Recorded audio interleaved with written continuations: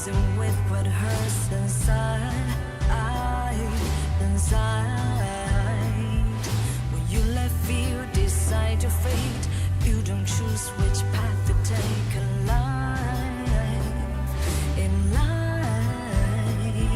I'm finally letting go of everything that still holds me. I'm against all odds, but I won't give up, 'cause it's my time to shine. Standing in the spotlight, and no one back me down. Destiny is calling high. I'm not afraid to fight for everything I love. Victory is on my side.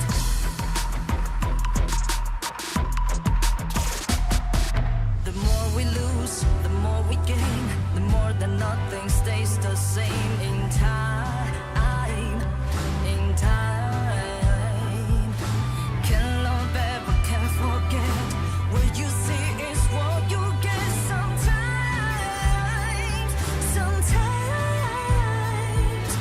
Gonna show the world tonight the light that shines inside us. We're against all odds, but we won't give up, 'cause it's our time to shine. Standing in the spotlight, can no one back us down. Destiny is calling high and light. We're not afraid to fight for everything we love. Victory is on our side. Takiki takiki takitao. Takiki takiki takitao. Takiki takiki takitao. Takiki takiki takitao.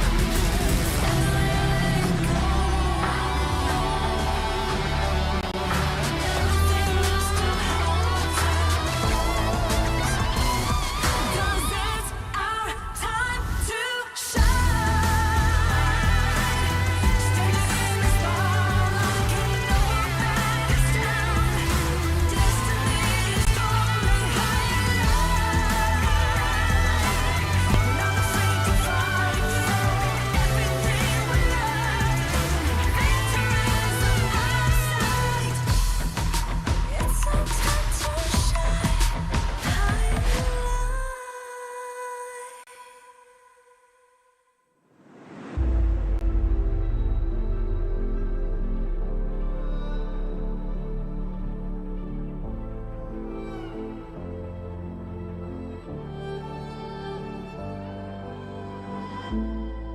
We're no strangers to the fallout.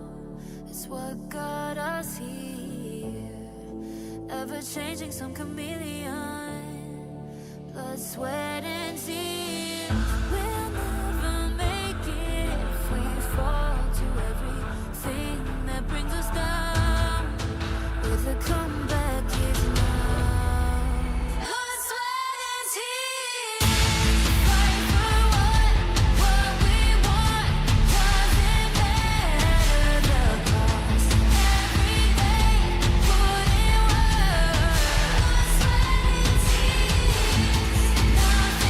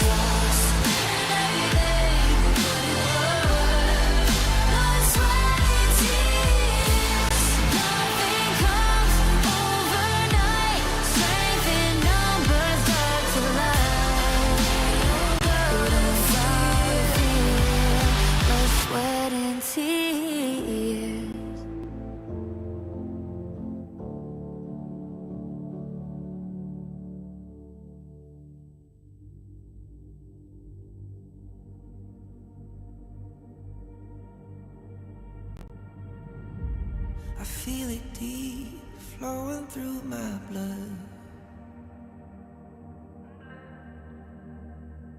Rising up to become someone,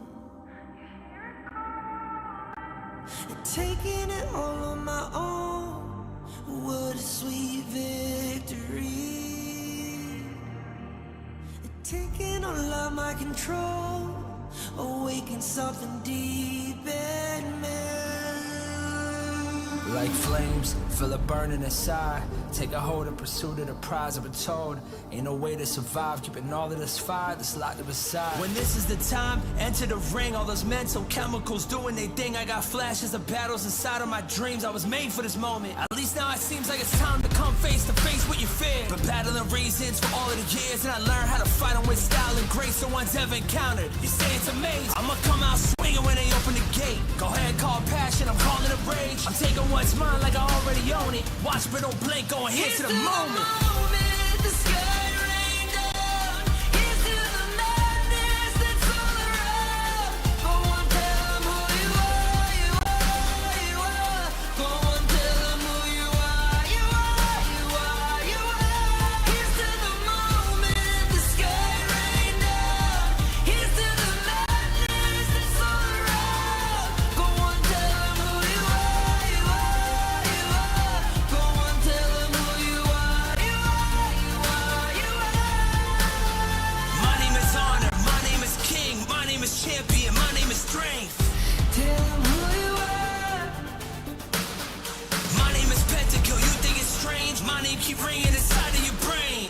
I hear it every night. Here's to the moment the sky rained down. Here's to the madness that's all around. So tell 'em who you are, you are, you are. Go on, tell 'em who you are, you are, you are. Here's to the moment the sky rained down. Here's to the madness that's all around. Go on, tell 'em who you are, you are, you are. Go on, tell 'em who you are, you are, you are, you are. Here's to the moment the sky rained down. Here's to the madness that's all around. Go on, tell 'em who you are, you are, you are. Go on, tell 'em who you are, you are, you are. Go on, tell 'em who you are, you are, you are.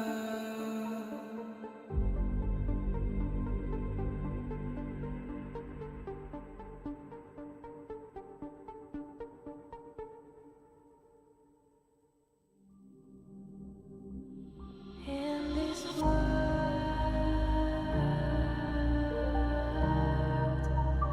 only ones in this world,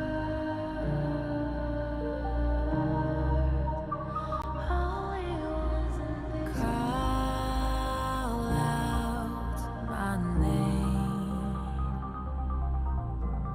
cut through the sound of the rain. No matter how I feed the flame, you know I feel the darkness and the pain.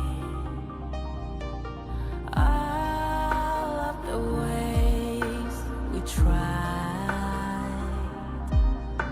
to break free from the night.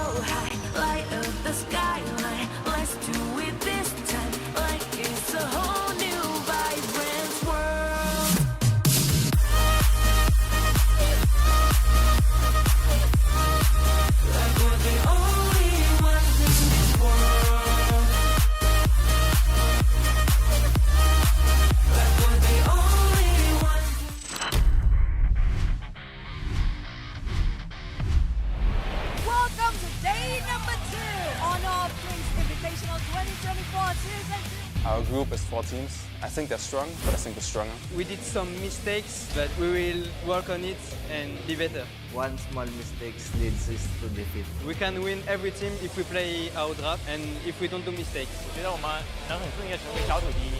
Okay, teams, let's do our best and we will see you there.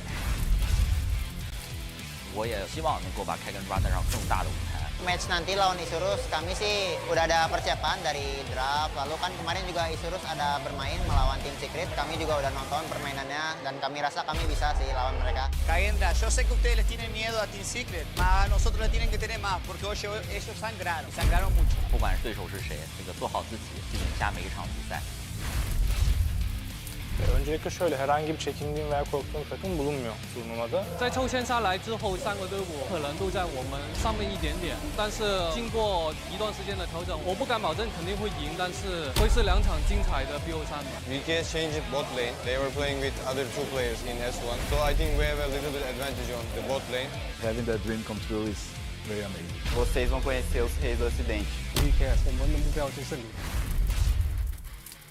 打 RQ 我们对我们来说没有什么压力，有很大的信心。我们很早就在研究他们了，因为他们也是我们的重点的对手。我们确实会有比较特别的战术。 Hati-hati saja. Hari ini kami tidak menunjukkan apa-apa karena akan memberikan surprise kepada Unity. Saya percaya diri bersama tim RRQ. 你们不用太在意输赢，知道吧？你们自然而然就输了。我们会拿出全部状态。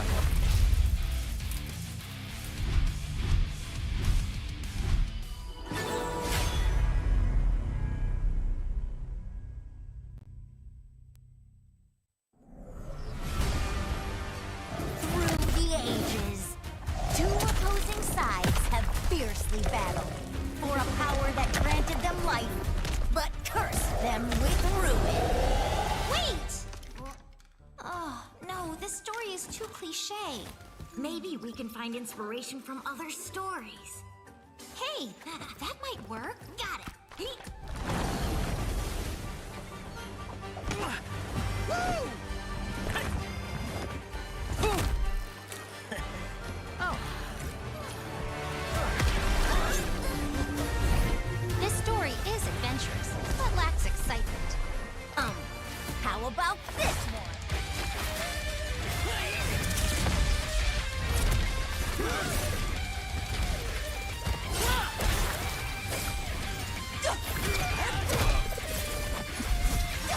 This is too much. It needs more fun. How about this?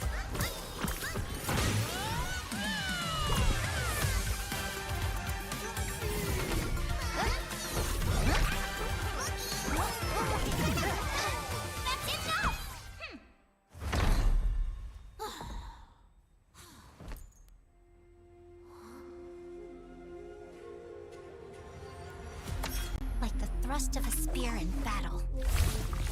No one can tell my story but me. I'm born this way, ay. This is my chest and my bonus play. Can't be late, won't hesitate. What do you say? Grace to find my face, scars to find my skin. I can't convince them, can't please them unless that I'm the one that you hate. They should eat all the day, doing it for real. I found my goal. From the ashes, I rose again. Flow with a rumble, make them crumble, make them run. Baby, it's go time. Knock me down, how I rise. An inspiration, I know how. The one who gon' them up, no lie, they gon' do it. Facing our peers, we don't think we just move it. No, we the best, so we don't gotta prove it. Somebody test me, I swear I'm gon' lose it. I got a trophies on this boom and illuminate. I got you. Another day, another win. You got the power to turn around. You got a champion, give me that. Calling out for the game. There's no won't you yell out my name when I sing on top of the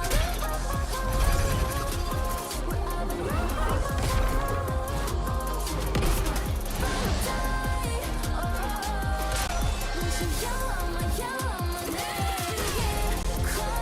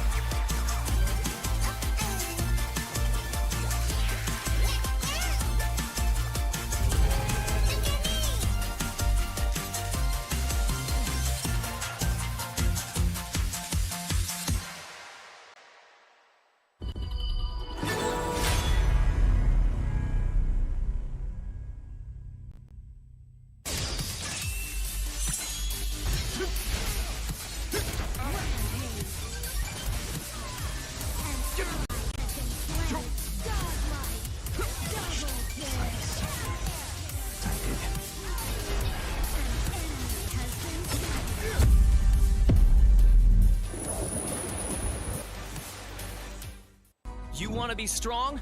Learn from the pro now. When you're attacking a tower, you might accidentally target an enemy. Or when attempting a tower dive, you end up targeting the tower and minions instead. Professional players execute such impressive moves effortlessly.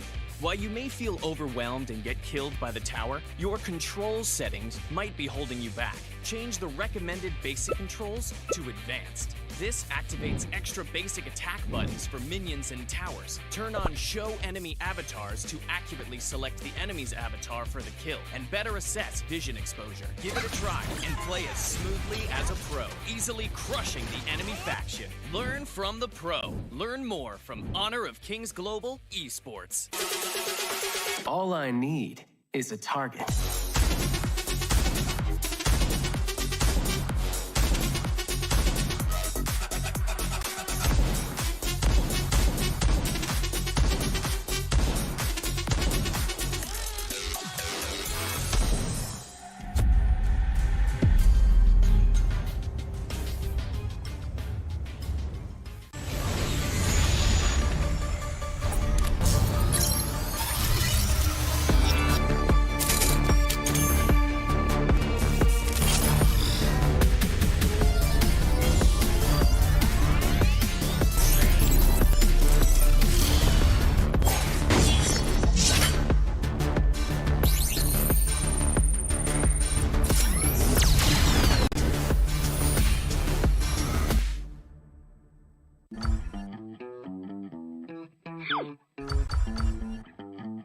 Lane stealers only bring frustration to a team. The team will be at a disadvantage and players will not enjoy the match. We are also players, and we know the problem doesn't lie with the good players. Therefore, based on feedback, we created the lane pre-pick system. Players will choose the lanes they want to play before looking for a match. The system will take these preferences into account and find suitable matches so that everyone can enjoy the game. To combat lane stealers, everyone has a chance to create a better gaming environment by reporting them and making the Gorge a better place. With this system, finding a balanced team is no longer a problem, but a practice in innovation.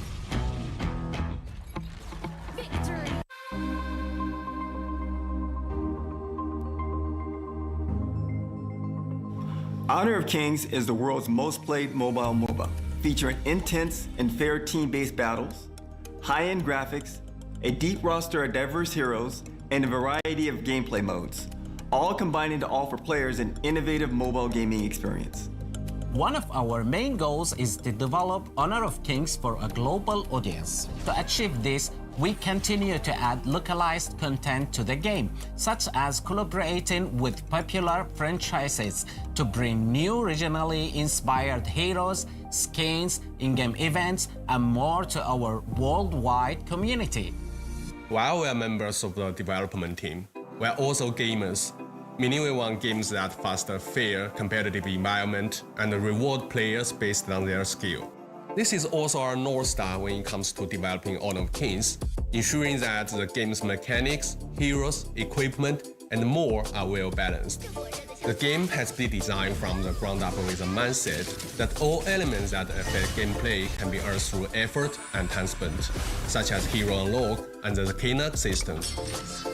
This core tenet ensures that Honor of Kings remains fair, competitive, and most of all, fun. In addition to accessibility, we believe that a good PvP game needs to maintain friendly and fair matchmaking for players of all skill levels. This is why our team focuses on both game balance and matchmaking optimization. In fact, we review the community's gameplay data every 2 weeks to help us determine how best to balance the hero roster's skills and stats. It's like adjusting a precision clock to make sure everyone experiences the competitive fun of each match. Maintaining a safe, competitive environment makes for a healthier Honor of Kings community, where players can meet friendly teammates and respectful opponents in every session. Our team is passionate about ensuring that players can cooperate effectively in each battle. With a feature like map lane pre-selection, a reward system for positive play, the ability to report bad actor mid-match, and an easy-to-use Palm Wheel interface, all designed to foster safe, cooperative matches based on good sportsmanship. We also want Honor of Kings to be a platform where players from all over the world can realize their dreams of high-level competitive gameplay. Alliances, leaderboards, and other social features allow our challengers to meet like-minded friends and show off their skills. Meanwhile, our partner program and its incentives allow content creators to stand out and become rising stars in Honor of Kings. The esports ecosystem provides a global stage for all professional esports players to compete. These systems combine to form the game's ecosystem, building a stage for players from all over the world to shine. This is what Honor of Kings means to us. We look forward to meeting you in Heroes George as we come together as one strong, competitive, and awesome community.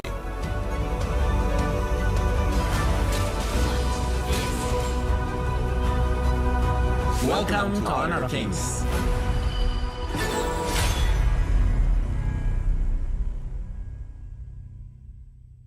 You want to be strong? Learn from the pro now.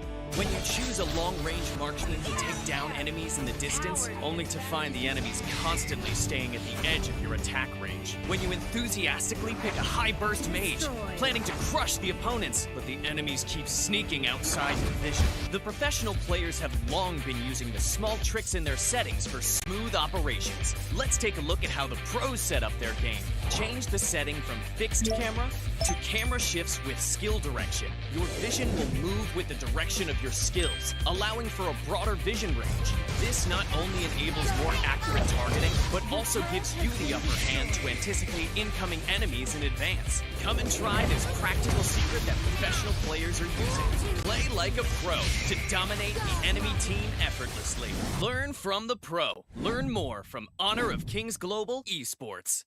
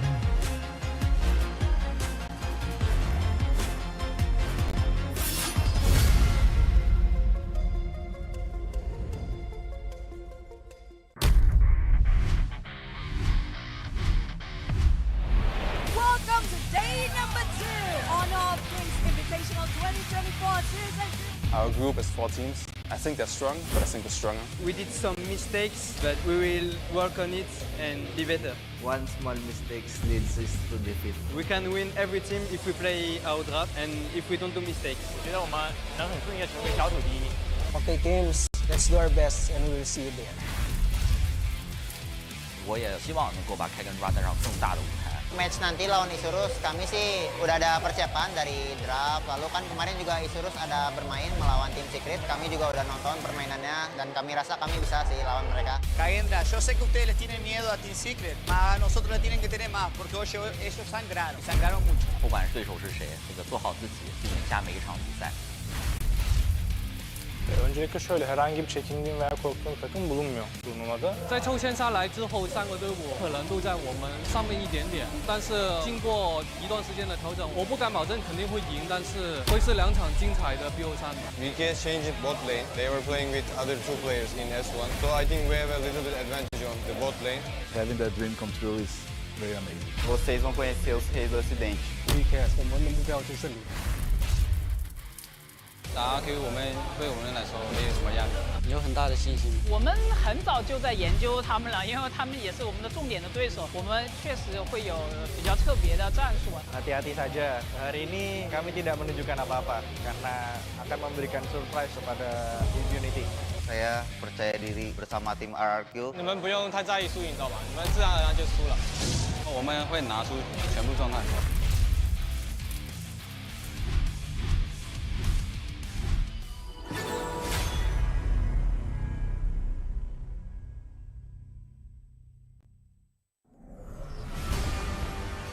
Through the ages, two opposing sides have fiercely battled for a power that granted them life, but cursed them with ruin. Wait! Oh, no, this story is too cliche. Maybe we can find inspiration from other stories. Hey, that might work. Got it. Woo!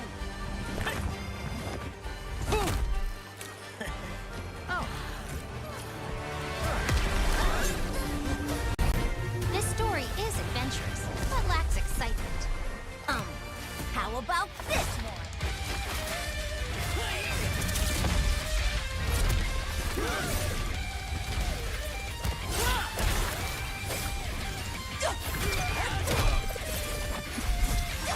This is too much. It needs more fun. How about this?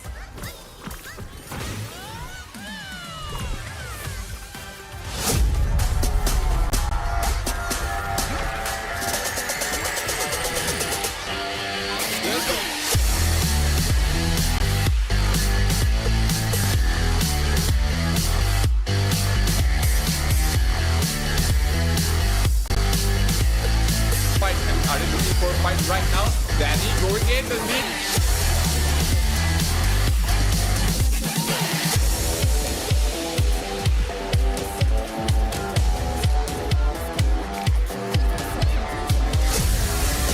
Well, confident by Bang. Bang doing the open. Time damage from Danny as well, taking up when she as well. Niap is looking.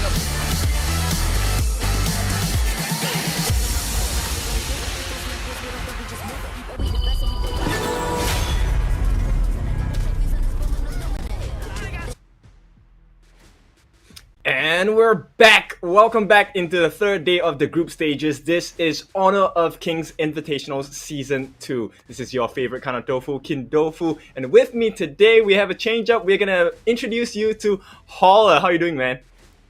I'm great. I'm happy to be here. This is day 3. There have been so many good games thus far, and we're going to find out some teams are actually going to be eliminated by the end of the day, which is kind of surprising if you ask me, Kin. Yep, so Judgment Day, and this is, we're speaking specifically about Group C and Group D, which is going to be a nail-biter for the 4 teams that are competing today, because this will decide their fate, who will step into the top 8, win a little bit more money, but more importantly, qualify for the Esports World Cup.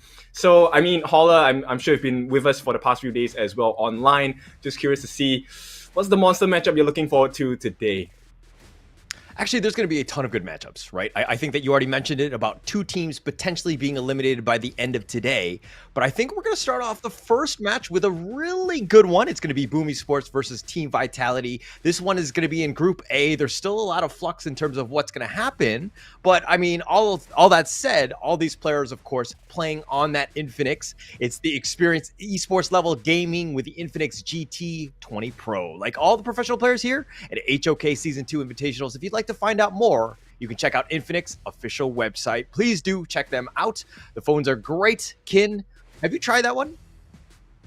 Yes, for sure. And another thing that we would definitely like other people to try out is the Esports World Cup experience. Now, of course, you have to be a player to experience this, but we would like to thank Esports World Cup for being our partners. And hopefully, you guys can join us all the way as well for the Esports World Cup that's going to be happening in July. Now, this is the prelude to the Esports World Cup, so I'm really excited. Now, today, we will need you to buckle up your seat belts, right? Squeeze your delts a little bit, and at the end of the day, the results will be fully spelt.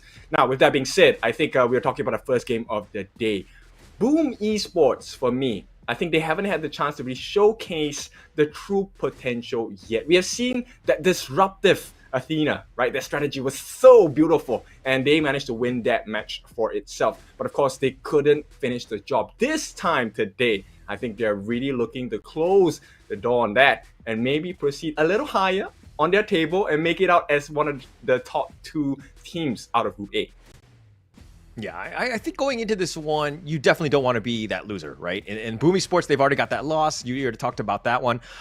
It's something that they cannot go into. There's not a whole lot of games left. You have obviously today and tomorrow, and we're going to find out who actually gets top 2 because you were talking about the Esports World Cup, right? 8 teams that make it to the knockout stage are going to move on. They're going to have a chance at not only, the prestige and being a champion, but also a whole bunch of money. There's going to be a lot of that going to be for that point. But Group A is probably, I would say, the group of death. There's a lot at stake in that one. Yep, and right on the screen you'll see Group A. So we have Team Vitality and VKS Vivo Keat Stars who are at the top 2 spots of Group A. And this is open for change after we finish the matches at the end of the day. Now let's take a look at the other side, which is going to be Group B. Now Group B, we've already seen how dominant Loops and All Gamers Global have been.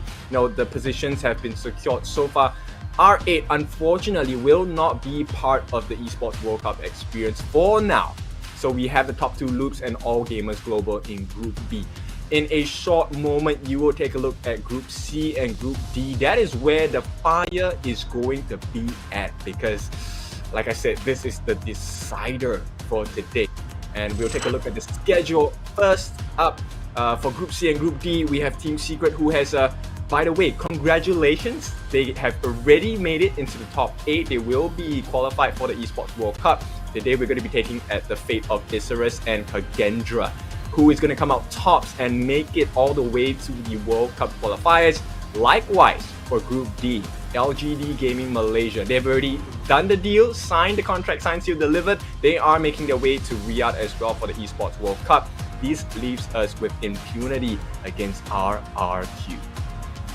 Yeah, so much at stake, and both of these, we still have yet to find out who's going to make it. But again, both of the Malaysian teams coming out with the victors, understanding that the level of play was so high. Like LGD, I think their fastest game was about 7 minutes and 40 seconds. It was actually insane yesterday. And so they're going to be resting because they're just going to rest on their laurels to, get them into the EWC. But let's talk a little bit about today. I mean, we talked about Boomy Sports Team Vitality. That's going to be the first one up. And then Isurus Kagendra. I think that one's going to be super close. And then, of course, Vivo Keat Stars versus Food Esports. That's going to be the third match of the day. And finally, RRQ versus Impunity Esports, which, again, every team needs to win today. Yep, victory is a requirement. It's not even left to chance. So at this point, I think the stakes are really high, right? So I think when we take a look at the games later, every single thing matters, right? Every single camp, every single creep, every single turret, and of course, the crystal is important. But let's take a look at the team's lineup today. Boom, gonna be represented by our 5 lovely players here. Miggy, Ajizix, Dragon, Toshi, as well as Impressive. Now, for those of you that have followed us throughout the couple of days thus far, Impressive really speaks and embodies his name. He has been really impressive on that support roam role, and I'm expecting even bigger things today.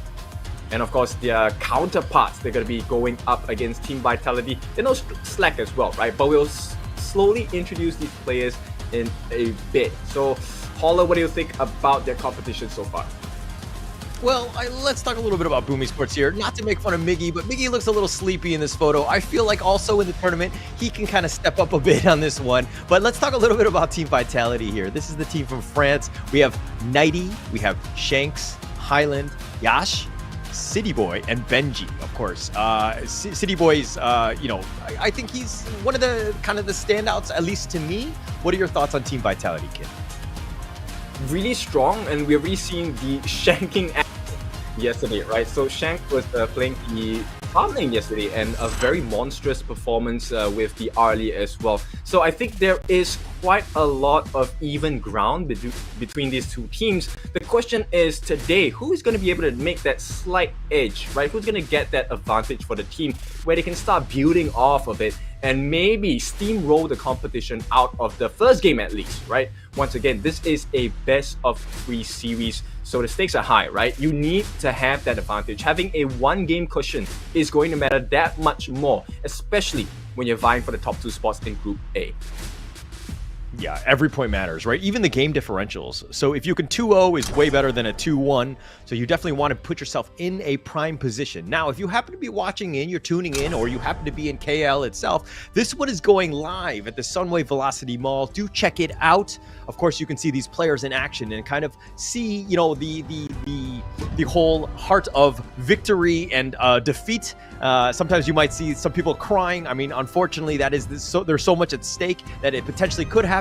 But we're going into the draft here. Boom Esports starting off with the Dahlia pick. Your thoughts on this as a first pick? I think it's a very flexible pick, right? It opens up a lot of options for the side of Boom Esports, but more importantly, I think there's a lot of respect coming out from Team Vitality, right? They are actually going to ban out the Arlie as well as the Athena. We've already seen the damage an Athena can do, right? So much disruption going into the jungle, and it really messes up the tempo of the team. Likewise, on the side of Boom Esports, they're going to ban out the Mai Shiranui as well as the Pei. So Mai Shiranui, we've already seen, if put into the right hands, it can be an extremely strong start for the team. So they will take that out of the picture. Let's take a look at the next set of picks here. It's going to be the Lady Sun along with the Hainuo here. So RG6 and Dragon responsible for the next 2 picks for the team. We've already seen how strong a Lady Sun is, especially when you give her an unfair advantage in terms of the farm and gold accumulation. Right, and Hainuo, of course, with the Fate Rewind, not only able to save his own health, he can kind of reverse the health of the turrets as well. So that's something that we need to keep an eye on. And I mean, okay, the Dahlia pick, the way I'm kind of looking at this one, it's only been picked 3 times in game, but it has a 0% win rate thus far. Yes, we've only had 2 games of play, but that's not a really good showing. Lady Sun and Hainuo much higher in terms of the pick rates. They're definitely more popular. Lady Sun, you have the potential for outplay. The amount of late game damage that this monster can do is just absolutely insane. And you already talked about Hainuo in terms of just having that flexibility, that poke, and of course that Fate Rewind, which is going to be amazing going into any sort of game. But now let's talk a little bit more about the Shangguan here. We've seen a little bit of a pick, again, a 0% win rate. It's only been seen in 2 games thus far. But what are your thoughts? What about this, about the Shangguan pick that Team Vitality is looking at here? Well, Shangguan, as we all know, with the finishing stroke, very good single target damage, right? So I think that's the idea behind this pick for the side of Vitality. They want to be able to burst down a singular target. And, you know, one of the reasons why we don't see Dolia winning that many matches is that she's not exactly very tanky as well, right? Even with the Wave Breaker, yes, she does get some heals in health, in mana, but she's not exactly a very tanky hero. She's pretty squishy, to be honest, and so this is the doors opening for Vitality to get a snipe down on the squishies of the team, and hopefully with the lack of control, with the lack of healing coming out for the team of Boom Esports, Vitality can kind of capitalize on that, get the main damage in. That's also the benefit of the Kaiser and Elaine, right? So they are both pretty tanky as well. Kaiser with his ultimate will be able to go in, get the lifesteals, get the slows, and hopefully steamroll, lawn mow their way across the front lines and maybe just across the entirety of Boom Esports. Yeah. And I like this one. I mean, just kind of rounding out the draft a bit in terms of the Zhang Fei kind of helping out. You're talking about them being a little bit more on the squishier side. You kind of want somebody to kind of be frontlining and being that initiator tank. And then the Elaine and the Kaiser can kind of clean up a bit. So I do see the synergy throughout this draft thus far. But if we're looking more to the Boom Esports, who kind of helps round this one out? You probably need a bit of a tank here as well, right? Yep, they do, which means at this point with the finalization of the draft, right, I think the Hainuo will actually go for a tankier build. At the same time, with a tankier build, it helps with his auto attack. It gives him more lifesteal in that sense, right? So having the Yu Yuan is great because with her ultimate itself, she will be invincible and she gets to heal her team as well. But my concern is they are very prone to surprise ganks from the side of Vitality, and with the Shangguan, it is actually something that is one of their prowesses, right? One of their strengths. And I'm really concerned whether Vitality, or rather Boom, can they survive the onslaught when Vitality hits their strides in itemization and even map control. Okay. looks like we've got the drafts in mind. The coach is going to just shake hands here going into this one. But if we're going to look at the draft, and we'll sew that one up just to kind of reflect on what we've going into this one with the first match, game 1, going into this one. But who do you think has probably the easier lineup to play here? I think both of them have the pros and cons, but I'm just gonna go with Vitality on this one, at least for game 1, because they seem a little bit tankier. They have a little bit more in the tank, which means in the war of attrition, I think Vitality will have always that extra man advantage, which will make the world's difference in team fights as well. Okay, all right. So you like Vitality going in, but overall through this prediction of this first matchup, do you want Team Vitality to come out the victors on this? Or are you not? Or do you not have a horse in this race? I wouldn't say I want them to win, but I think at this point, Boom Esports have shown me that they have the potential to take the entire series. Right now, it is up to them if they can achieve this result. So ladies and gentlemen, welcome! This is Boom Esports versus Vitality. Yeah, we're going to go right into this one. Of course, the roamers, the Dahlia and the Zhang Fei, they're just going to kind of stay in the middle to kind of push things around a little bit, to kind of not to, I guess, force the issue. I feel like this is basically BAU at this point, right? Yeah, business as usual for sure. At this point, they're gonna put the G6 Yu in the jungle here, and it looks like in the farm lane, Toshi's gonna get a slight advantage here, getting the Firehawk, which means he's gonna be level 3, a little bit faster than what they have on the side of Shanks. Right, they're gonna give it a trade, but at this point, I think it should be pretty much even because it looks like Toshi will allow his jungler to take that final camp on the bot as well. Yep. Okay. Now, if we're going to look a little bit more in the Clash laners here, this lane, I kind of like them. I play Clash lane myself. I feel like it has a lot of potential for outplay. But your thoughts in the top lane going up against Miggy on the Mayan? Well, I think this is a pure skill matchup, right? It's just who is the better Clash laner at this point. Both their skill sets allow the outplay potential as well. But of course, in terms of survivability, I think we have to be really concerned about 90. 90 requires him to be front-facing in fights, right? In order to be able to deal the damage. Mayin, slightly different. She can come in at an angle. She can stand at the side before she jumps in with the whatever. And I really like the name of the skill because her first 2 skills are just called whatever 1, whatever 2. Oh, the flash away. Toshi's going to go for this. So the finishing stroke is not going to be enough damage. It does not. It's an unfinishing stroke at that point. Hyland will limp away, not get that first blood that he's looking for. A bit of a rotation, and it looks like Boom Esports will come out and they'll survive at this point. Yeah, so it's pretty clear, right? Both teams now looking for that entry point. Where is the advantage, right? Where can we win the map over and allow us to have a little bit more space, a little bit more advantage to try and make a play? And as it stands now, both teams kind of understand the rotations of each of their counterparts, and it looks like they're not letting up. And this is a perfect way to start first game of the day. Yeah, it's a good start. Of course, I mean, the net worth lead is like negligible at this point. Everybody are kind of playing it very safe. Nobody's getting that. Nobody wants to give up any kills at this point. But now, who's, I mean, you talked about Vitality, you like their lineup, but who has to have a better early game?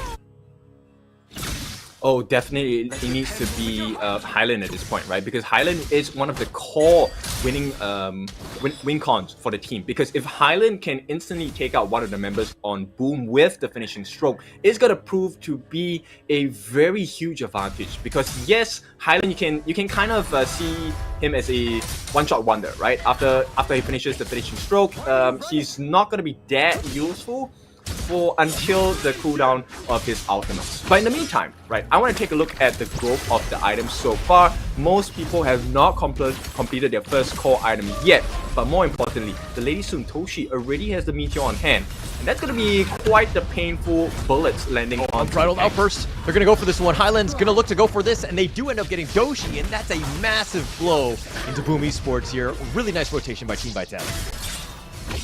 Yep, the players from the French side will take the lead for the moment here in the 4-minute mark, and this is exactly the perfect timing because this is where the first few objectives of the game will pop up, the Tyrant as well as the Overlord. G6 in them, there looks like they're going to kind of gather around the Tyrant here. Team Vitality playing things a little bit safe. Tyrant doing a decent amount of damage as well, and the Fate Rewind keeps him alive. G6 is being chased down to the ends of the earth, and it looks like he's going to go down. Hyland will secure that one. Doshi has now joined the fight. Dragon thought about going back in. He throws out the scepters, and Shanks now on the run. Doshi sends him away. Yep, and Vitality definitely stepping up the pace here. Not only getting a couple of kills, they are also establishing map control here. G6, unfortunately, going to be the first one to fall in that skirmish. And being the jungler, this is not the position you want to be. Yes, they are on the same levels, but at this point, there's other things at play as well, which is the mental state, right? Now as a G6, even throwing out all of the different skills, your Mournful Tempo, even with the peace, Melody of Peace as well, you don't survive the fight. And what does that do to you as a player? It makes you fearful, right? I have done everything I could have done, and yet I still did not get the advantage. So Vitality definitely not only just leading in the tangibles, they are leading in the intangibles as well. I mean, mainly about the net worth, but at the end of the day, Team Vitality have not taken any towers, right? So I think that they can, GRMY Esports can kind of hang their hats on this one. And it looks like Miggy will be backing off. He's been playing 1 versus 2 almost the entire game. Team Vitality have been pushing the top lane, but Miggy playing it safe, not giving anything up, so he's playing things well. He's keeping that tower alive, which is what he needs to do, and just basically farm under that tower, so he's done a great job. Now, if you're looking in the bottom lane, Impressive goes in, gets the Ode, and it looks like the Leaping Savior, but this is a 4-man rotation from GRMY Esports, and they get nothing. Well, for now, you know, Miggy is going to join the fight as well. Yeah, Unbridled Outburst, he's going to go in for this one. He dives in. He takes a lot of damage, does need to be a bit careful. The finishing stroke keeping Hyland alive, but Shanks now, he tried to flash away. He's going to be busted, and G6 will get that kill, so they get something in return. And now the Tyrant is going to be started. Actually, it's quite unfortunate. Yeah, so Shanks taking a fall there is not the ideal situation for Vitality because he's one of the main damage dealers in the fight itself. And because of that death, they will allow that open entry, and this is going to be the first Tyrant of the game going over to Boom. Now the stage has changed, right? The state of the game as well. So Boom will take a lead in terms of the map control. At the same time, they will be able to capitalize off of this and recover that goal. And slowly but surely you will see the goal is shifting in favor of Boom. Yeah, nice play there. I mean, that's what you want. That's how you get back in the game. The game is never really over, obviously, in the first 5 minutes. Or the first 8 minutes, unless you're up against LGD, which is a whole nother story. But GRMY Esports playing it well. They're trying to protect their jungle as much as possible. Team Vitality trying to take whatever scraps they can get. They might even think about going for the Overlord. I doubt it in the end, especially since GRMY Esports have kind of rounded themselves around it. It's very difficult for them to get anything going. But now Team Vitality, they are actually behind in terms of the network lead. Impressive, all the way in the front. Forbidden Domain, and Zhang Fei, Dragon is going to be killed. And it looks like in the top lane as well. And the Unbridled Outburst just keeping him alive. He's very tanky. He gets back to safety and under tower, and he should be fine. Yeah, that's a very scary situation for Boom actually, because the fact that they can kill a dragon, I'm not sure whether it's because he didn't have the Fate Rewind. Hopefully that's the case, because if he did expend that Fate Rewind and still died, then you definitely know that Vitality have a little bit more firepower than Boom is expecting at this point. And also the gold growth, oh, hang on. Oh, they do get him. Hyland, he gets sniped out. Miggy gets him with the whatever. And CT Boy, all he can do is watch. He's going to be bursted as well. He's going to be chased. And it looks like the rotation has been made an appearance. It looks like he's got the meteor kill, keeping him alive, at least for now. Benji has joined as well. He's taking a lot of damage, and GRMY Esports not afraid to dive. They want to go in for this one. But Benji somehow still alive. Doesn't get killed. The Fate Rewind keeps him alive. Dragon, that is. He's going to be fine. And it looks like Hyland was the only one to have fallen. But GRMY Esports continue to push on to this T1 at G6, zoning them away, and I think that's going to be the end of that fight there. Blue team has Yep. So at this point, Boom Esports, you know they understand the assignment, right? They have spread the damage across the entire team. And the Wave Breaker, I need to mention this, Impressive with the Wave Breaker has been consistently helping the team out. It might not seem like much, but the heals in both mana and HP is really giving Boom that edge against Team Vitality so far. Oh, they're going to find Miggy. He's going to be there, but nice two-man knockup. But Miggy's going to be the first to fall. He's going to go down. CT Boy will take credit for the Gotten Dragon as well. So Team Vitality, that's one way how you get back in the game. Now they've got it. They're going to continue to chase here, make things difficult and very uncomfortable for Boom Esports. They still have 3 members alive. That Sunset all the way in the back line does some AoE damage, but nobody's really going to be killed. Unbridled Outburst. He's going to be up in the front. He's kind of tanking as much as he can. And it looks like they're going to back off here. They got that T1 mid, and that should be the end of this fight. Boom Esports really not able to do anything else at this point. Yep, they had to commit the elements of Dolia as well as G6 just to chase them away, and this is why I prefer Team Vitality's drop earlier today, because I think they have a lot of life that Boom Esports has to kind of... They've got 90. G6 is going in for this one. CT Boy, oh, 90 barely gets alive.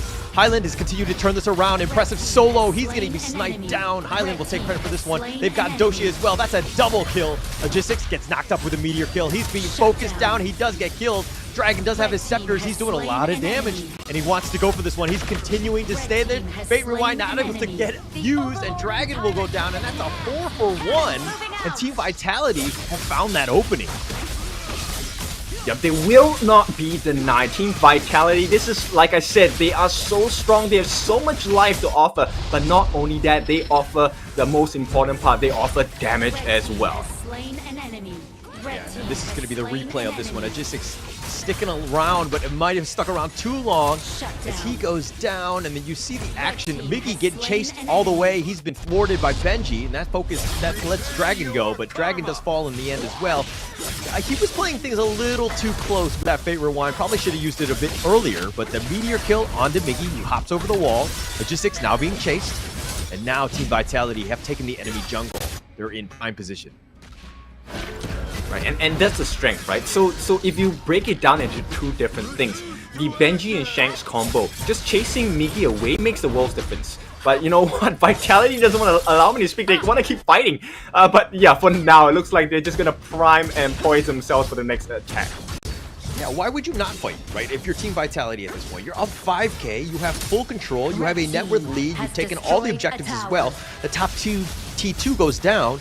I mean, it's just a matter of time where you pretty much, when you have the guy down, you don't want to let him get up, right? You take away the breathing space, so to speak, and Team Vitality have done a great job of understanding how to play with Elite. Yep, I really like the itemization here, especially from Highland. He actually has a breakthrough rope along with the venomous stuff. I can't explain to you how detrimental that is to the Haynor as well, because number one, he does have the insatiable tomb along with the Holy Grail as well. So, you know, the healing isn't as strong coming out from the side of Boom. Yeah. Definitely not as much, but it looks like Team Boom Esports are going to steal the Overlord here. They hit it, they took it right from under their noses. Team Vitality looking to go in for this one. Nighty continuing to stay on the front. The meteor kill's a little off the mark, and it looks like they're going to continue on Choi, trying to chase out. Unbridled Outburst, creating a path, sending them the wrong way, sending them to the point, but Fate Rewind pushes him back. Impressive is going to be the first to fall. They've got Logistics as well, and I guess they, you know, they'll take a 3-for-0, all for the cost of the Overlord. Yeah, what do you do when you have a team that is so tanky? They're taking a shield to bash you in the face. Vitality just outpowering and outmuscling Boom Esports at this point, and as it stands now, I think the base could be barren in a couple more minutes. Yeah, definitely so. I mean, it's 10 seconds, but the problem is they don't have minions. The bottom lane is pushing, and they've done a good job of that. They'll probably take this bottom T2, but they want to get the high ground one. Here, the minions are now crashing into the top lane. The Drakes are making things a little bit more difficult. But Team Vitality have taken this one, and again, this net worth lead is just, you know, almost been 10k at this point.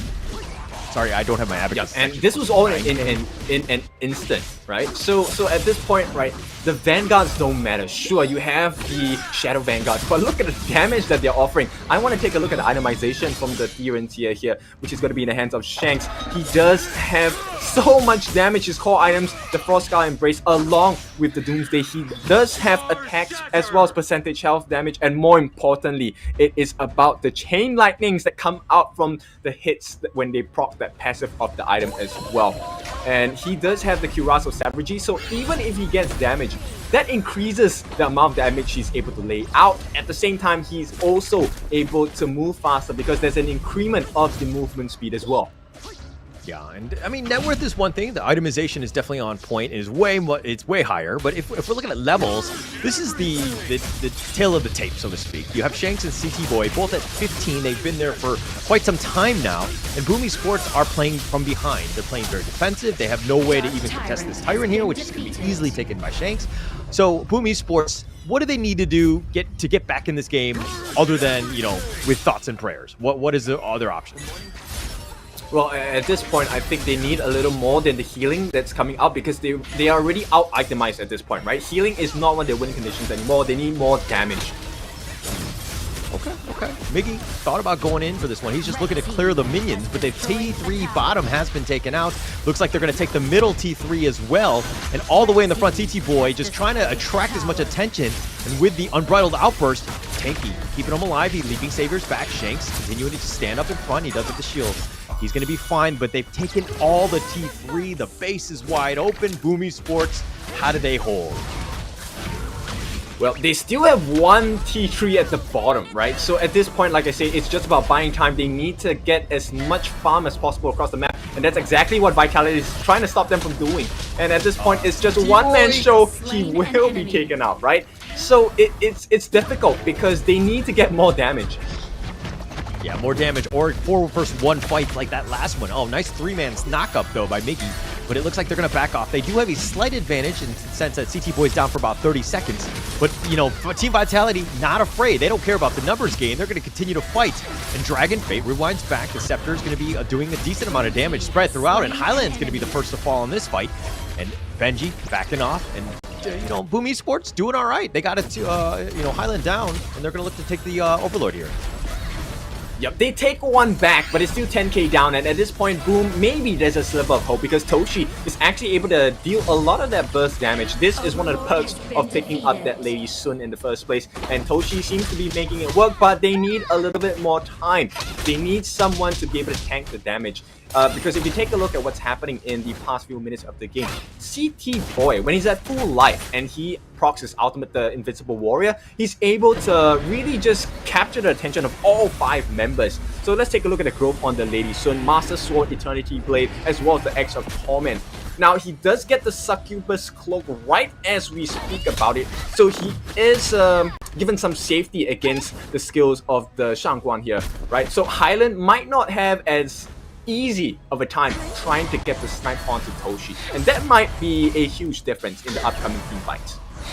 Yeah, it's kind of scary going up against this Boomy Sports. I mean, the Lady Soon right now, getting a couple kills on that one, really kind of, accelerating her growth in terms of net worth, because she needs that. But this is the one where Boomy Sports, they need to fix the lane. They need to, again, to your point of just slowing down the game, I think those 2 kills were very helpful for them in terms of extending, probably about an extra 3 to 5 minutes, I would guess, at this point. But they put themselves in a good spot. Team Vitality took a bad fight. I mean, they lost the CT Boy early, and then they tried to take another fight, 4 versus 5. And again, it's a numbers game, right? You really can't be doing that kind of thing, especially at this stage. Team Vitality have made a mistake. They're not. They're definitely still in the driver's seat, but it's one of those situations where, hey, if they go up against an LGD, they can't afford to make those types of mistakes. Yeah, for sure. And at this point, one of the things they need to watch out for is the Tyrant. With the chain lightning, it's going to increase the amount of attack and offensive capabilities on the side of either team. So they need to really plan this out really carefully. Yeah. Oh, the damage. They've got him. He's untargetable. Logistics, he's looking to just kind of back off. He's trying to out-heal this one. He's been chased, and Highland will get credit for this one. Nighty forcing it down. He's trying to go for Doshi. He wants to take out that damage. He gets pulled back in. Nighty somehow still not able to kill Doshi. Doshi's still on the run. Impressive's been killed on the backside, and now Doshi's running the wrong way. He has no choice, and he gets cut down, and CT Boy will get the double kill. They've got the finishing stroke on a Dragon. He gets pushed back in. It's a matter of time. Wait for those minions. Maybe trying to just slow things down, get the minion away, but Mighty is here, and Nighty, excuse me, and he does get the meteor kill. He's got him knocked up. Shanks takes the bottom T3, and it looks like that's going to be the game. It's a matter of time before they focus the base, and it looks like Team Vitality are going to take game 1. Yep, Vitality take one step forward, one-upping their competition so far, and this is going to be a very good start to the day, especially for a team that needed this boost of confidence at this point. So Vitality, what a good start for them. Boom, I think they're not really lacking as well. It's really important that we understand that Boom did not do a very bad job. It's just they just could not catch up, right? And the way that Vitality itemized, oh my goodness, very clear understanding about the win cons of the draft on the side of Boom Esports. You like the heals? No, you don't get no heals. We are gonna stop them. We're gonna, stifle your healing abilities, and we're gonna be so tanky that you can't out damage us, right? And to be honest, I expect when the graphs show up later and the stats come out later, we're gonna see quite a lot of damage coming out representing Boom Esports, but it's just not enough. Yeah, not enough time. And it was one of those things where they had the advantage, Team Vitality, and then they kind of understood how to close the game out, right? Good teams are really good at this, of just closing things out. You cannot, let them get back in the game. And Team Vitality, aside from like one mistake or so, and they'll kind of talk about that in the replay or during the break, I don't think we're going to see too much more of that. But Team Vitality playing out strong, closing that game out, that's what we really wanted and we expected from Team Vitality. Yeah, and you were asking at the start of this game, why is there such a low win rate for Dolia? This is the reason why, because she's not very tanky, right? And if you take a look at the stats in a bit, right? Let's talk a bit about the items first. Look at the amount of health they have. Omnis Premonition, Dawnlight, they have the Long Night Guardians, as well as the Glacial Bucklers, Cuirass of Savagery, and more importantly, for the last member 90, they have the Blood Rage as well. That's so much additional health, so much additional shields coming out from the entirety of Team Vitality. It's not just, hey, one member is tanky, it's every single person. Now, on the flip side, if you take a look at Boom, they tried to even out the odds as well. Dawnlight onto Impressive. They do have the Succubus Cloak onto Toshi to try and mitigate the damage that Highland was chasing him down with. And more importantly, I think Dragon, he wanted to go for damage as well because they were lacking in damage. Toshi was the only one that was able to offer consistent damage as long as they couldn't touch her. But that was so hard to achieve because when Dragon doesn't survive, the next target that's going to be in their sights is going to be Agisic as well as Toshi. And Impressive being impressive on the Dolia, Dolia is not a tank. You can't do anything against her. With her at this point against the lineup of Team Vitality. And the last member, the one who would have made a difference with the whatever, could not, because Migi was constantly chased out by 90, right? And if it wasn't 90, it was the Benji Shanks combo. And as Migi, as a Mayin, it's hard to do that, right? Because you are playing against a ranged hero like Shanks, and Shanks continuing the trend of yesterday, shanking his way through the likes of Boom Esports, leading to the first game of the day being a Vitality win. Yes, and I mean, if we're talking about Team Vitality, look at that net worth. It's pretty spread throughout, like 12K from CT Boy and Highland, Shanks and 90, both with 13K. But Benji, I mean, he's only 8K. I mean, he's clearly the weakest link of this team. No, I'm just kidding. It's Roam Life, obviously, with the support, doing what he can. But he did a great job of making sure that, you talked about the fact that Boom Esports didn't really have that tank, that guy that would kind of peel for, the farm lane and all that. And I think Benji did a great job of this. And now if we're talking a little bit about, the team fight rate, like some of the other stats, I mean, this is nothing to be, kind of what we expected, right? With CT Boy making a lot of the plays. I mean, that 93% team fight rate, that's awfully high, right, Kin? Yep, exactly, and that means they aren't able to farm. And if you take a look at the flip side, 90 itself only 18% on the teamfight rate, which means he was consistently split pushing. So not only were they winning the fights, they were winning the map as well. And 90 did an extremely good job because when he appeared in the team fights, his role wasn't just to kill, his role was to peel and to push.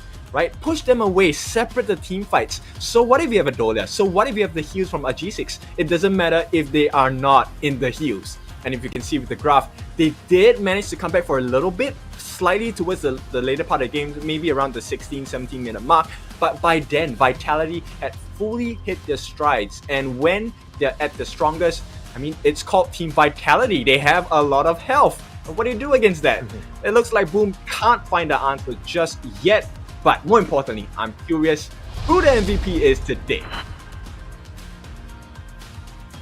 Boom, Highland. I mean, he was making plays throughout. I think this is the first win with the Shangguan going into this this invitational.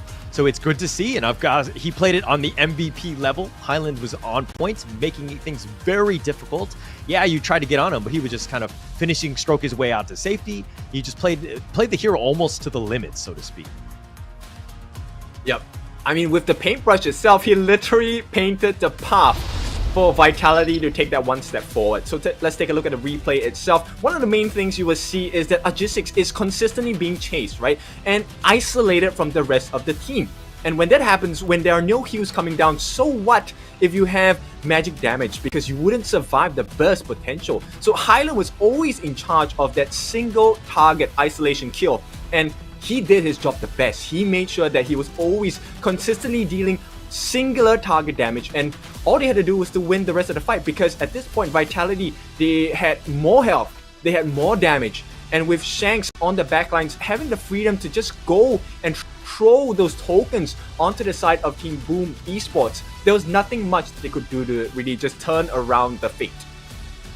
Yeah, normally in, Honor of Kings, you kind of see these team fights happen where, the squishy ones get focused early, and then that kind of ends the game. And you're talking about Aegis just getting constantly harassed here and just, blown up. But if we're looking at the Boom Esports lineup, almost everyone very, very squishy. It's like a glass cannon. Yeah, you've got the damage. Yeah, you have the potential for outplay and mobility. But when you get focused, you're just going to have a tough time. And I think Team Vitality really took advantage of Boom Esports, weaknesses in their draft here, and they just kind of closed the game out. Yeah, it took about 18 or so minutes to do so. The first game of the day, not just done yet, right? And there's another thing that we're not done yet. That's going to be the new hero coming out. Yao is going to be coming out, the Shining Star, the brother of our dear jungler assassin, Jing. And this is going to be available tomorrow. Now, welcome to July. Do we have the surprises for you as well? And, Holler, we were talking about surprises, right? But I think Boom Esports legitimately was surprised by Vitality's performance thus far. The question is, can Boom Esports recover mentally and, physically with the fingers as well? Maybe they can outplay Vitality to tie these series up. Yeah, and I expect them to bounce back. I think that this is more of, hey, we lost the first game. I think that we did, we had some problems with our draft. We'll come back a little bit stronger in game 2. This is the Boom Esports way. We've seen them time and time again be able to make some plays, right? So I expect bigger things in the game 2. So, this series is pretty much guaranteed, I would think, going into game 3, Kin. Your thoughts? Well, I think you can kind of count out a lot of things, but when you meet Pilipinas, no way. You keep your eyes on the Pilipinas, because they will always bite back. So I'm having huge expectations for Boom Esports at this point. Now it really is, can they live up to that expectation? I fully believe, I agree with you. I think this is going to be a 3-game series, but it really depends on whether Boom Esports can recover from this first loss. Because let's be honest, when you have a 1-game cushion in a BO3 series, that takes off a lot of stress off of you, right? Vitality's mindset is going to be, hey, all the pressure is on you right now, right? We're just going to draft the same. We know the win conditions. We know how to itemize against your win cons. And let's see, can Boom Esports reply? Yeah. And I mean, they have another game after this one. They have another game tomorrow. So Boom Esports and Team Vitality, considering they're both in Group A. So it's one of those moments where you don't want to be on the bottom looking up, where you have to rely on those teams to potentially get knocked out by one of the other teams. So you want to kind of, choose your own fate. You want to kind of control your own fate, your own destiny, right? And this is the time where, I think you need to just make sure that you have that draft that you really, really want. Your backs are on the wall. You got to look at it almost like an elimination game, right? So I think going into this one, we should see a much better Boom Esports team here.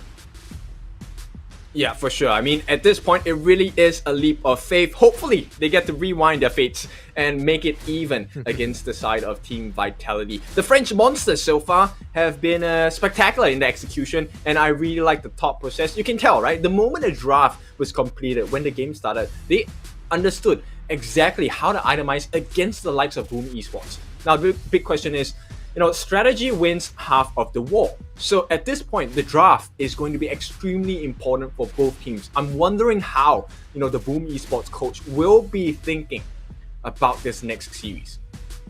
Yeah. Just, I mean, play to your team's strengths. You know what those are, but get something a little bit more balanced. Yes, you know, you can kind of finesse things and you can kind of just power through them, but I think that this is a moment where they need to come out with a little bit more of a balanced draft to kind of give themselves a chance. I felt like target prioritization was not something that they were able to do because they were constantly being, you know, the initiations from Team Vitality would have pushed them back. They were control who would fight whom. So Boom Esports need to do a much better job of getting the jump. They want to be the initiators, not the ones that are taking, you know, the initiation, so to speak. Yeah, so with that being said, let's take a look at the bans right now. Athena, still respecting the Athena, they're going to be banned out in the second game of the day as well as the Da Qiao. So these disruptive heroes will be taken out of the hero pool for Boom and Vitality to pick from. Likewise, on the side of Boom, it is going to be the Mai Shiranui as well as the R Lee.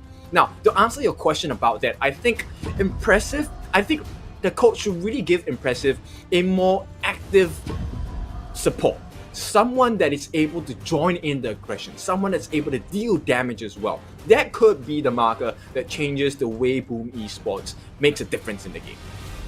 Yeah, it'll definitely help them out. And I mean, they're going to kind of start things off. Team Vitality picking up the Dahlia, the Kaiser, which they seemed very comfortable with. And the Lady John, who's, of course, the second most pick. Mayena just surpassed her by just one pick of the last game. But she has quite a high, you know, win rate, 73%. She's been picked 11 times. This is a hero that you definitely need to worry about in terms of control, the terrain that she provides, and just the ultimates, you know, the destructive deluge. There's a lot of impact that she has in the game, and so it looks like they're going to counter this Boom Esports with the Mozu pick here, but they're going to pick up the Shangguan and Elaine, which are very similar to what we saw from Team Vitality in the last game. Well, my prayers have been answered for Team Boom Esports here, because Mozu going into the roam support position is going to be quite vital, because at this point, Impressive, we know he can be an absolute destruction, a very disruptive player, right, for the opponent team. And when you give him a hero such as Mozu with the Cannon Blast, he literally will blow them out of the water consistently. Now, to make things even more difficult for the side of Team Vitality, I like the fact that they picked the Shangguan once again. Now, in the laning phase, Shangguan against Lady Chen, it really comes down to a skill matchup, right? Can he avoid the flowing side coming out from the Lady Chen? And if he can actually turn it around and use his full combination to go into the finishing stroke. Lady Chen does not do well against Shangguan's finishing stroke. Yes, there is a potential for outplay with the Ocean of Tear passive, but it's pretty hard to do when you are constantly being pressured. Now, there's a lot of iframes that are coming out as well. So Shangguan with the finishing stroke, with Elaine with the Death at Sunset as well. So I like the way that Boom Esports are thinking. There's a lot of, you know, reversal in the team fight situations. The question is, what else does Vitality have in the book? Because they've taken out the two main farm lanes that we have seen Boom Esports play, which is the Demon Tier along with the Lady Sun. Yeah, and it's keeping it away. I mean, Boom Esports here, you have potential. You're still kind of flexible in the sense. The Mozu pick is, you know, you have a lot of potential. The Cannon Blast can kind of control things, but it's one of those things where you're also kind of staying at range, still very squishy, and I think that that's the MO of Boom Esports. But Team Vitality, is there some way to circumvent this, to get up on them? So it makes it very difficult for Boom Esports to, again, play defensively. And it looks like Boom Esports are going to kind of round out their draft a little bit by picking out the Marco Polo, the Fevered Barrage, doing a lot of work, the Roaming Gun, the Resplendent Revolver, all these things. Very good skills for the Marco Polo. I think that the potential for outplay is quite high with Boom Esports. But your thoughts, Kin, on this pick? Well, you know, we were talking about this game being a marathon, right? Not a sprint. But if we take a look at the Heroes Gorge now, we're going to see a lot of sprinting coming out from Boom Esports, because the entirety of the team is extremely mobile. And I've just seen one hero that I fell in love with the moment I started Honor of Kings, and that is going to be the Fang. My goodness, a Fang is a monster to deal with. Iframes for her second skill, as well as the rotating wheel. That is going to be the wheel of death going up against Boom Esports. I think Team Vitality, they need a little bit more crowd control. And Dharma, with the different mantras, will be the difference maker here. If he's able to get the truth mantra onto Marco Polo, able to get it down to Elaine, or even more to in this point for Dragon, it will spoil the fight for Team Boom Esports.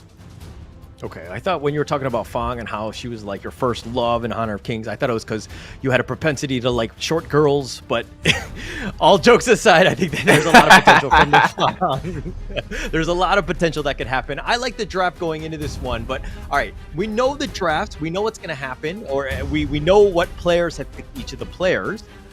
Who do you give the edge to with just draft alone? Don't look at the players. I think just purely on draft, I think Team Vitality once again has the upper hand because it takes a little bit of time for Marco Polo to come online. Right, he needs at least 2 items before he even makes a difference in the team fights. At this point, he does need the Doomsday along with the dagger as well. Right, so until those items come up, it's going to be very difficult. But for Fang, it's slightly different. Right off the get-go, at level 1 with target sighted, it's going to be massive amounts of damage onto Fang as long as he can sidestep consistently against the Marco Polo. So, I mean, right away, it's going to be a very huge problem. And the fact that Shanks is taking it into the jungle this time is a huge problem because then Fang is going to be over level. He's going to have a higher level than the entirety of Team Boom Esports, especially on the farm and the mid lane. And that's going to be a big difference maker. That first play having huge expectations for Shanks. Okay, we're going to be going into this one. Of course, this is the first match. Game 2, Team Vitality up 1-0 already against Boom Esports, and they're kind of already winning at the top of the Group A standings thus far. So Team Vitality, if they win this one, they would be in a very good position to make, of course, the knockout stage with the top 8 going to the EWC. So something that they want, there's going to be a little bit more pressure, more on the Boom Esports side to kind of, how do they answer? What can they do to get themselves back in this game? Now, if we're going to talk about Boom Esports, which player really needs to show up this game? I think at this point, Impressive needs to show up because Impressive is that nail in the coffin for them, right? If you do not catch out the Mortar, he is consistently going to disrupt your team fight. He's going to get you stunned. He's going to lock you in place. With the thing inside the box, if he manages to catch the Fang along with the other farm lane as well, it's going to be a tremendous difficulty for the side of Team Vitality. Okay. All right, looks like Boom Esports are going to focus a little bit more in the Clash lane, sending Impressive to make the long trek up there. Now, Team Vitality are looking to just kind of invade, steal, take the space that's given to them by Team Vitality or by Boom Esports, and they'll take this one on. But, different from the last game where Boom Esports are kind of, Miggy was kind of by himself going up against Nighty and Siki Boy in the top lane. But they've kind of changed things around. So the strategy changes have been made. It looks like the call is going to be there. Is that the smart play? Oh, for sure, because at this point, right, it's really difficult to play against Shanks in the farm lane. I don't think Impressive will be able to help to get the kill on Toshi. Like I mentioned, his damage output isn't high enough to secure the kill unless Shanks makes a very huge mistake. So why not make it more efficient in a sense where we can stifle the growth of the Clash lane, which we can then jump down and help out the Marco to even out the odds as well. Now, talking about Marco Polo, there's a couple of things you need to pay attention to. Marco Polo's combination is usually his first skill ultimate into second skill, and this is going to be the Resplendent Revolver going into the Fevered Barrage, finally ending things off with the roaming gun to get out of the situation safely as well. Now, a couple of things. Sometimes with regards to the spells, you could take up the stun to complement your ultimates as well, but right off the bat, City Boy already pushing Impressive away. Yeah, if we're looking at the some of the basic skills that they have. The Frenzy one, I mean, this is just one that's been picked up by Dragon. Increases damage by about 10%, resistances by 15, physical lifesteal by 20, magical lifesteal by 30% for 7 seconds. It could be a game changer if used properly in a team fight. So something to take note of from Dragon when he kind of launches that out into a hopefully a 5-man team team fight. So I think the potential is there, but now let's talk a little bit more about, what this lead means for Team Vitality. They're up about 0.5k. They're focusing more in the bottom lane, trying to get, again, Shanks as much farm as possible. But, is this anything kind of stick out to you? Like, is Team Vitality doing the right strat here? Yep, I think definitely, because at this point, Shanks, okay, I play a lot of Fang myself, and one of the things that you'll notice about a Fang player is the ability, if you give him about 15 seconds or 20 seconds of free hits in every fight, the minimal amount of kills he's going to get is at least 2, because his cooldown of target sighted is pretty short, right? So as every single person that gets target sighted landed on them, unless there's an iframe, unless there is a stop in the ability to hit the opponent from the side of Shanks, it's almost a guaranteed kill, right? And it doesn't help that Boom Esports have Hainoa at this point, because Hainoa is very prone to being bursted down, right? If he does not survive during the Fate Rewind, it is an instant loss because there is no way for them to come back from that. At the same time, Boom Esports, they're really squishy. So yes, they have picked a lot of heroes that have a lot of iframes, but they need to do more than that. They need to have the counterplay potential, but that can only come in the form of Morton, maybe, or even Marco Polo if they can get the stuns in. Yeah, I mean, if you have a nice, Fever Barrage going in with the Cannon Blast that kind of like lines them up, gives your Marco Polo a chance to do as much damage as possible. I mean, it's one of those things where Doshi, he goes in and he gets stunned, it's going to be an awkward time, right? Everything just gets shut down. So he has that gap, so to speak, where he can kind of get blown up. You don't want to be that first initiator in. And to kind of Haino's point of, Agisics, of making sure that Fate Rewind is used properly. Sometimes in the last game we saw just, if you use it too late, you basically just get blown up and you're going to have a rough time. So you need that nice balance. And playing that hero to the limit is very difficult because the timing is not super easy to hit at times. Yep, so let's take a look at the growth of the items. They have been trying to filter the gold into Shanks. He does have the Axe of Torment as well as the Vampiric Scythe, which means at this point he will have a bit of damage and life steal as well. But I think at Boom, they have shown they have better map control. Okay, right as I say that, they died, but they did get the Tyrant. Yeah, they got the Tyrant, so I guess that's something. But Dragon down, giving up First Blood, not something great for them. Dragon has been taken out, and it looks like Team Vitality, again, they take one kill, they try to take as much space as possible, and trying to force the issue in terms of, invading the enemy jungle, realize that nothing's really there, so they're going to move their way to the top lane. Do they take out the Crimson Golem? They're making their way there, and it looks like Agisics is going to probably have to back off, and CT Boy will take that. Yep, you know what? One of the things I think Boom Esports needs to try and achieve is to have very consistent fights, I feel, right? Play around the cooldown of Shanks' skills and Highland skills as well. And right as I say that, they do put the pressure on them as well. Okay, so the reason for this is because Shanks, yes, his cooldown is pretty short, but in any case, in the moments that his skills are on cooldown, that's actually the perfect time to go for the kill from the side of Boom Esports, right? Because that is the moment where her Wheel Away is not active, there is no iframes possible. It is the best time to get the damage in. And if you can kill Shanks, he's not a very tanky character as well, right? If you can burst down Shanks, they have a massive drop in damage output. Definitely. I mean, it's throughout, right? You kill Doshi on the Marco Polo, and they pretty much are way more limited. Obviously, Boom Esports have, I would say, more damage in the other heroes than, say, Team Vitality, which are a little bit more, more support-oriented, I would say. And they have a little bit more control, right? But Team Vitality understand that, hey, if Shanks can stay alive and just kind of attack people from the backlines, they're going to have a great time. Agisics, he's getting knocked up. He's going to Fate Rewind back on out of there, and he says, goodbye.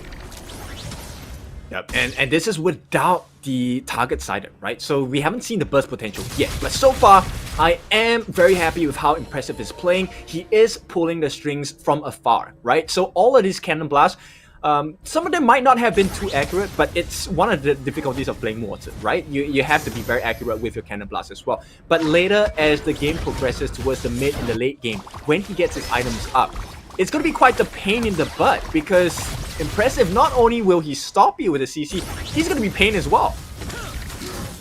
Yeah, I mean, he just hits a nice cannon blast there, connecting, but the Blade Storm just zoning him away. Doshi will, he'll just roaming gun out of that one. And it looks like they're just going to continue to farm as much as possible. CT Boy has now joined the fray. The Resplendent Revolver will welcome him into this side of the map. But again, it's all about the map control, taking out as much farm as possible, especially from the enemy jungle. Agisics here might get jumped here. It looks like he's going to farm uncontested here. Yeah, at this point, it's really just about information sourcing, right? They want to take this T1 on the bot. They will make it out, but here comes the finishing stroke. Yeah, not really finishing anybody at that point. Benji's just going to shrug that one off. Logistics, he'll just kind of deal with CT Boy. They're kind of dueling here. I don't think that there's any going to be real chance of any deaths. Logistics will just kind of back off. Let's just say that tower's so nearby. But Boom Esports, they need to kind of push the lanes a bit. Put a little bit more pressure. Force Team Vitality to kind of react to what they're doing. As I say this, it looks like Logistics, he'll Fate Rewind on out of there. Playing the hero again to the limit. Yeah, so they are kind of testing, you know, where is the limit for the team in terms of team fight, and based on the interactions between G6 as well as C-Boy, I think pretty safe to say that G6 at this point is going for the tank items. I haven't seen his build yet, but yeah, G6 able to survive in the fights, and that's exactly what he needs to do, because as long as he builds space, buys time for the team, they will be able to come back in the fights. True, but you don't have that Fate Rewind. Now it's on cooldown. Now your tower is being forced. And they did a little bit of structural damage. They haven't taken out that T1 mid, which is, of course, in my opinion, the most important tower of all of them in this game. But, you know, again, Boom Esports is still on the defensive. They're down about 2K. They're finding it difficult to just find any sort of farm. I think that level-wise, Logistics and CT Boy still on top of the game, but Shanks, level 12. That's something to kind of take a note of. Yeah, exactly. I mean, that was the whole game plan, right? We need this farm to really just get up to scratch, and at this point, the Zero Golem going to be threatened again. I don't think they want to risk anything at this point because neutral objectives are up. Oh, hang on. Oh, they're chasing. They're going for the finishing stroke onto CT Boy, who will take most of this one. Benji getting a little bit low. Doesn't need to be careful. But CT Boy with the Invincible Warrior, he's going to take most of this one. Logistics going in for this one. He's been knocked up. Is he able to Fate Rewind on out of this one? Yes, he will. He gets on out of there. And again, playing it to the limit. That was like a Marvel movie. Everybody fighting. Again, no one died. Yeah, but now you start to see the perks of Boom Esports' draft and the way they have itemized. Now you fully see the capabilities of our Filipinas here. Because right now, because of the tankiness of G6, he's buying time for the team. Sure, they can give this time away. Ideally, they don't want to, but they will. They have to. But they are buying time for the rest of the team. And as time goes on, Boom Esports will have more and more damage. I mean, speaking of damage, oh, Dragon, he gets knocked down. Looks like G6, he's in the front of this one. The Resplendent Revolver doing a decent amount of work. Okay, looks like he's going to Fate Rewind back. G6 is going to be fine. Invincible Warrior going to be topped off by CT Boy, chasing after them. They want Doshi, they want Miggy, but it looks like they're going to back off. Benji getting solo. The Scepter is just barely not able to hit them, and they do survive again. Yep, so it's a push and pull, right? We're kind of watching a seesaw in action at this point. I'm just curious, super curious about Toshi's builds at this point. How far along has his itemization evolved? Because he will be one of the main win conditions, right? He has not yet done a Fevered Barrage that I've noticed in any other team fights, right? There hasn't been that perfect positioning just yet. So I'm curious because Boom Esports, they haven't shown their full powers yet. And like I said, as time goes on, the damage increases. Toshi is going to be more and more like a menace you have to watch out for. You cannot ignore him anymore. Yeah. And I mean, to the point of Toshi not really showing his Super Saiyan powers as of yet, is that we haven't seen that team fight, that 5-man team fight where he goes in with the Fever Barrage and just blows everybody up. And I mean, I understand that he's trying to get to level 15 as well as get as much farm as possible. So they're slowing things down, but this is space that's being provided by the rest of Boom Esports, right? They're forcing it out, trying to get Doshi as much as possible, but at G6, he gets knocked up. He gets knocked up yet again. Is he able to Fate Rewind on out? He will do so. Doshi's back as well. Dragon all the way in the front. It looks like he's going to be focused. The finishing stroke keeping him alive, at least for now, but he goes down, and Nighty will take the double kill, and that's another window of opportunity for Vitality as they continue to push the mid lane here. Yep, Vitality giving them another killing blow at this point, and you can start to feel the pain, the pressure as well. Mid T2 is going to be taken shortly by Shanks once again. Shanks just performing out of his mind at this point. Yes, he has a lot of farm, but nonetheless, now finally, I get some validation on the items as well. It is going to be the Frigid Charge along with the Doomsday as well as the Chain Lightning coming out from this side of Toshi. So he does have some survivability and some magic damage as well. But Shanks, already finishing the Blood Reaper along with the Eternity Blade and Crimson Reaper as well as the Axe of Torment. He's pretty much the final form already, just lacking that one last item, which I presume could be maybe Daybreaker. I'm not sure. We'll see how that goes. Yeah, and, I mean, it's kind of getting scary, right? The 9.1, like they have two members of Team Vitality are higher than, you know, all of Boom Esports, being in the 9K realm of, you know, wealth. But this is a situation where Boom Esports have played things very defensively. They have still yet to record a single kill in this game. It's been very tough, and they've lost the bottom T2 as well. And the noose is starting to tighten. It's getting a little bit scary for Boom Esports. Yeah, I mean, at this point, it's a vice grip, right? They aren't allowing Boom Esports to step out from their base at all without taking a huge risk. And as of now, I think the saving grace, the silver lining for them is that I think Vitality have kind of loosened the grip on the top lane for a little bit because they want to take priority over this Tyrant, which gives G6 a little bit of room to try and go for the push. But based on what we've seen earlier in the game itself, he doesn't offer that much damage, so it's going to take him a while to chunk down this Overlord Vanguard at the same time to try and clear the waves as well. Yeah, but you didn't really have much of a choice from Boom Esports, right? There's no real way that they contest it, the Tyrant that is, so you have to take what's given to you. G6 was pushing the top lane. Unfortunately, you know, as you mentioned, he doesn't really have the damage to do any structural damage to it, and now he's just kind of being a nuisance, trying to steal what he can. He gets launched up. He's G6 continuing to fight here with CT Boy. He's going to walk into 4 members. He probably wants to hit that rewind button, but he's not able to go 88 miles an hour, and he's not able to travel back in time. Yeah, man, that's the benefit of 90, right? I was talking about the crowd control. That is necessary to be able to get rid of G6. So I think G6, a little bit of overconfidence there because he was willing to go in a 1v5 situation. You know, it could have been a forced error as well, but nonetheless, they are going to try on the side of Boom Esports. It is not over till it is over. They will make a last stand in the base. Last stand here. The minions have made their match, so to speak. The T3 mid has been taken out. Shanks is just doing so much damage. CT Boy willing to stand up front, provide vision as well as tank, and they're just taking free reign at these T3s. Shanks takes yet another, and of course the bottom T3 is the last one standing. Team Vitality have played this one almost flawlessly. Yeah, Vitality, very clean, very methodical gameplay so far, and right now it's about the cleanup crew, right? Can we clean up the jungle, please, on our 4? Because Team Vitality, they are fully rich in the items, in the experience, and this time they are hitting their final strides as well. Okay, I have a problem with the rich getting richer. I'm not a huge fan. I'm not part of the 1%, so I kind of have an issue with Team Vitality taking over everything, taking literally every single piece of the farm on this map, making it very difficult for Boom Esports to find anything. Look at them. They're all grouped in 5. They're holding hands. They're singing Kumbaya at this point because really, what else can they do? They don't really have any farms to kind of, you know, get themselves back in this game.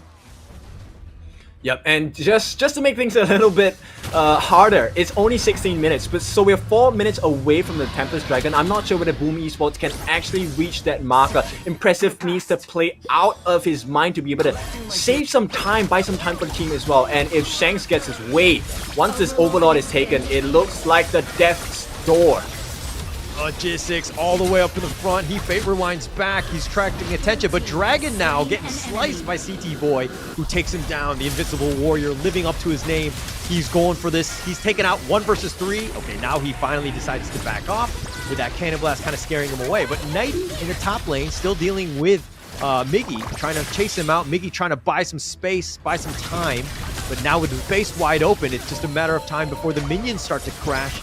The Ode is going to push them away. G6 continuing to stand and fight.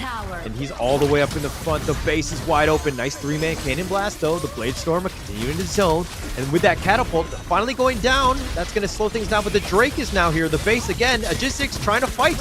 He's continuing to do it, but the base is going to go down in the end. And that looks like it's going to be game 2 going the way of Team Vitality. They prolonged it a bit, but again, very clean game by Team Vitality.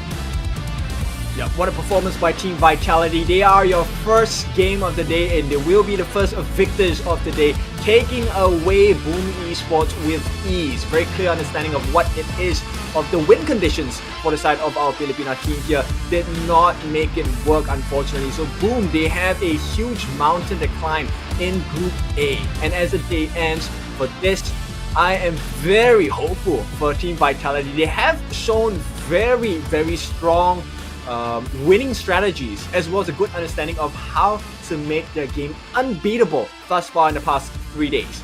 Now, with that being said, I would like to take a look at the interview. Choo Choo, over to you. Thank you so much, Carter. And we're back on stage here right now. Congratulations to the side of none other than Team Vitality from France, winning over the match between Boom just now. That was a big one. But yeah, don't worry. They always have some comical scene on their side. So we're going to starting off the interview with Benji. Congratulations. Don't worry. I know you're kind of nervous about this interview. I'll help you through. Now, Benji, you guys can actually win earlier, game number 1. But Boom almost come back. What happened? We have some problem with communication. Some people wanted to do some objective. Some people wanted to invade. So it was miscommunication. So yeah, just it happened. But anyway, we win at least. Yeah, I think you definitely win that one. Almost. But who want to do this and who want to do that? I don't know. Just everyone wanted to do something different you know? things. Yeah. So yeah, but we could play way better this game. Okay, interesting. Yeah, I agree. When it comes to the first game, you can actually do it a bit cleaner, but you still win. That's what really matters. Also, when it comes to Tyrant, I noticed that you always let Boom take the first Tyrant. Can we know why?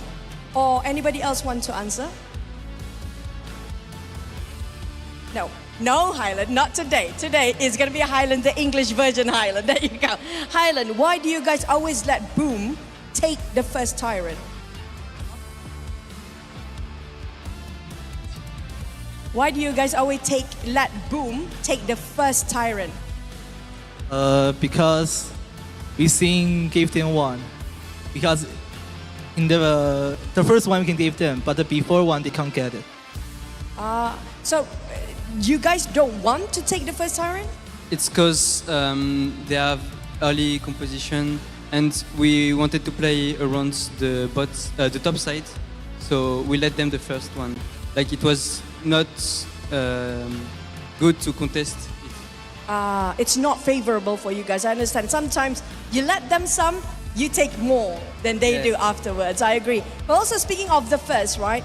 Both games, you guys ban out Athena. Yeah.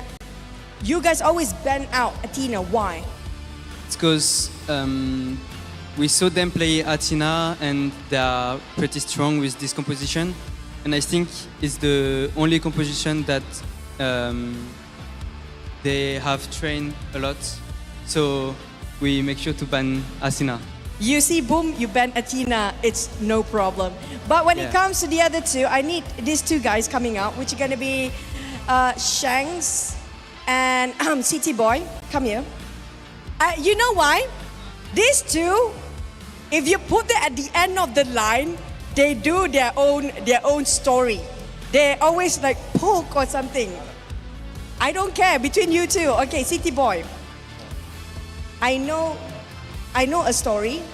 You actually the captain, but you don't want people to know you captain. Why? 你是队长，但是你不要别的知道你是队长，为什么呢？因为就没有啥因为吧，就这样吧，我就喜欢这样。我可以讲中文啊。你可以跟我讲吗？为什么你没跟我讲你是队长啊？就我觉得他的范儿更像队长吧，我觉得。Okay. So actually, the real captain is City Boy, or AKA Baby. Now you guys know. So City Boy is actually the real captain for the team.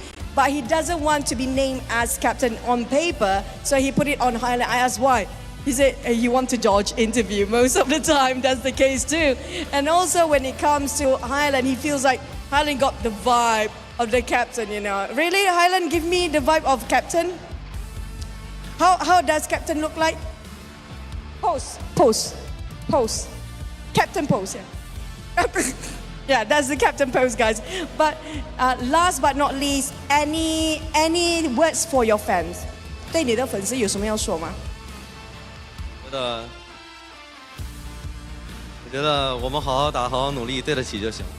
Okay, they will try their best and they will try to do their excellence for every single year. Can I say something to the fan? Please, please. Okay, guys, I love you. Aww. Thank you so much, Benji, and also the entire crowd Vitality. We're gonna toss it back to the Causes. Causes, what do you think? All right, thank you, Choo Choo. What an interview. And yes, we can feel the love. We are fans of Team Vitality as well. Holler, I think what a performance by Team Vitality, right? In a short while, we'll be taking a look at the actual breakdown of the stats as well. Now, how do you find Team Vitality so far, since this is your first day on screen? I have to say, I'm very impressive win, right? It was one of those things where they had a slight lead. They took it into, like, they closed out the game from then on, right? They controlled the map. They understood what they need to do. They played objectively well. They played, understanding the hero's limits, knew what the enemy was trying to do as well. So, again, and I think that was actually the first game that Dahlia had won in this Invitational. So more props to them, proving that they can do it with almost any hero that's out there. Yeah, so breaking the curse, right? Dahlia not having the best win rate so far in the Invitationals for Season 2. But of course, when put into the right hands, it could be the deal breaker for the opponent team. So that's it for the first game of the day. In a short while, we'll go through the stats of the itemization, the kills, and we'll kind of break it down for you why that worked out for them on the Dahlia for the second game as well. So once again, we re-look into the itemization of the team itself. And if you take a look at it, one of the things that Benji does very differently this time is that he is going to increase the amount of healing he gets and the shielding effects, right? This is going to come in the form of the Long Night Guardian. He did not complete the full item just yet, right? He only had the half item, which is going to be the Dark Knight Breastplate. But nonetheless, it was more than enough because he had the fully completed Dawn Light. So every single time he uses a skill, he's going to be able to give a shield over to the nearest teammate, right? And of course, within the team, whoever has the lowest health as well. So this not only provides the protection for Shanks, this also allows for the slow from the Frozen Breath to affect the rest of the team on the side of Boom Esports because of her ult. Yeah, just a really impressive play, right? Understanding the right itemization, knew who to kind of protect. I don't think anyone was really vulnerable to dying. Team Vitality, I mean, Highland was the only one who died a single time. So really understanding the limits of what you needed to have done. But let's talk a little bit about Boom Esports. It seemed like Agistix was like, hey, just like almost like the Athena strat of just like being out there, providing a lot of vision and, hopefully creating a little bit of space. He was taking a bunch of damage and you saw that. Unfortunately, not with the same results that they had in the past. But that is a lot of damage taken by Boom Esports right there, constantly just being forced into any sort of action that Team Vitality were taking. Yep, and this is where disruption matters, right? So actually, Team Vitality, they took Boom Esports' memo and turned it on themselves, which is, I'm just going to disrupt your farm, I'm going to disrupt your jungle, I'm going to disrupt every single thing. So Toshi and Impressive were busy trying to get their farm up. They're trying to get the gold in their pockets as well. And in the meantime, there was nobody to support Agistix. He was doing the greatest things, soaking in the damage, able to deal a little bit more damage in comparison to the rest of the team, but there was no follow-up. And there is no fault of Agistix or for the team. It's just the way Vitality played. They outskilled them everywhere across the map. And if you take a look at the team fight rate, Agistix and Dragon were constantly engaged in the fights. There was no room for growth. And once you see the graph, it's very clear.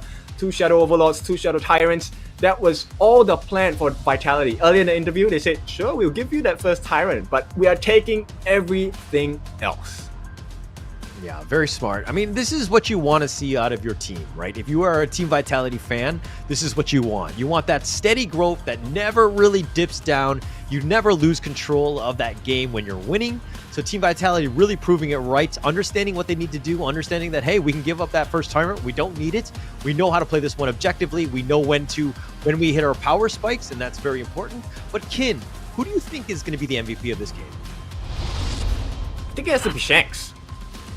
No, it's not Shanks. It is actually going to be City Boy here, dealing 74.2k damage. Now, the reason why he is the MVP, because he was both the sword and the shield as well, consistently pushing out or pushing into the lineup of Boon Esports. And in a short while, we're going to show you the highlights of his replay as well. Take a look at what's happening on the Hero's Gorge here. First and foremost, the kill on the Dragon taken by Highland itself. And if you notice, City Boy was always in their faces. He made life so difficult for RG6, forcing out the Fate Rewind consistently. Once he's done with that, he will look for his next target. And all of this, being the sword and shield at the same time, look at how Boom Esports reacts. They know that, hey, it's a little bit too dangerous. City Boy is always in my face. We need to stay safe. They're separated. And that one single style of play destroyed Boom Esports from the inside. Yeah, I mean, if you're looking at the highlights, it's literally just Team Vitality blowing up the enemy team. I mean, they only died once, right? I think in the very, very end or whatever. But this is one of those things where if you look at all of the team fights that they had had a numbers advantage. They were never taking a fight 3-on-3 or whatever. But okay, let's talk a little bit about the groups here. Team Vitality on top with that secondary win, that game win differential, 4 games, very, very strong for them. I'm almost saying that they might be a lock-in. Of course, I need to check the math on this one, but they're definitely in the driver's seat going into the next day, which is going to be, of course, day 4. They're going to be done. We're going to have Vivo versus Food Esports. That's going to be coming up later. We're going to find out who really wants this one and who maybe will share the throne, because only the top 2 teams will make it into the knockout stage. Yeah, VKS, of course, in a better position compared to Foot Esports because they have already taken 1 win from the past 3 days already, right? But here we are looking for some help as well. So VKS, they need some help to win the next game. But in the meantime, before that happens, we want some help. We would like you to help vote us as the mobile esports game of the year as well. All you have to do is to tune in into esportsawards.com, click on the link, go and log in into the website, give us your vote, make us number 1. Now, I know you guys are very fervous in your support. We have been on the top of the Play Stores very quickly from the moment of the release of the game. Now, you help us achieve number 1 as well with the help of the vote. Not only that, we also have some rewards for you. All you have to do is to follow us for our campaign. For the upcoming campaigns, we will reward you with incredible prizes, hoodies, phones, smartwatches, and earpieces as well. Tell me which one of these you don't want. I will take it for you. Right? But in the meantime, if you're interested to win any of these goodies, all you have to do is to follow us on our social media. Right? Of course, this is not a chance for everyone. It is a chance to win the prize, not a guarantee. But, if you don't take a chance, you never have the shot. So follow away. Yeah, follow away. Make sure you do. And if you do win out, again, if you don't want to give it to Kin, you can give it to myself as well. So we're happy to take it off your hands. And we're going to be going in this one. But again, I think a big shout out to Team Vitality for moving on. I think it was very impressive. It's great to see good high-level play, HOK play. And to kind of to your point of where HOK is now, we do definitely need your help to kind of make us the best mobile esports game. But this is one of those moments where, hey, if you're starting out, now is the time. There's so many good opportunities, so many events to get you as many heroes as possible, even free skins. So please do take advantage of it. There's a lot of good stuff that's happening right now in the game. Oh, exactly. If you need help in the game, you can add me. My in-game tag is as well as this, Kindofu. So if you need to send me some of the gifts, I'm ready to claim the Mai. I'm ready to claim the Charlotte as well. But now, the more important one. If you thought that the game was very tense just now, I assure you this next one is going to have an even higher level of tension. It's going to be Isurus going up against Kagendra. This is a fate decider of a match because this will decide which one of them will join their counterparts in the EWC. Now, this is something that I think Hall and we have spoken behind camera. that this could be a monster matchup. Prepare for the spice. I know, we are in KL right now, so Malaysians love the spice, and I love the spiciness of a good battle for sure. Yeah, for sure. I mean, this is the last game. Winner moves on. Loser, sorry, but you're going home, unfortunately. So there's going to be a lot of pressure going into that one. We're going to be going into that one. I think that we'll talk a little bit more about predictions and to do a deeper dive as we get into that series. But again, I think that there's a lot of pressure on this one. There's going to be this one as well as, I believe it's the fourth match where two teams are going to go home. And while it's sad to see, it's also, the best are going to have to move on. And it's going to be great to see who actually really is going to be able to move on and wants this at the end of the day. Yeah, it really takes a lot of effort to do so. And what he's speaking about is actually the RRQ impunity matchup. It's something that I think we have to mentally prepare ourselves as well. But of course, now it's all about Group C. And of course, for Group C itself, we're going to take a break before we get to that. So we'll see you soon.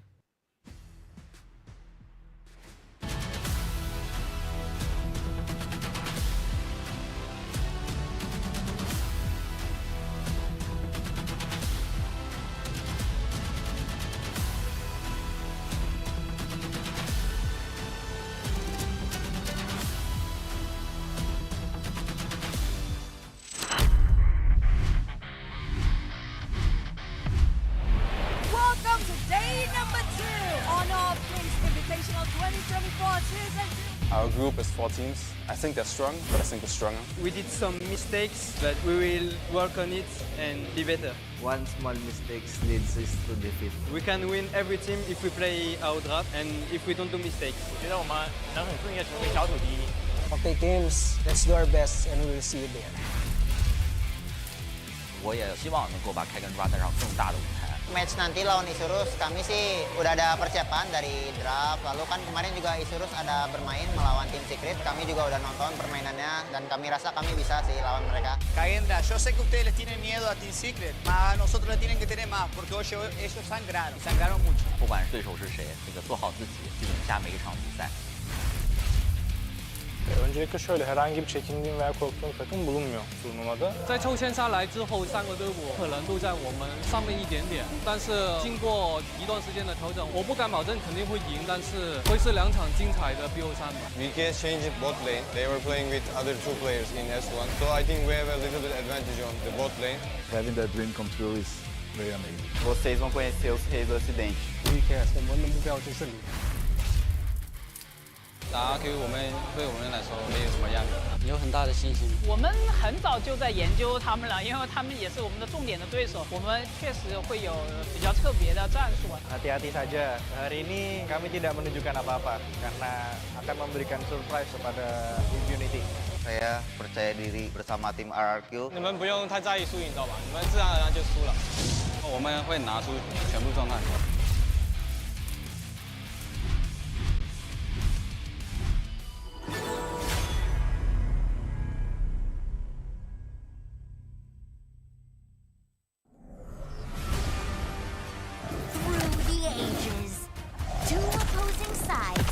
Fiercely battled for a power that granted them life, but cursed them with ruin. Wait! Oh, no, this story is too cliche. Maybe we can find inspiration from other stories. Hey, that might work. Got it. Woo! Oh. This story is adventurous, but lacks excitement. How about this one?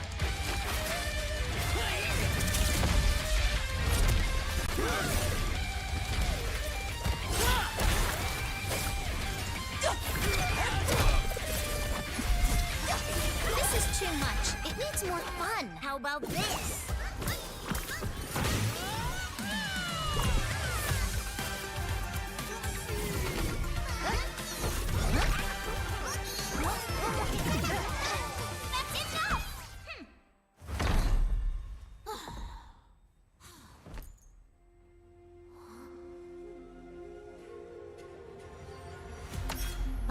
thrust of a spear in battle.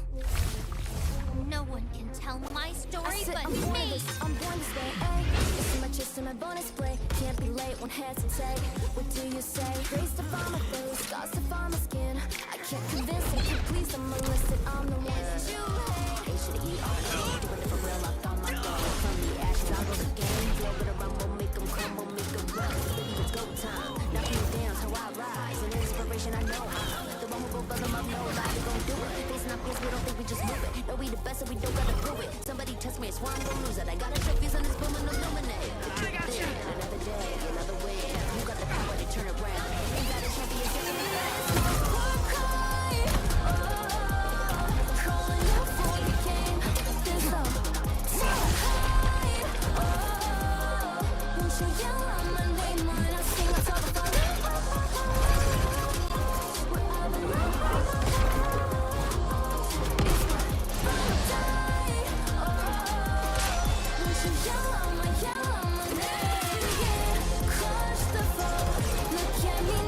This is my story.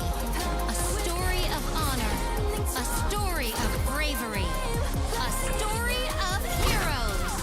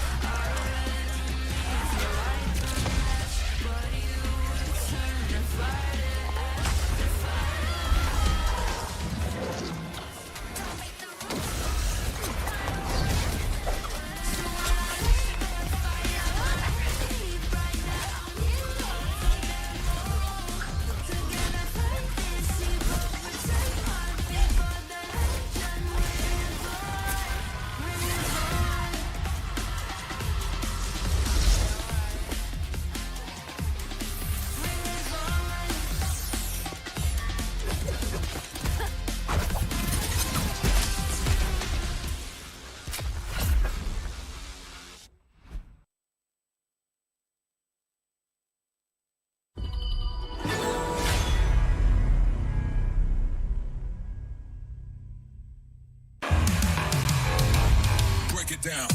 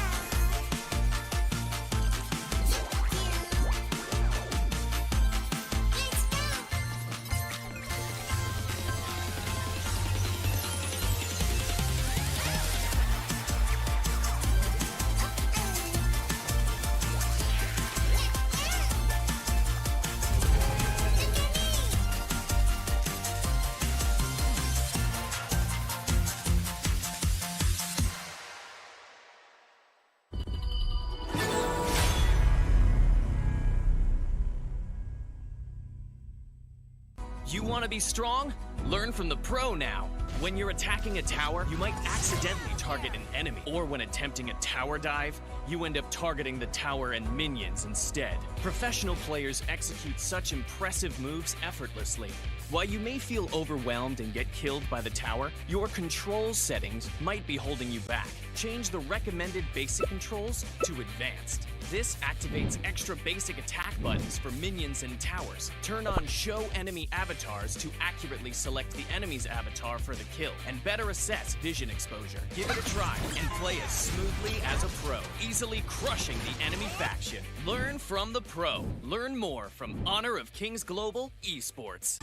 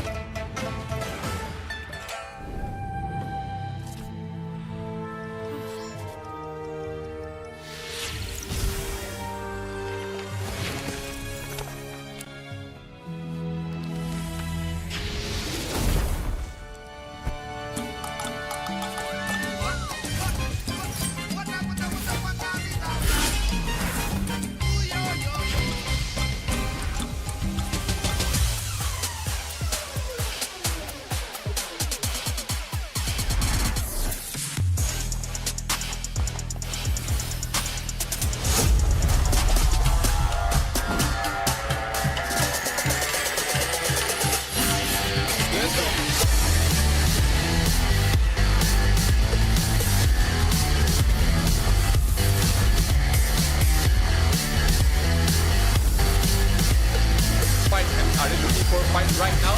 Danny going in the mid.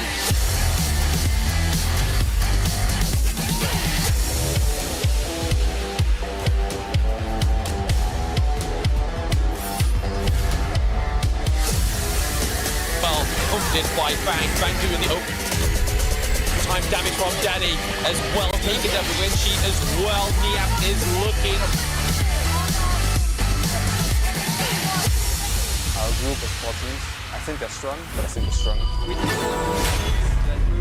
work on it and be better. Welcome back to Game 2. This is going to, of course, the second matchup. We're going to see Isurus versus Kagendra. My name is Holler, and with me is my favorite kind of Dofu.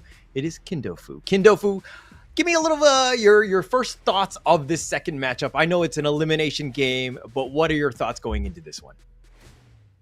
I think nerves play a very important part at this part of the day, right? Because now this is fate's decided Judgment Day, right? Winner goes forward. The loser will have to take the ticket home. So I think it's high stakes, high rewards, and it could be a very stressful situation. Yeah, a stressful situation, but it's one of those things where, you could be a little bit less stressful if you're playing on an Infinix GT20 Pro. This is, of course, one of the first smartphones to support Honor of Kings in 120 FPS. It's an amazing phone. It does everything that you want, plus more. I mean, the gaming is unreal. Experience playing like the pros today with the Infinix GT20 Pro. All of them are playing with it today, so you can just see how fast they are. Their reaction times are quite good. So again, please do give them a shout out. That's right. And not only that, we are also very proud to announce our esports partner, and that's going to be the Esports World Cup. Now, we're going to have our top 8 teams move ahead to the Esports World Cup that's happening at the end of July as well. So really excited to see their performance today, because those are a glimpse into the future of what the games will be like at the Esports World Cup over in Saudi Arabia, Riyadh, the kingdom. Yeah, and only, again, the top 8 move on. A bunch of them are going to win a decent amount of money as they get into this one, and to have a chance of a bigger prize pool in Riyadh, Saudi Arabia, that's going to be pretty amazing. And the potential for, just kind of growing with the ecosystems that is Honor of Kings is very, very, valuable to them. This is a huge life-changing moment for them, with not only the money, but also the prestige.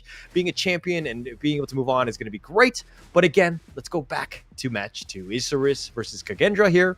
Both of these teams need this win. Winner moves on. But your thoughts against, the Argentinian squad or the Indonesian squad, who do you like, Kid? I'm gonna base my answer based off of the interviews earlier that we saw just now. So I think Isurus, they did mention that they have strategies for Kagendra, right? And these are the people that will execute that strategy from Isurus, represented by Master, Ezreal, Mengeche, Win RJ, and Kapfox Saber. Now, they have given us a glimpse of their confidence. Now, it's time to back up the words and put it into action and put it into results. Isurus, I do have high expectations. I think, once again, they've been put up against the monster squads of Malaysia, so they couldn't pull out the best results just yet. But this time, they're going up against a close rival, and I would like you to have that introduction for them instead, Holler. Yeah, and this one's going to be Kagendra. They're going to be another squad, a formidable one. Again, they didn't really get to shine against Secrets here, going 0-2. But we've got Hans, we got Wyra, Senko, 0-0, and Mofers, of course. And this is a team that I had high expectations going in. They've done quite well in the Indonesian scene already. But are they ready for the global grand stage that is the Esports World Cup? Of course, I'm getting ahead of myself we have the Season 2 Invitationals ahead. They do need to win out to even have a chance at that other tournament. But this is going to be one where, there's a lot of pressure at stake. I think that they all need to kind of step up. I haven't seen, it's going to be interesting going up against, Isurus in the sense of who really wants it at the end of the day. Yeah, I think, it's pretty clear both teams want it, but like you said, it's who wants it more, right, at this point. And as it stands now, I think we are evenly matched in both of their wants. Now it's really to put the action, right? And to win the first half of the battle, which is going to come in the drafting phase for the ban and pick. Now, we've already seen a couple of the picks from the day before. I'm very curious as to this time, how are they going to put themselves a foot forward? Because the last time, for Isurus, they did pick out the Elaine. They have a pretty strong Mai Shiranui as well. And we have already seen Marco Polo in the previous game. And they are one of the teams that have pulled out a Marco Polo. Unfortunately, that result did not go in their favor. And they're one of the few teams that have the willingness to try a different jungle. Luna.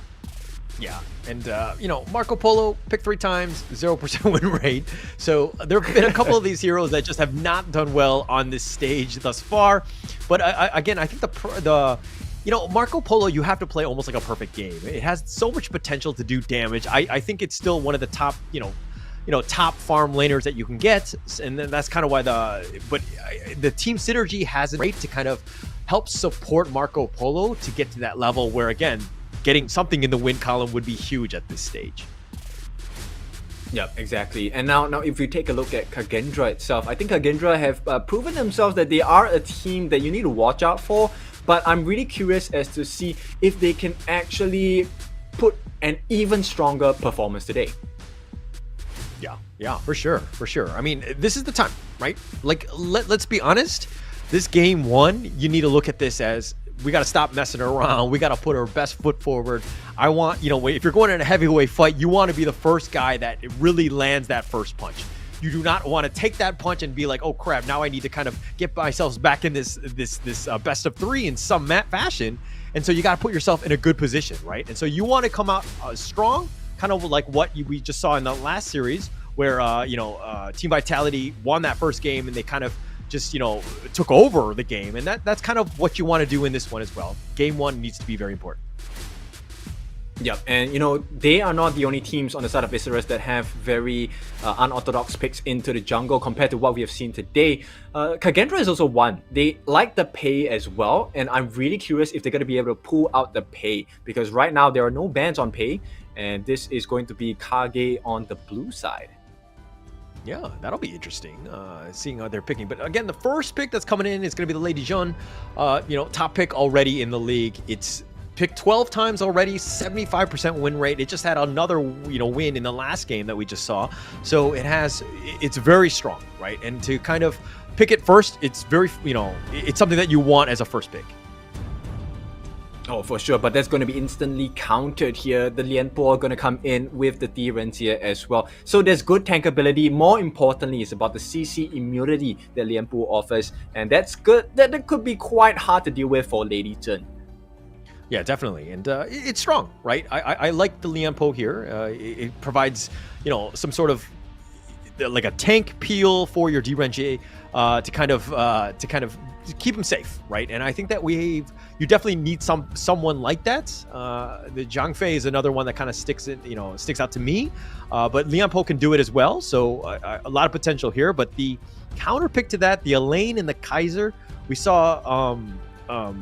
Team Vitality pick both of these. Actually, Boomy Sports picked them as well, to less, success, so to speak. But it's a very strong combination. What are your thoughts on that, Kin? Well, I like the iframes of Elaine. Like we said, the Death by Sunset is something that's going to be fully utilized in this matchup. Now, Mengeche going to pick up the Angela, and I think the Angela is a pretty good counter against the Kaiser as well, because the ability to melt someone down is going to be very vital in the team fight for the side of Isurus. Now, you're talking about the strength of KAGE. What do you think KAGE should pull out next? KAGE, again, look, I love the Zhang Fei. Unless you prove me wrong, or because you need somebody who's kind of up in front, kind of keeping everybody alive. You want to keep that Lady Zhang kind of safe in the back lines, right? So I think that it is something that I would want to do, at least for my team. Oh, interestingly, they're going to ban out the Marco Polo. And you know what? That leaves the doors open for an Arlie, right? And Arlie at this point could be one of the main picks that they're going for. Now, it's not a pick I'm comfortable with because there's easy access for the Lianpo to get his hands on her. So curious to see what KAGE is thinking at this point. Yeah. Actually, that would be an interesting pickup. Just being able to outblast, because Angela is very static, right? She doesn't want to do a whole lot of moving around. I mean, with the Blazing Brilliance, and if you could set that up, and you've got the Lianpo to kind of just be that tank, being that the one in front that like controls everybody, definitely very important. But it looks like they're going to pick up the Mayin here. I do like that one. It has a potential chase. It has just ways to kind of again just be that front liner for everybody else. Yeah, exactly. The iframes are going to matter a lot at this point, but more importantly, it's about the catch, right? So imagine if you're able to catch out Hans, that's going to be a huge win, especially when you have someone like Mengeche.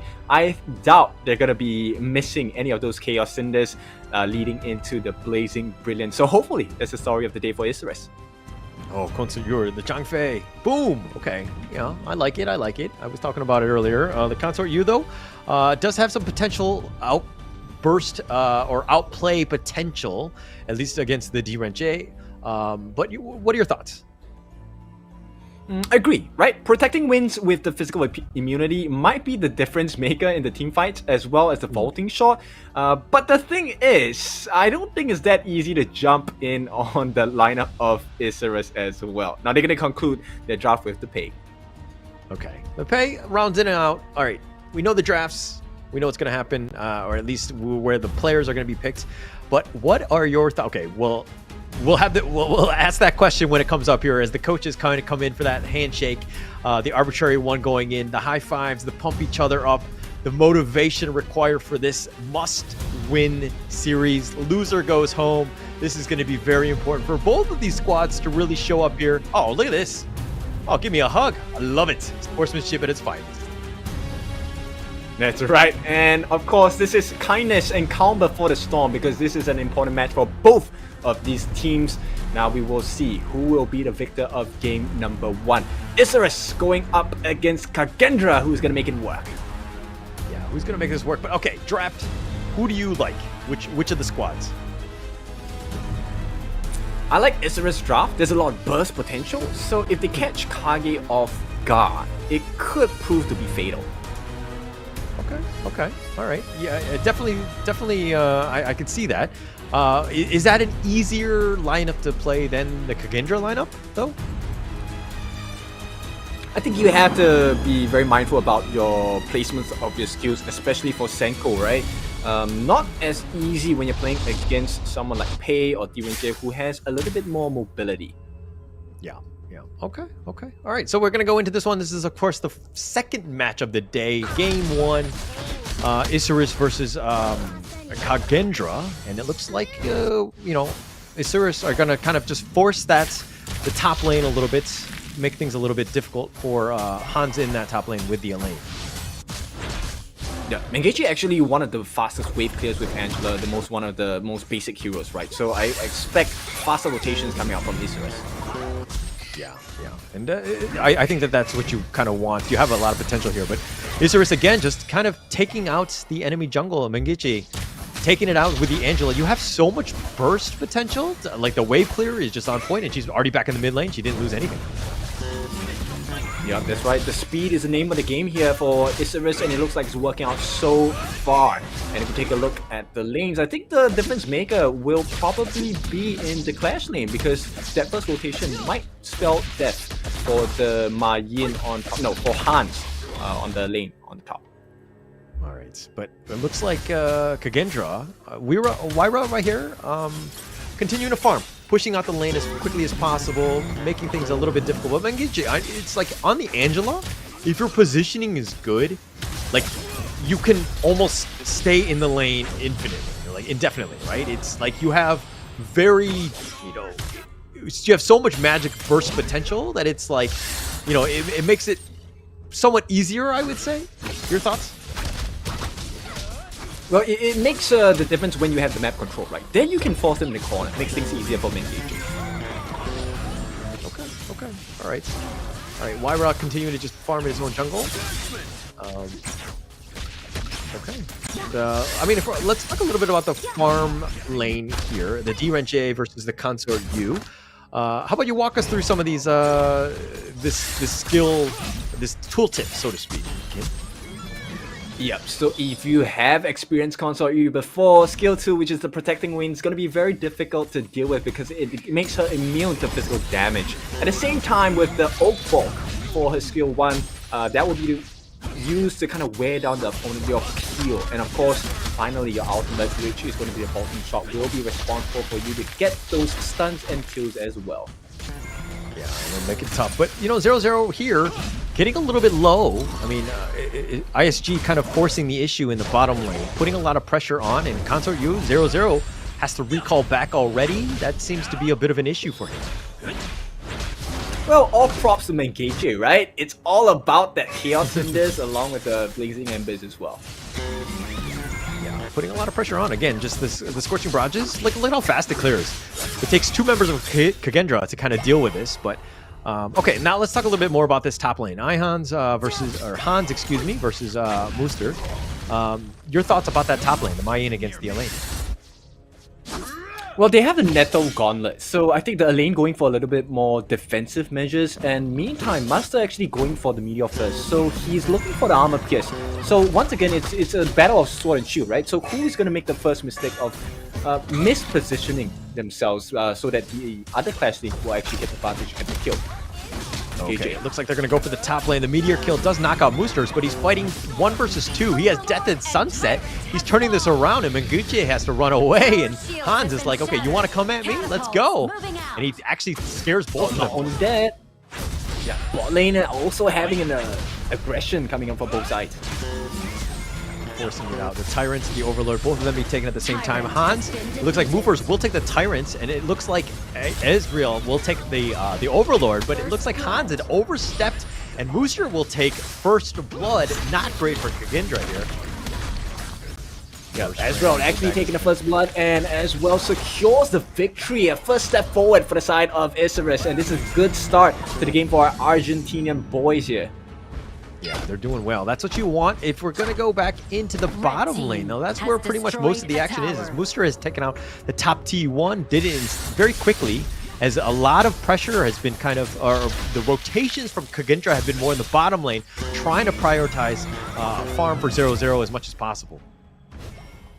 Well, Holla, we're going to expect a very quick change of pace here from Isurus, because now that they have the neutral objectives and a slight goal lead. Actually, no, it's not even slight, it's 2,000 gold ahead. This is where they're going to ramp up the speed, and they will try to take more objectives, more kills. Oh, the burst ram, Magma Slam Movers. He'll just take this one up, doesn't really care. He's got the Leaping Savior, so, but Mengechi, he pops out of the bushes, and he says, surprise, and throws out the Blazing Brilliance, and he just kind of back off. But this strike is going to push the bottom T1. And yeah, Magma Slam again, and again, just a little bit of a standoff in the bottom lane. Yep, they're actually nullifying 0-0's protecting wins here. They don't even want to allow them to feel safe. Every time KAGE shows up, it's constant fear in the eyes of KAGE. Yeah, Death at Sunset going to be expended by Hans. He's going to be pushed away, just trying to force it out. But Wyra taking the Azure Golem, he needs that. So they'll give him a little bit of space. But in the jungle, are they going to be able to take that one away? I'm not sure if Israel or who took that one at the end. Oh, it looks like Wyra does get it in the end. Red team. Yep, even trade so far, but mid lane, maybe a potential pincer coming in if we take a look at the rotations of Isurus. Yeah, Loopers, Capox making his way. He's going to provide a lot of vision. They've already taken the bottom as well as the top T1. So ISG, playing it very strong, understanding the objectives, knowing how they kind of, take away those towers and the vision that those towers provide, and then also at the same time getting into the enemy jungle to take what you can get. So far, a lot of pressure being built up by Isurus here. It's going to be momentarily stifled by Senko at this point, so it's still damage limitation for KAGE at this point. Limited at this point, but you need to take this Crimson Golem. You need to get your buffs. You got to own your own jungle, right?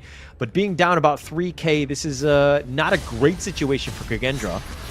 But it looks like they're going to go for this. The Unbridled Outburst pushing Ezreal back. The Blazing Brilliance on top. And it looks like they do end up killing Ezreal. They do have the damage. The Magma Slam, the Tremor Smash from Capox pushing him away. Mooster runs away. And it looks like Kagendra have found a bit of an opening as they're going to force down this T1 mid. Destroyed a tower. Right, the Indonesian heroes making it work for themselves at this point. It is going to be cut down to about a 2,000 gold lead at this point. But the danger is not over yet for this side of Isurus, because it looks like KAGE will be able to establish a little bit more dominance across the map if they can get a couple more kills. It would help them. Look at this. They're hiding in the bushes. They're waiting for 0-0 to make some sort of mistake. He's actually going to not kill the Pheasant because of this. He wasn't sure where they were. Movers is now made an appearance, just trying to clear away Mooster, who's going to be scared back into his side of the map. But here's the Blazing Brilliance, and Mooster, oh, surprise! And that was with the Fog of War hiding in the bushes. You got to check all the bushes. You can't face check them like that. And Maguche, he's going to flash over the wall. He's going to be fine. Red team has slain Maguche as well, and Win RJ gets another kill. And this is a perfect start here to the mid-game entry point for Isurus as they make a big deal for themselves in the tier 2 top lane as well. They're going to take this one. Easily done. Blazing Brilliance pushes 0-0 back. And he's had a hard time. Concert Yu, again, wants that farm. Has a potential to outplay the enemy farm laner in the DRNJ. But it looks like they're going to go for the Unbridled Outburst. They do have him. He dashes over the wall. The Leaping Savior over. Goes for Mooster, but he whatevers over the wall, and he's fine. Yeah, and it's difficult, right? So at this point, KAGE is still looking for the entry point, opening start to the fight, because they need a little bit more time before they can deal that massive damage that we're expecting out of 0-0. In the meantime, Tyrant going to be threatened by the side of Isurus. It's about half life. And sometimes they're disappearing because we're playing with a Fog of War. It's a little difficult, but the Tremor Smash goes in. Wyra's down for the count, but they did get the Tyrants. Israel will take that one, but Maguche finally dies. I think that's his first of the day. And the flowing, it looks like they're going to just kind of bounce that Flowing Sigh around. The Ocean of Tears just kind of providing a little bit of space for their retreat. Yep, and it's not just that, it's the jungle being threatened as well at this point. Azrael looking for a potential kill here. This is the benefit of the Pei, right? Pei able to deal massive amounts of burst damage, but that comes with a cap as well. So Isurus, they are on a timer. I think KAGE, as long as they last the game, they should be able to do it. Take a look at the itemization that they have so far. Consort Yu already has the Eternity Blade, Crimson Reaper building into the Blood Reaper as well. I mean, this is an 8k net worth lead. I mean, some of the positional ones, I wish we could show that screen again, but there was like a 2k net worth lead in the positions alone. They've been doing quite well, ISG that is. But now with the Overlord here, looks like Capox will scout this one out. The Blazing Brilliance just landing and doing so much damage onto Wyra. And the Ocean of Tears slows things down, and Kagendra are like, okay, we don't want the Overlord that bad. We're not going to take this one. We're going to back off here. Yep, actually not ideal, because Senko actually used his Destructive Delusion. At this point, it's not a good fight for the side of KAGE to take. Yeah, definitely not there. But they're going to back him off. Menguche back with the Blazing Brilliance already. And it looks like they're going to turn this around. Israel will start the Overlord. And it looks like they're going to kind of do as much quickly as possible. And they're going to make their way to the bottom lane to kind of deal with the Tyrant, because they know Kagendra are making, or they're eyeing their prize on this. And they're going to go in for this one. The burst ram back. They've already gotten the Overlord. Redbox is going to get and the Blazing Brilliance onto Wyra, but everybody's so low from ISG, and it looks like Kagendra don't want any more of this. Yep, smart decision to pull away, right? But at this point, KAGE, they need to find something more on the map. They are trailing behind by about 4,000 gold. It's not a very healthy gold difference at this point. They need to get that Chain Lightning buff. They need to get the Tyrant as well. So KAGE, I know they're behind, but they need to take some risks. Yeah, you got to take some risks, but it's one of those things where we know that they're going for it. Like, their play is very teleported, right? Like, or sorry, telegraphed, excuse me. Like, ISG know what's happening. They're like, oh, they're all off the map. Where are they going to be? They're going to be in the Tyrant. So we just need to make sure that we need to contest it, make it a little bit difficult for Kagendra to basically play the game that ISG want them to play. Yep, and ISG doing a lot of work with the vision control. I really love this. You don't really spot a lot of members on the side of Isurus out in the open. And it looks like they're going to take the mid T1. So yeah, it looks like they've kind of gotten that opening. They're going to continue to push into the mid lane here. Wyra going in for this. Does need to be careful. There are 4 members. He's going to get bursted and he gets blown up. Moosters will take credit for this, as well as taking the T2. And this is the opening that ISG wanted. Well, they have a chance now. 0-0 is still alive, so KAGE can make the defense, but at this point it really comes down. Will they get skill shotted out of the defense right here? Chaos Cinder's gonna be landed down as well. Oh, there's a nice stun coming in. Was going for it, but they just back off, like understanding that, hey, if they jump for us, we can just get on out of this. Wyra down for another 10 more seconds. Kagendra really don't have that opening. They're not going to take a fight 4 versus 5, especially outside of the base.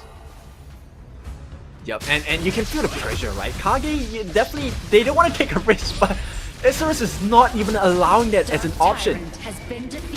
No options here. Movers, he's going to get jumped in here. And it looks like ISG, again, just controlling the map. This is a very impressive play.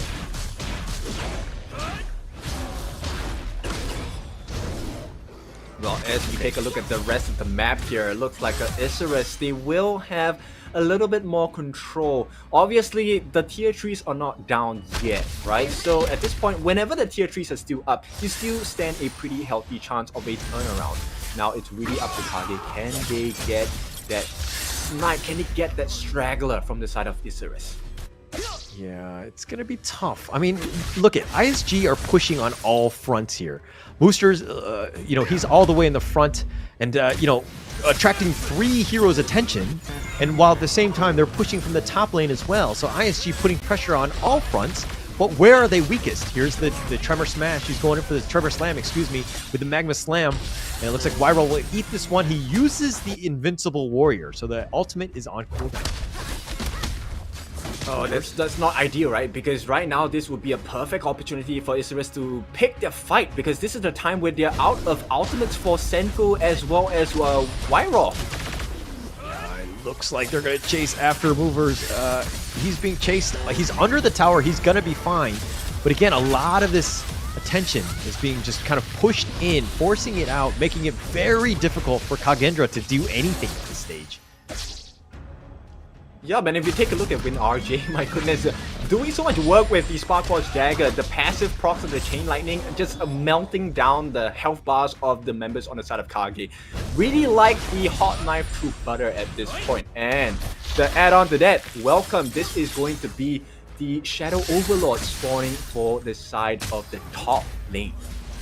Yeah, this is going to be it. I mean, they don't know where they are. Look at how Kagendra are hidden, right? They don't really see everything. Obviously, the Fog of War playing a bit of an issue. Mover walks in just to see if the Overlord is being started. It has not been. But again, they don't really know where ISG... Okay, now they're being shown in the mid lane. But it's going to be a matter of time before the Overlord is going to be started here. Yep, and this could be the decider of the match here. Oh, Wyra going in for this. The Unbridled Outburst going to be committed. Oh, nice Tremor Slam. It connects on the 3. The Death at Sunset, they might have gotten a Catbox, and they do. But Wind RJ now on the run. Hans continuing to fight, but he's going to be bursted. He's going to be killed. It's 1-for-1 thus far. And in the top lane, the lanes are pushing. This is going to be providing a lot. But now Kagendra, this is the opening that they might have gotten. Yes, it's only Catbox, but this is something. You got to push on, but again, the minions are not there. So Kagendra actually have to back off and wait for the next minion wave. Oh, Mengechi is going to try and delay this. Master in the lone in the bush. Oh, pushed out. Yeah, Booster just providing vision. Ezreal.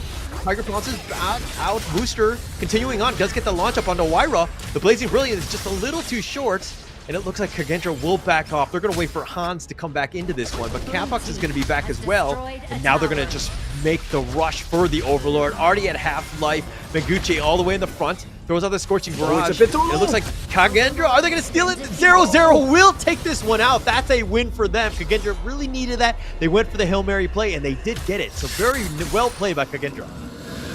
Yep, they recover, and not only that, they managed to protect the tier 3 as well. Now this is a swing of momentum. Once again, when the tier 3s are still up, you have a very healthy chance of that turnaround and that comeback. And KAGE making it work so far. We are close to the 17-minute mark, 3 minutes away from that Tempest Dragon. Oh my gosh, it's going to the distance, so to speak. All they need to do is survive. Kagendra, like, digging in deep. Again, this is what they wanted to have done, right? Making sure that they're trying to just give themselves a chance, right? Yes, they were behind. They're still behind, but they're making action happen. In that top lane, they do need to be careful. They did lose to top T3, but they want something in their return, which is looking to be the bottom T3 with all 5 members. Death at Sunset, they push them away. They scurry them away. They did get the T3. Very smart play. They've committed the Unbridled Outburst as well. Catbox is going to have to just back off. The Blazing Brilliance just pushing them away, and it looks like Kagendra will back off, taking that bottom T3.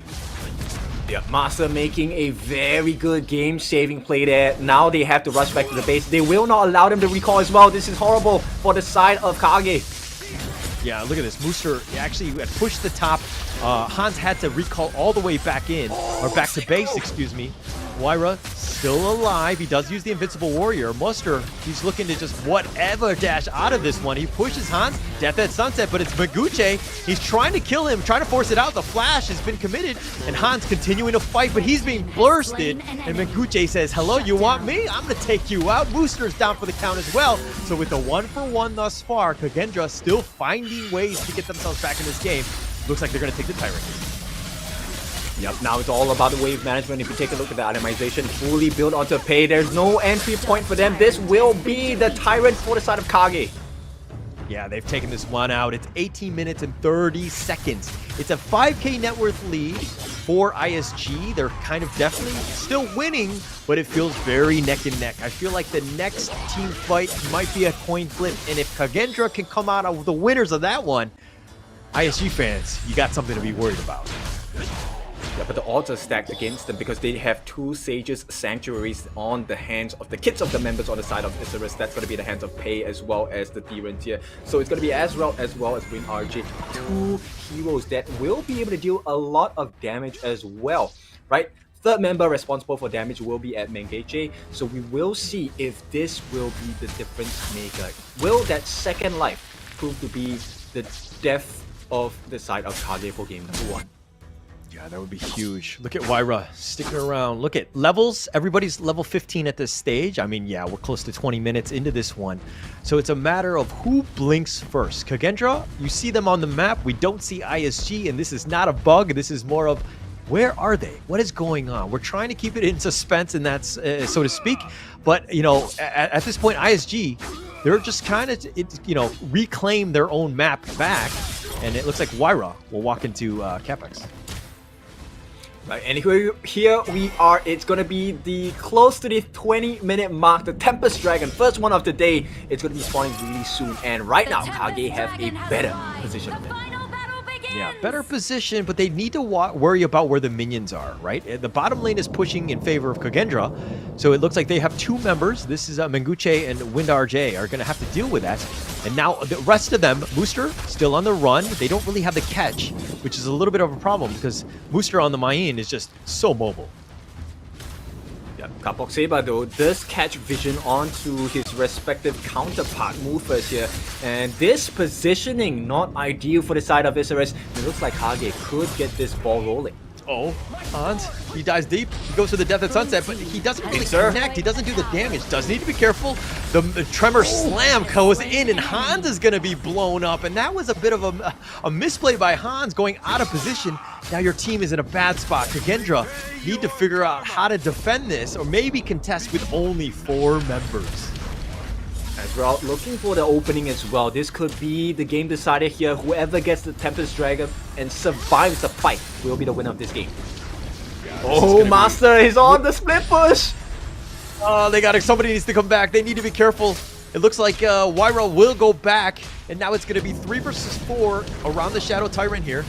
The Burst Ram, he's going to go for this one. The Mega Slam, the Unbridled Outburst is going to be used for Mover just to keep him alive. The Blazing Brilliance is burning him up, but Catbox is the one that actually goes back. That's going to be life number 1. The Resurrection, they do have him, and he's going to be immune, but no, Ezreal goes down. They're so low. Wyra continue to chase. He has the Invincible Warriors, and Catbox is down as well. Mooser now on the run, and Kagendra have found that opening. They've somehow held, and they're now up 2 heroes. They found this opening, and they want to push in the mid lane. Yep, they waited the whole game for this opportunity, and finally Ezreal is dead. They have the potential to take the Tempest Dragon if things don't work out, but it stands now. Kage, they see the light, they want to go forward as well. It'll be slowly slowed down, but that might be the end of the game here. Yeah, they might be the end. I mean, the minions have been slowed down, if anything. The Death at Sunset on Menguche, he's just trying to force it out with a Meteor Kill. He has the Blazing Brilliance, but it misses, and the base is open. Of course, the minions are now spawned. It's going to be difficult for them. Kagendra are trying to figure this one out. They had the one last catapult, and that one's going to go down, so they don't have the minions to deal with this. And now it looks like ISG have held, and they prolong the game a little bit longer. But do they go for the Shadow Tyrant here? Well, it's a mirror effect here because the Super Minions will be crashing down on top lane of Kage, as well as the Super Minions will be crashing down in the mid and the bot lane to the side of Isurus. Now it's all about the timing. Ezreal here looking to work on the Tempest Dragon. Where's the rest of them? They're trying. Kapok Saber, he will be the one to try and slow them down. There's not enough time maybe. Oh, the Shadow Tyrant already so low. Who's going to take this one out? Who can get it? And it looks like Israel will take this one out. But now that they're on the run, the Death at Sunset, Menguche flashes over the wall. It looks like Movers is going to be the first to fall. They've gotten him killed. Hans is continuing to fight. Wyra does get Wind RJ. That's most of the damage. They've got the double kill from Wyra. He's continuing to fight, and now ISG on the run, pushing the lane as fast as possible, trying to just buy a little bit more time, seeing as they've got 2 members down, but with Movers, down as well for another 30 seconds. ISG, what do they do here? It's a critical time, right? So they need to clear the waves, they need to put the pressure on the Kage. At this point, if you take a look at the top lane itself, Super Minions, yeah, sure, that's easy for them to deal with, or rather, that's a little bit of difficulty, but the Tempest Dragons coming in with the disruption, they could open the doors to start and break down and make the base barren for the side of Kage. Now, Kage, this is a very tall order for them at this point. It's 130 seconds before the next Tempest Dragons. Kage will do well for themselves to make sure they don't leave any openings at this point. Yeah, no openings here, but it looks like Kagendra have done a good job of just pushing out the lanes, making sure that nothing is really pushing. Yes, the top lane is vulnerable, and they do need to deal with the next one in the top lane, but if we're looking at what ISG have done, they've kind of gotten what they've wanted. In the sense, they've slowed the game down, they're starting to regroup and to take a proper team fight with the hopes that Kagendra gets spread too thin. Yeah, but 0-0 needs to make sure that he doesn't get caught. Yes, he does have the Sage's Sanctuary, but at this point, the damage coming out from ISG might be too much. Yeah, might be too much here. It looks like the Oceaneer just slowing things down. That is Destructive Deluge as well. But if we're looking in the mid lane, Wyra, Invincible Warrior or not, but this is a 4 versus 1. They do have the knockback. The Sunset, he just tries to get him. That's going to be life number 1. He's going to come back in. Ezreal's back up and at it. But Menguche is down for the count. That's a lot of damage. They need to be careful. Kagendra here. They found that opening. They do have 1 member down. 40 seconds, but they need to protect their base. The top lane is being pushed as well. And Hans will look to just kind of defend this one. Senko is in the bottom lane. And this is the problem. Kagendra, yes, they are getting kills, but they need to deal and protect their own base. Yep, so far, I mean, it feels like KAGE is the one with the more open base, even though there are 2 lanes of super minions marching down onto Isurus, and that speaks volumes about the damage that they're doing, right? So at this point, KAGE, they need to watch out. They have so many things they need to do. They need to clear the waves, they need to make sure they don't overstep their boundaries and get picked off as a straggler as well.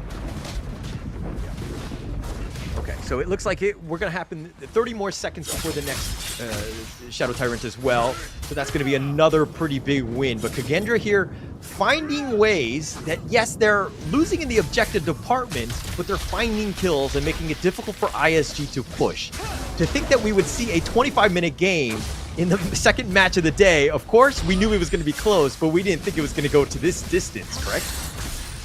Yep, I mean, at this point, I think the ideal understanding is that we would not have it any other way. KAGE and ISG, their fates are on the line. This has to be the one. We have to have a long game. And this is the second Tempest Dragon of the game itself. KAGE and ISG, their fates are on the line.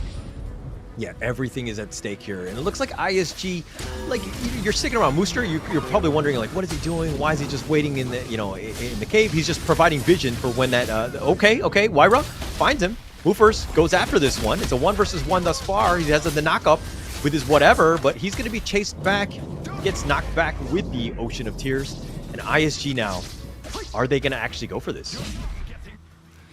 I doubt so, because at this point it's really up to Master. He needs to make sure he finds more than one person with the whatever as well to get serious.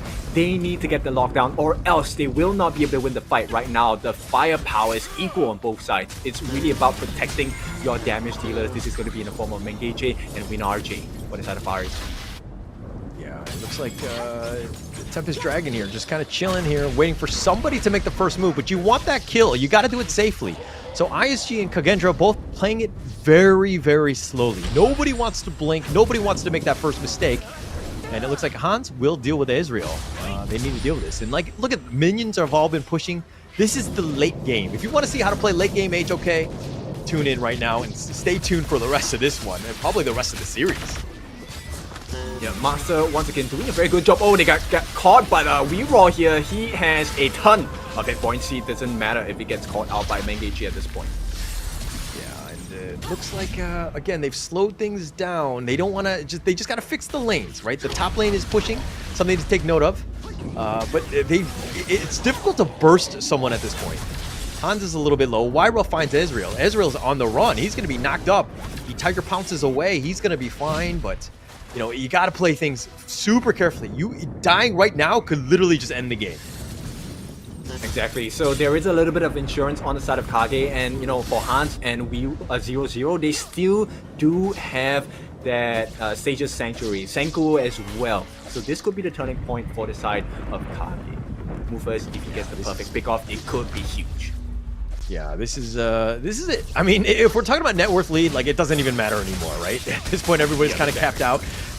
It's just a matter of the positioning and the correct calls, right? Getting that pick off would be huge. Finding that objective or that space is super important. But at the same time, you got to make sure that your lanes are not being pushed where you're potentially, you could just, be backdoored or whatever it is. You got to be careful. Yep. And at this point, Skydome, in the hands of Ezreal, he's going to have additional movement speed and damage reduction. And every time he gets a kill, it is refreshed. So they need to be very careful not to give the kills to Ezreal. If they have to give a kill, they have to give this someone else. Yeah, for sure. And I mean, it's like, again, nobody wants to make that first move. Everybody's super cautious. Like, it's one of those things where, how are we going to do this? What do we need to do? Like, we don't have the proper vision. We just got to fix the lanes. We just got to provide as much vision as possible. But Moosters finds Wyra, pulls him back with the whatever, and they don't actually have the control, so to speak. Very difficult situation for both teams. There's so many things they need to consider. I mean, ideally, you want to take out the jungler, right? That kind of helps you to secure the neutral objective a little better. And here we go. Oh, the Blazing Brilliance. Mengage putting down. Oh, they're doing a lot of damage. Unbridled Outburst, though. He just shrugs that one off. And yes, that's an ult committed. So I guess that's a win for ISG. But can they turn this into something here? They're looking and they're trying. 0-0 still clearing the lanes. They need to make sure that the wave management is good for them.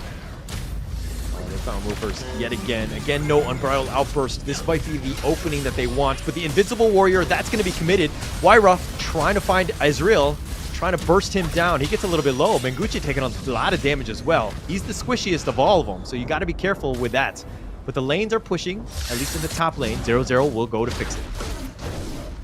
Well, Ezreal looking to try and sneak in and attempt with the Tempest Dragons, but once again, KAGE keep their eyes open, eyes peeled for the danger of the steal as well. Yeah, they're sticking around. They know this is the big objective. They cannot give it up. It's about half-life or so. It went back in, healed a bit. Catbox is around the corner. It looks like KAGE are looking to burst this one in. Go in for this one, but 0-0 does take this, and it looks like Ezreal's going to be down for the count as well, and KAGE, but the base, the minions are there. They need to deal with this one. It's so low. WindRJ is down for the count as well, and the minions are turning into winions. They just need to deal with the little lesser-known ones with the Mengucci. He's going to come back. He's going to use Blazing Brilliance. He's going to look to just keep him alive, but now Wyra is here, and Mengucci, he's going to stasis for now, but the base wide open. Mengucci's down for the count, and KAGE have done it. They dug deep, and they end up taking game 1. Yeah, KAGE now your winners of the first game of this best of 3 series. They will take the dub at this point, and it's well deserved. Playing the map just slightly better than their counterparts here. Isurus, they said they had the strategies, but it wasn't strong enough. Now, KAGE, I mean, what a game for them. It really takes a toll. This is a 30-minute plus game, and this is definitely going to be mentally exhausting, so I'm really sure the second game is going to be an even bigger banger at this point. Now, Holler, I think we have so many things we need to cover in this game. Now, I really like the late game potential of the draft so far. You could see Wyra was so hard to kill, and at that point, there's a lot of confusion, a lot of commitment required on the side of Isurus to at least burn Wyra down to half his health, and I think they capitalize off of that advantage really well on the side of KAGE. Yeah. They tried here. Okay, let me also go to your original point of ISG coming in and having this strategy. It's one of those things where even if you're playing chess, you have like an early to mid game strategy in mind, and you're playing it. But the late game, anything is fair game. Anything can happen. And you kind of saw that, right? Where, all they needed to do from KAGE was to get to that late game, to give themselves a chance, because they're like, hey, actually, it's all about strategy. It's about, communication at that point. We're able to do it. We know what we need to do. And KAGE played that one super smart, played it to the end, and that's what you want to see out of a team that's, potentially going to make it to the knockout stage. Exactly, the lane did so much work for the team there with the Death by Sunset, actually making sure he was always in the face of Mengucci. And if I was the Angela, I'll be honest, I'll be pissed, because that was a hard game to play. Every single Blazing Brilliance was, made ineffective simply because the lane was constantly in the face. Yeah, completely thwarted. And this is the problem with the Angela, is that generally speaking, you want to be static. You don't want to be moving around. And the just constantly harassing you and just forcing it out is just very difficult. But look at this net worth lead. The net worth by 0-0. 23K. I mean, WindRJ was 22, but nonetheless, it was 0-0 at 3-0 and 4. Flawless game, right? You got to give him the MVP, right?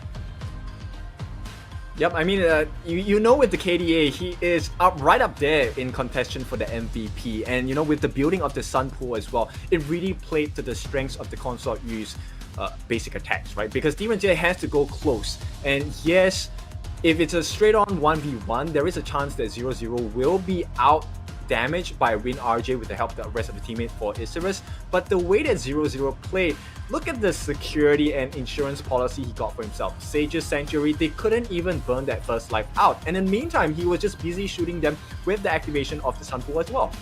So I'm pretty sure if you take a look at his damage, it's going to be insane. Oh, 185,000 damage dealt. My goodness, Holler. 0-0 is definitely up there. Look at Zeko.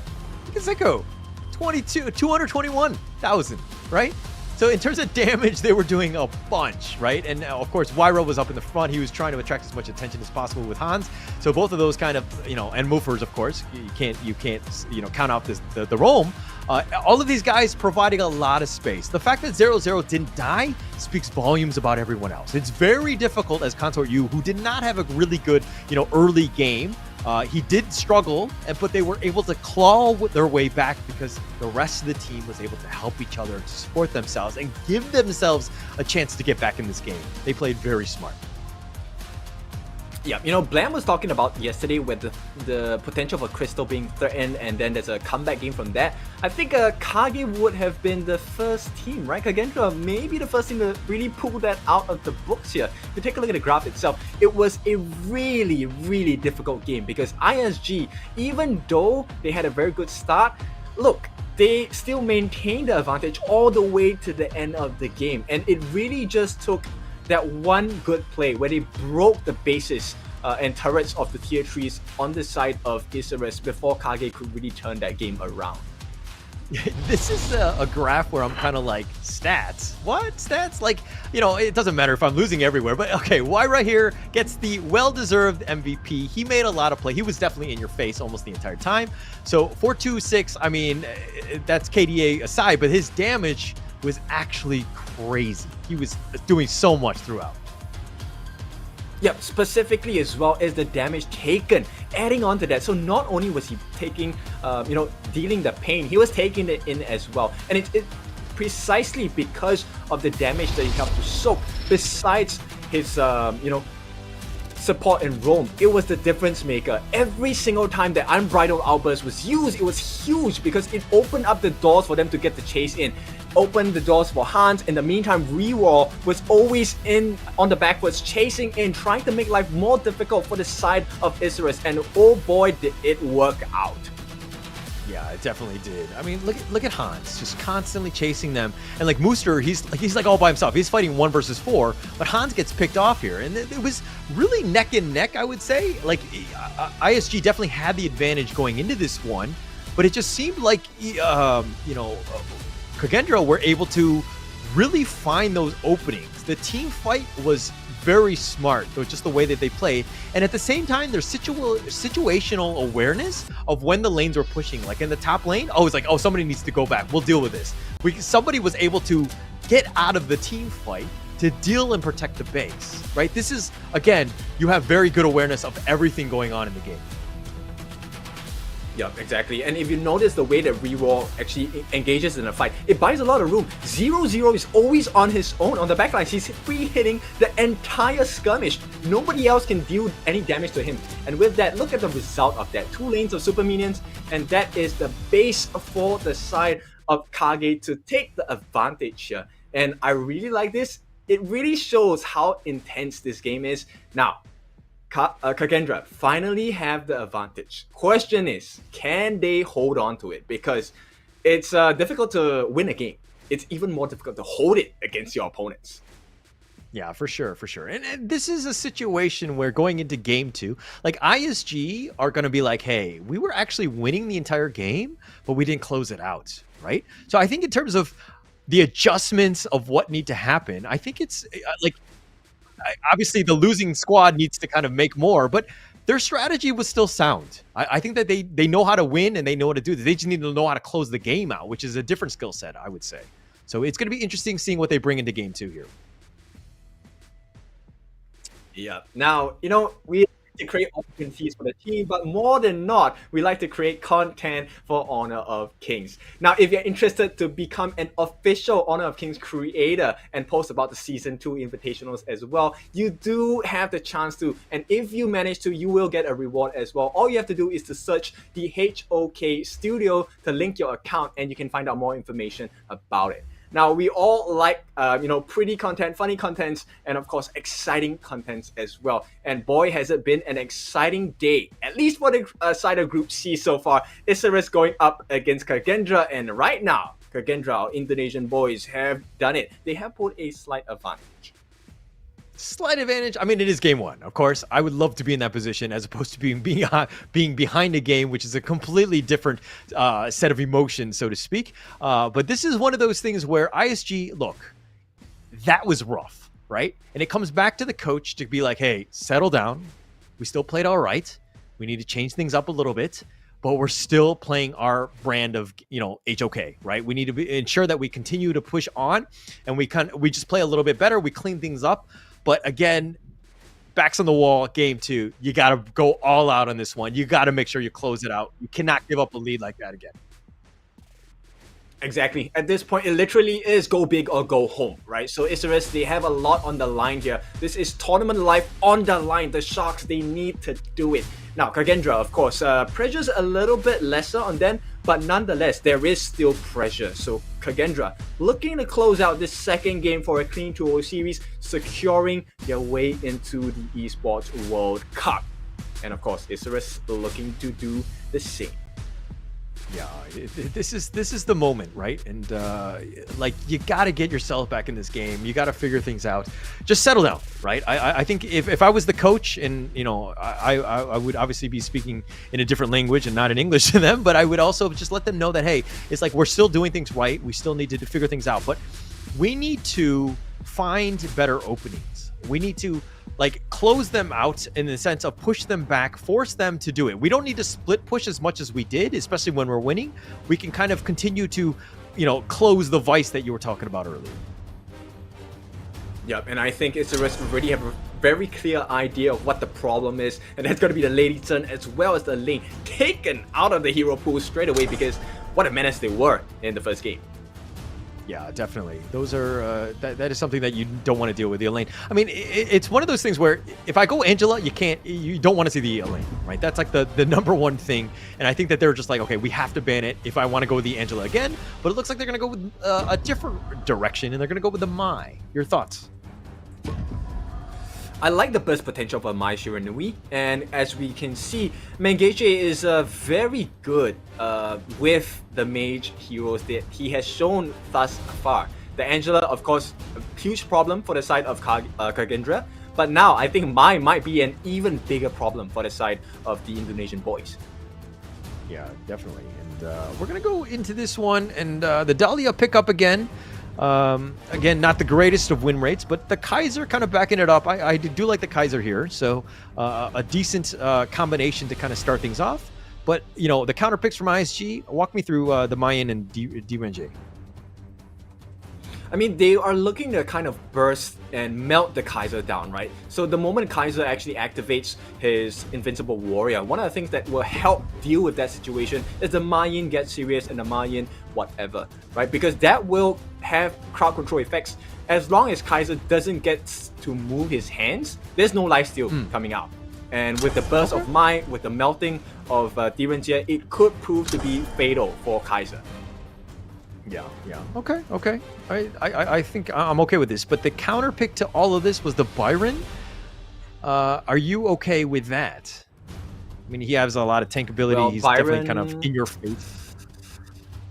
Yeah, the thing is, if Byron gets his passive proc, which is the Fearless Chariot, then yes, the moment he procs his ultimate, right, the Force Field Suppression, he is going to be quite the troublemaker. And especially if he's going to be going with the Flash, when he gets into the backlines, you can expect that the DRMY, Mr. Win RJ, will not live for long. Yeah, for sure.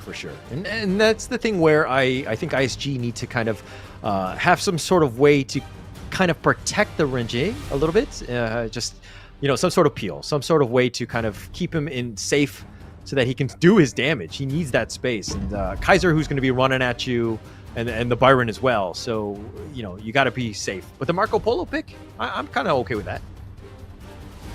Yep, exactly, because there's going to be a lot of room created by the Byron and Kaiser as well. And if you take a look at the bans, it makes a lot of sense, right? The fact that they've taken out Ming is because the synergy between DRMY and Ming is extremely potent.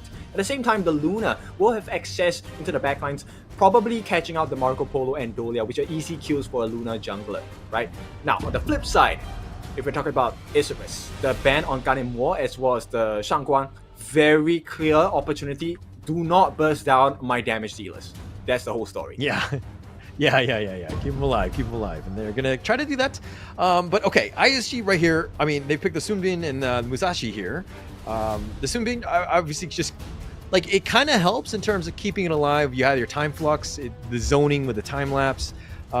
Just a little different than being something that's more of like a tank peel type roamer. So I'm okay with this, but ISG, they kind of are wanting to go fast and furious and just kind of burst people out, correct?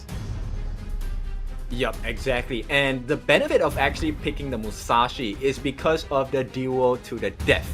Now, because when you're imperiled, you do not get healing stats. You do not get healed. And it is until the duration of the duel to the death ends do you get the heals again, once again, right? So this is a prime example of how to counter the KAGE. Now, the only question is, can he reach KAGE?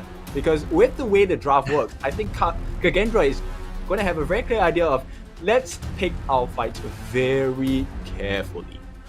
Yeah, it's going to be super important. And this is, of course, the second match, Game 2. So much at stake. ISG, they need to win to keep their tournament hopes alive. If they lose this, they are out. So again, there's just too much pressure here. But Kagendra have a chance to just make history, get themselves in that top 8, get them a chair, an opportunity into the EWC. So much at stake.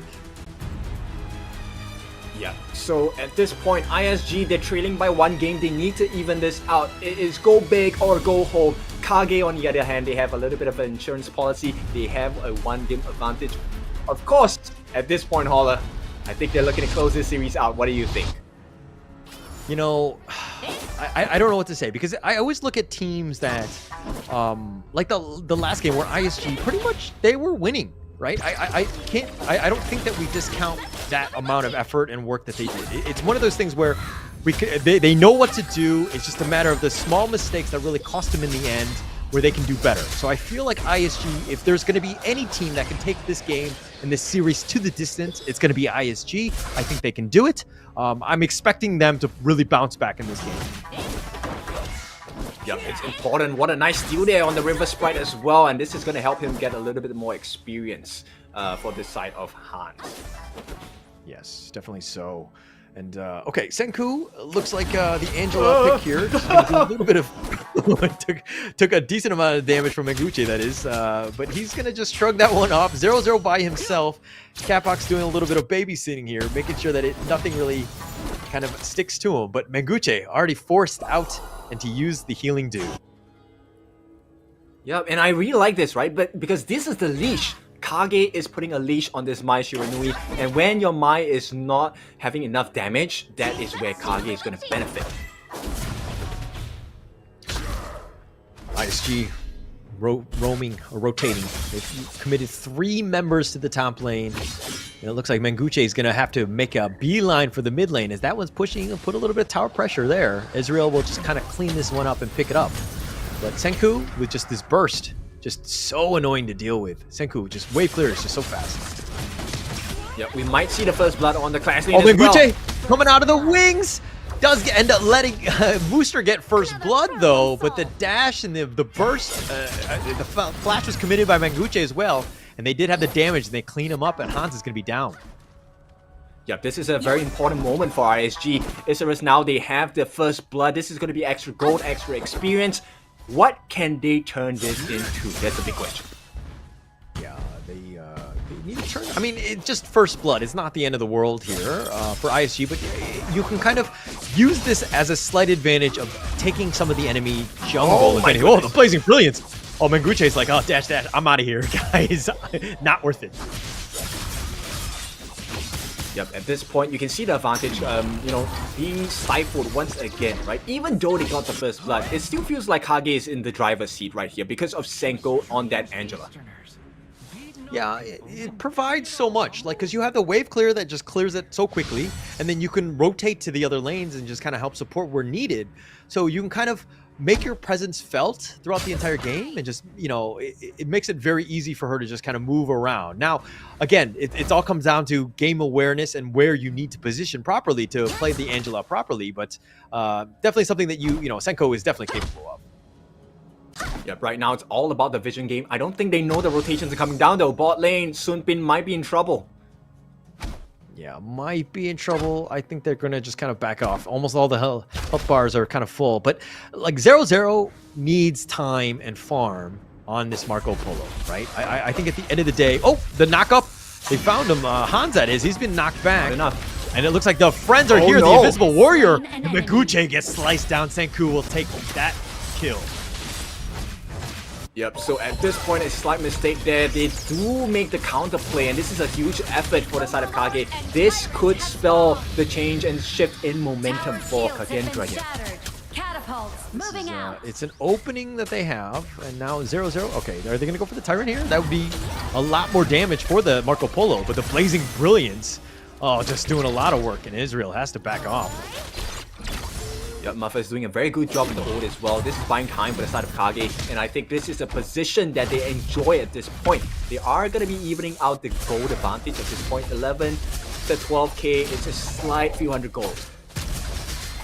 It's neck and neck. It's 50-50. I wouldn't say too much about it. It's more about who takes this one. Ezreal will secure the Tyrant here, and making sure that you do take that away from Kagendra, which is a bit of a win for them. ISG now need to kind of turn this into more. You have that damage boost, which is going to be great, but what else can you do?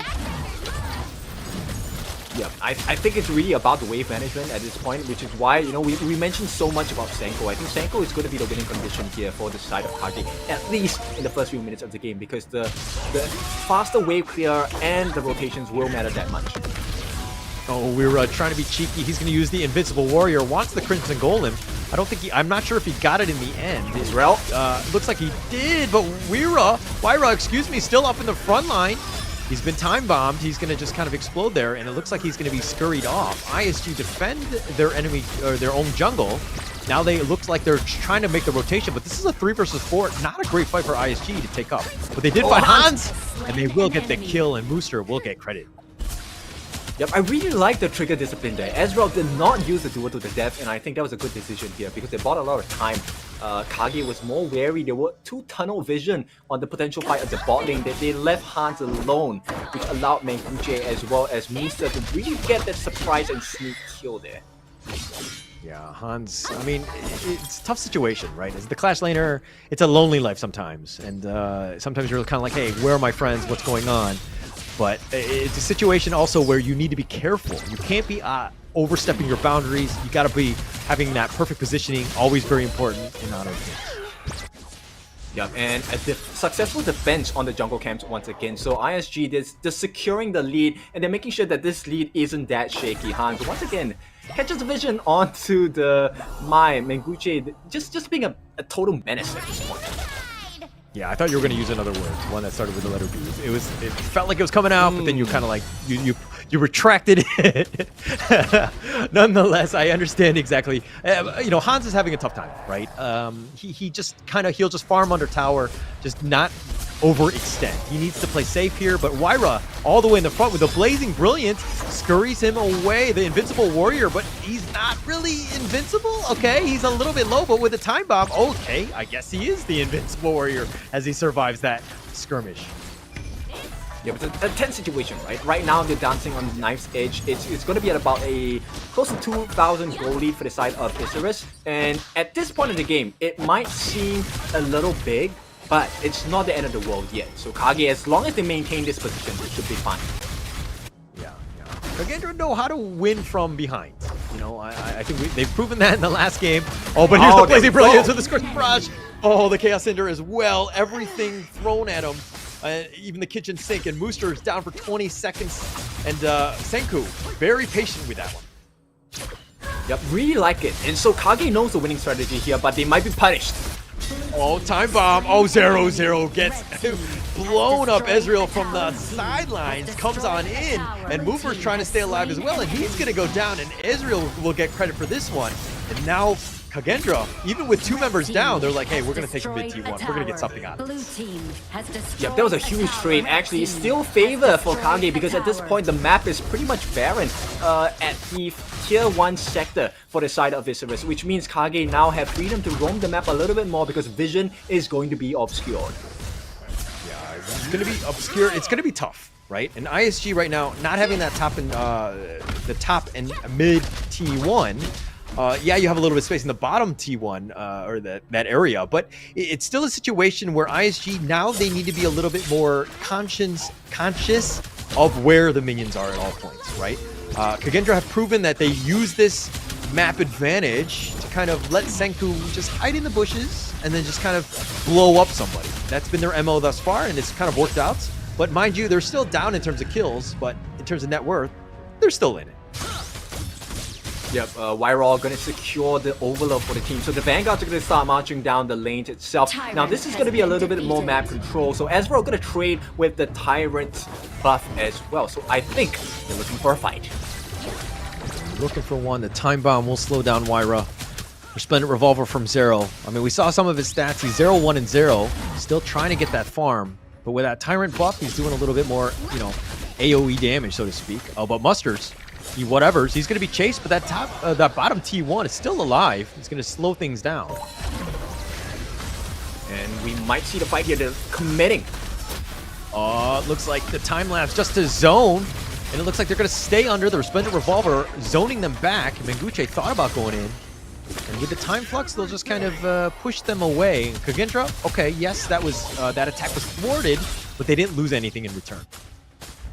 Yep, so still a benefit for the side of Kage at this point, and with the next 4 seconds time, you will see the Shadow Overlord get spawned as well. This is going to be a big objective, especially for the side of Kage. Yeah, that would be huge if they could take this one out. But Kagendra still, they're going to force the Tyrant first. We don't know where the members of ISG are. They do see this one. Wind RJ is definitely within the vicinity. He's doing a little bit of chip damage, but on the top side, or the mid side, oh, the time flux, we're going to back off for now. They don't want to overcommit. The time lapse creating a little bit of zoning. And it looks like they're going to take this one. Wyra will take this one, takes the Tyrant, and now they're looking to chase. Wyra's still up in front with the Invincible Warrior. He's going to back off, bring the time bomb to his friends, because that's what you do when you have the time bomb, at least in my ranking. Well, this is a good discipline coming out from Kage at this point, and you know, if ISG don't find a trade somehow, this is going to be disastrous for them because we are hitting the mid-game stride. Kage do have quite a bit of the items in the kit as well. Yeah, but they've caught back up. I mean, look at this net worth lead. It was like 2 or 3K in favor of ISG, but oh, here we go. Fever Barrage doing some damage, but Mooster, whatever's out of this one with the Resplendent Revolver. Oh, with the flash, and he does get the snipe out, and that's going to be the first kill for 0-0. We can call him 1-1-0 from now on. Right? That's right, for sure. Call him based on his KDA. Yeah, but at this point, I think they're looking for more there. They are not satisfied with just the kill. They want the buffs as well. Kage establishing dominance across the map, and you know, at this point, yes, they do have the primal bonds, so I don't think they're gonna go with the Shadow Overlord just yet. But the map is truly theirs at this point. Definitely theirs, and it's good to see the 0-0 pop off right there because they really needed that kill to make sure that they push it out. Look at how much space is being provided by that kill. Kagendra pushing the mid T2. The top T2 has already been taken out. 0-0 now focusing on that T3. The Blazing Brilliance, the time lapse will zone them away. They've already taken the mid T2. They've gotten what they've wanted, excuse me, and Kagendra will look to back off. But look at the bottom lane, all 3 towers still surviving. Yeah, that's fine because at this point, similar situation to game 1, right? If they have 2 lanes of super minions, what good is that going to do for the side of Isurus? So what if you have 1 lane? Yeah, true. But it's something that you need to deal with. Oh, but here's a surprise! Capix gets blown up. Senku again. Look, every time Senku's in a bush, he comes out, he gets a kill. He just surprises people. Exactly, and this is what you want to see, right, from Senko, especially from an Angela as well. This assassination style coming in. Kage, they definitely feel in the groove. They might be looking for more though. Oh, they want something. Mooster has made an appearance, but Hans is like, okay, you want to go? I can take you 1 versus 2. And his friends have arrived, and they're looking to push this bottom T1. They finally do get that one. And through it all, they're going to continue pushing Wyra all the way up in front, not scared. He's going to continue to just be that frontline tank for 0-0 to just do the damage. That's right, Kage have them in a chokehold at this point, and Isurus doesn't look like they will be able to break out of this chokehold just yet. Let's take a look at the replay here. They actually tried to go for it, but they were surprised with that brilliance, the blazing brilliance used by Senku really to maximum effect. Maximum effect. Capix is one of those things where, like, he got blown up so quickly, he's just like, all he could do was be like, hey, I found him. And just died. That's like he couldn't have done anything. He was just, you know, like, Senko on the Angela is just doing so much damage at this point. Yeah, Vanguard pressure. This is going to be the T3 on the top lane threatened, and it looks like there is nothing else they can do. Yeah, nothing much. Hans goes in for this one. He finds it. He feel like to Israel, chasing after him. Fourth strike and boom, slams it down. Israel up to the door. The Blazing Brilliance right on the Mooster. Left flash away into the mid lane now. They're going to go for this one. The roaming gun forward. That was aggressive, but 0-0 a little bit low. They need to be careful. T3 has been taken in the mid lane as well as the top. The bottom has been taken as well. The base is exploded. ISG now are like, what is going on? We're down 4K. Yep, when you can run, you can hide, but KAGE will still find you. They make the base barren on the side of Isurus, and at this point, it really looks like a matter of time before KAGE deals the final blow. KAGE right here, I mean, look, they know that, hey, we're not going to always win every game, or be winning, excuse me. But KAGE find ways to get to the mid game where they're very strong and they can kind of stabilize, understand what they need to do to get themselves in a winning position. Now they're in, they do have the knockup, the Invincible Warrior from Wyra all the way in the front, deals with Mooster, who chases him away, as well as the Blazing Brilliance. Again, they don't have a lane to deal with this like they, KAGE had last game. If they can't do much there, Menguchi doesn't have energy to get his skills up on as well, and this should be a tyrant in the hands of KAGE. This is a huge advantage right now. They might go for the steal here. They got to be careful here. The time bomb is going to be committed as well. They do have the zone, the resplendent revolt. Okay, they do get it. Senko will secure this one. They've gotten a tyrant, and now they're going to look to push the rest of the lanes. The top is something they need to be careful about.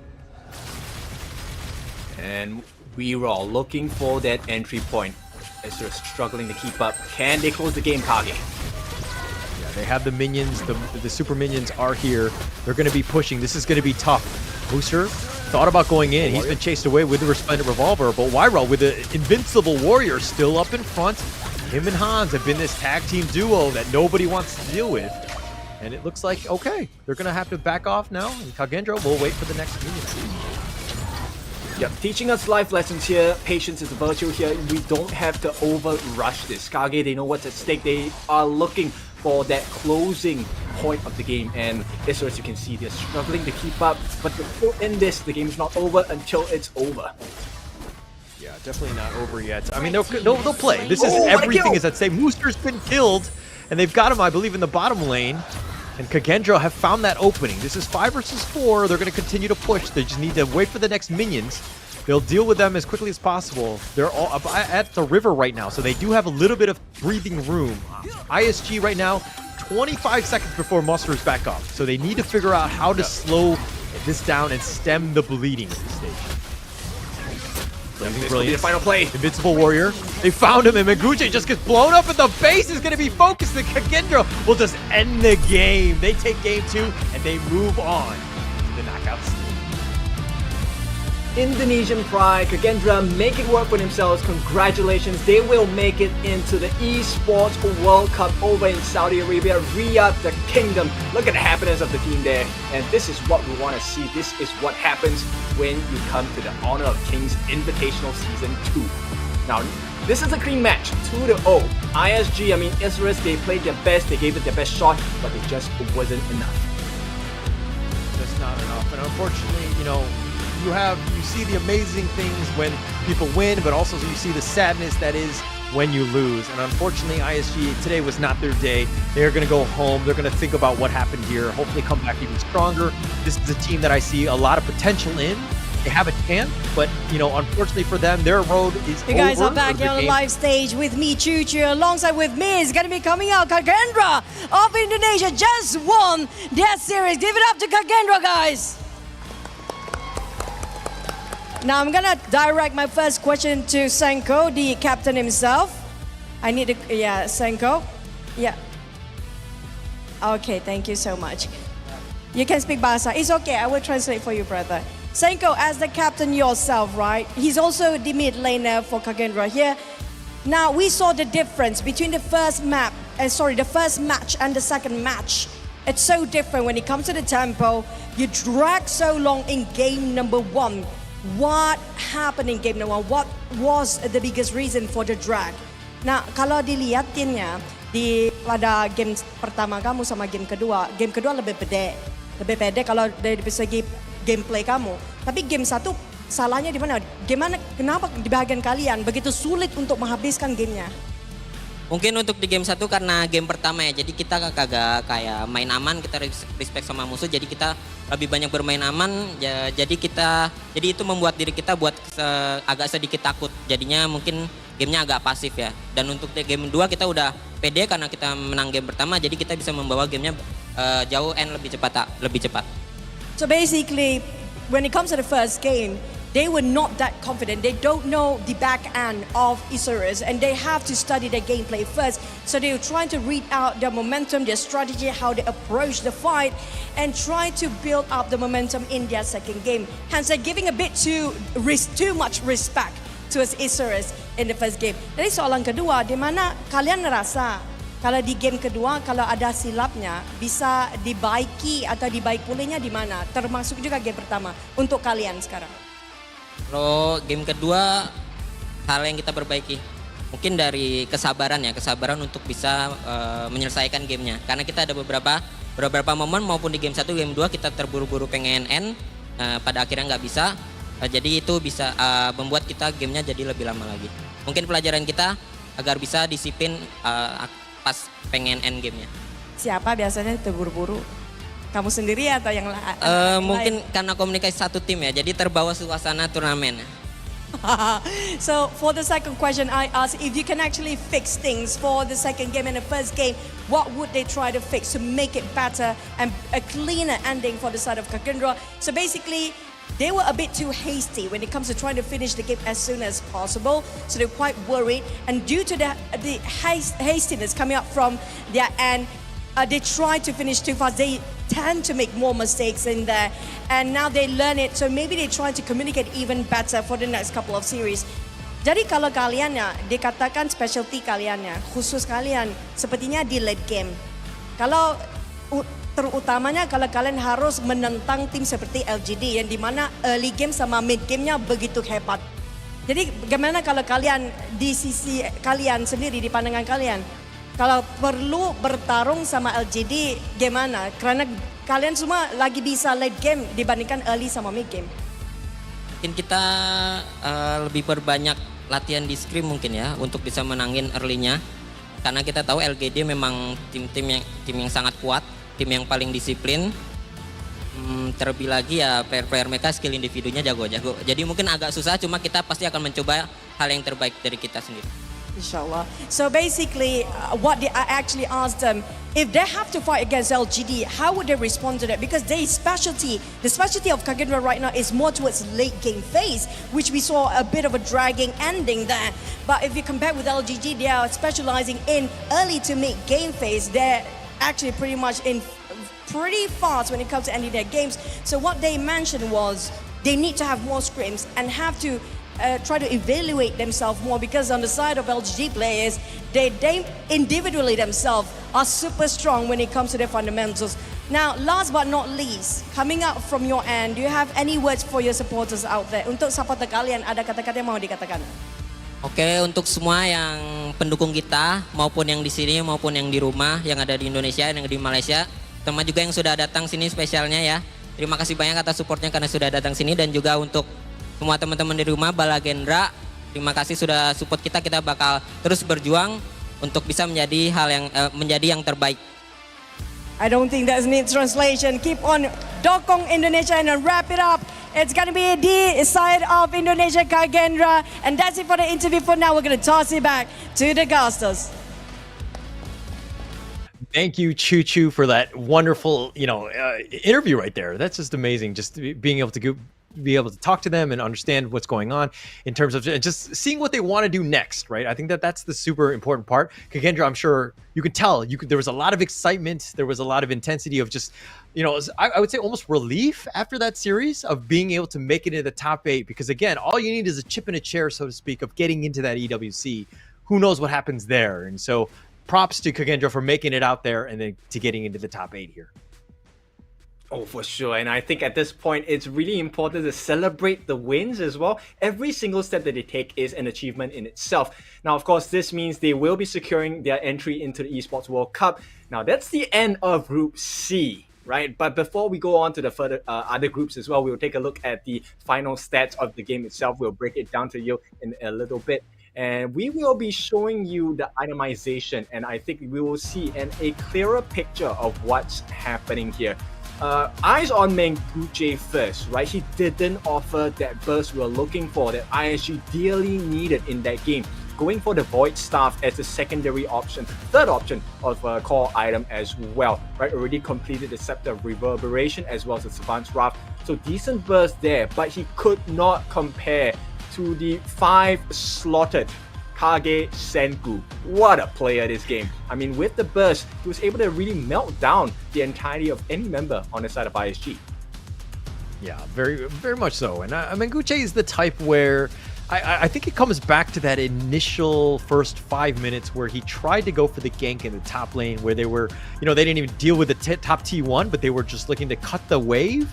But then they were trying to gank 2 versus 1, and then he died at that point, and that kind of slowed him down way too much. Menguche was not able to really make the impact that we normally see from him, so he kind of had a rough game. But not to take anything away from Senko, who was just like literally on fire almost this entire game. Yep, exactly. And now let's take a look at the other stats itself. Look at the damage dealt. I'm very sure. Oh, hang on. The damage dealt later on you will see. I think Senko should be the top of the table for his team here. And yes, it is 74.5 thousand damage dealt. And how do you not have that number when you are essentially the hot knife through butter for your team? Yeah. No, his positioning was great, right? He was so patient. There were times, again, he just waited in the bushes, and I think like lesser players, even like myself, who would have been like, I'm not doing anything, I'm not farming, I'm not, killing, so I need to just show myself and just kind of push the wave. But Senko was just like, no. I know if I just play this safe and just pretend like I'm not here, then eventually ISG will make a mistake. They'll get out of position, we'll be able to blow it up, and that kill will be worth more than any sort of push that I could do in the lane. So very patient player, very, very well played by Senko on that Angela. Yep, exactly. And to pair on to that, as we look at the graphs itself, 0-0 also doing a very good job here with the itemization. Take a look at that. They pulled their game from the depths, right? All the way from the bottom, and look at where we are. We are now all the way at the top. KAGE, what a game. 0-0 helping out the team as well. You know what? One of the things about the Marco Polo, it is a pretty mechanically intense hero as well. So the fact that he could get in, do the damage, get out safely without dying was one of the reasons why KAGE won so hard at the end of the game. He was almost fully itemized already, going in with the frigid charge as well, just for that extra slow and magic damage, at the same time survivability, and with his 2 main core items, Sparkforge Dagger as well as the Doomsday, it made the worlds different. Now, Holland, who's your MVP? Well, it looks like they're going to choose Senko, of course. Obviously, his ambushing, his Angela, the damage that he did was actually quite high. I mean, the damage taken very low because he didn't die a single time. He was 201. I mean, while the score doesn't seem very high, I think actually the KDA might have been a little higher than that, 201. Again, I need to check the math. I thought he had more kills than just 2, right? Especially with assists with just 1. No? Is that just well, he was playing the assassination style, so it doesn't matter, right? End of the day, it's about the result. So Senku really making so much work happen for the team. Let's take a look at the replay once it's going to be played, and here we go. Replay. Let's take a look at how this all went down. Mooster here doing so much. It was a good start for the side of ISG, and I thought they had a lot of potential. Take a look at this, but the huge turnaround came in this moment here. What a perfect catch. Yeah, perfect catch. And Menguche, that was the one where things started to go a little bit downhill for them. They did have a bit of a struggle. And again, look at Senko, just all the way in the back line. Now he's being jumped out by Mooster. And Mooster is chasing after him, but the rest of the team are like, I got you, fam. I'm going to defend you. I'm going to help you out, brother. And look at this. Another ambush. Just Senko, almost all the other times are just when he's hiding in that bushes. But, ISG, very good early game, right? They definitely put the test to Kagendra. Kagendra were able to respond in kind and figured out how to do this. And this is that nice play by 0-0, just chasing in the Resplendent Revolver with the flash to clean it up. Gets him in the game where 0-0 would largely been just farming throughout. And Senku would just get another blow up there. Just cleaning house when he needs to. Yeah, exactly. And at this point, right, the reason why KAGE won so hard is also because they're making so many good trades across the map, right? Either they take a structure, or they take a kill, or they take a neutral objective. And it's all these little traits that make the huge difference, allowing them to have such a monstrous finishing at the end of the game. So let's take a look at the tables now. Welcome to your finalists. This is going to be Team Secret and Kagendra that have qualified from Group C all the way into the Esports World Cup. Now, at the end of the day, we will have the finalization for Group D, which is going to be Impunity Esports and RRQ, looking to join the likes of the Malaysian counterparts on LGD Gaming as they make their attempt later tonight. But of course, we have another group that we have to keep our eyes on, and that is going to be a third game we will be looking at later today, and that's going to be Vivo Key Stars against Foot Esports. That's another banger. Yeah, that's going to be a banger, and that's going to kind of set up the stage for tomorrow's day 4. Of course, you know, that wouldn't the Vivo Key Stars Food Esports, that is still in Group A. That one is largely in flux, I would say. I think Team Vitality have a bit of an iron hold in terms of that lead, or at least top 2 at this point. But we're going to have to find out and see how things play out, because it's pretty much a rat race. You got to get top 2. You just got to make sure that you give yourself a chance to get into that knockout stage so that you have a chance for that Esports World Cup, which is around the corner, and there's so much at stake at this point.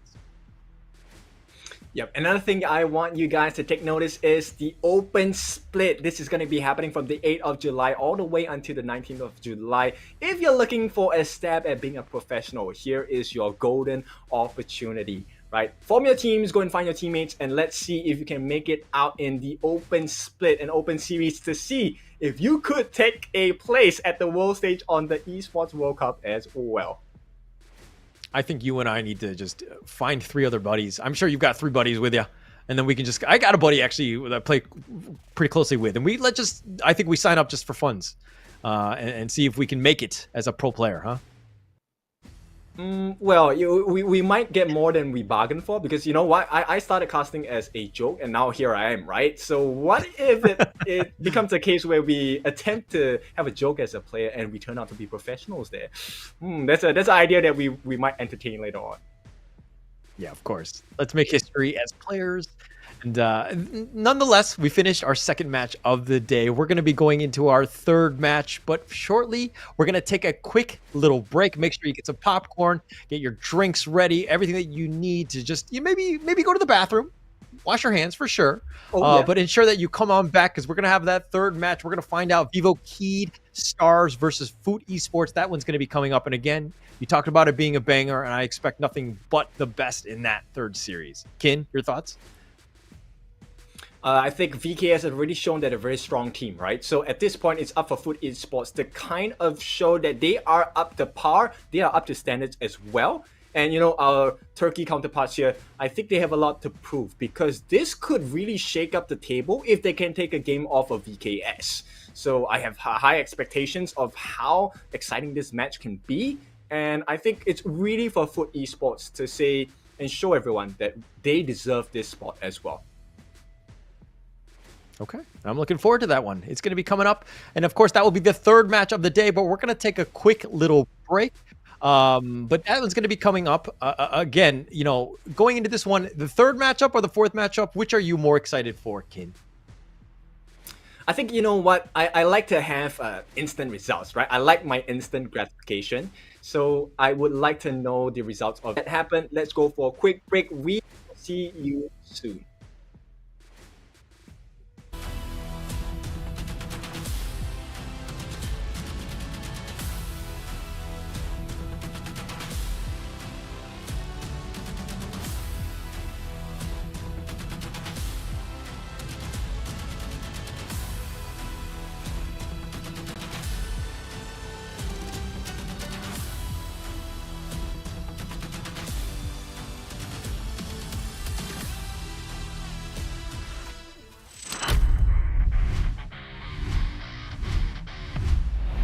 Welcome to day number 2 on All Things Invitational 2024 Season 2. Our group is 4 teams. I think they're strong, but I think we're stronger. We did some mistakes, but we will work on it and be better. One small mistake leads us to defeat. We can win every team if we play our draft and if we don't do mistakes. 我觉得我们能很顺利的成为小组第一。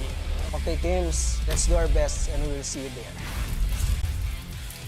我也希望能够把 KAGE run 上更大的舞台。 Match nanti lawan Isurus, kami sih udah ada persiapan dari draft. Lalu kan kemarin juga Isurus ada bermain melawan tim Secret. Kami juga udah mainnya dan kami rasa kami bisa sih lawan mereka. Cagendra, yo sé que ustedes les tienen miedo a Team Secret, mas nosotros le tienen que tener más, porque hoy ellos sangraron mucho. 不管是对手是谁，这个做好自己，去赢下每一场比赛。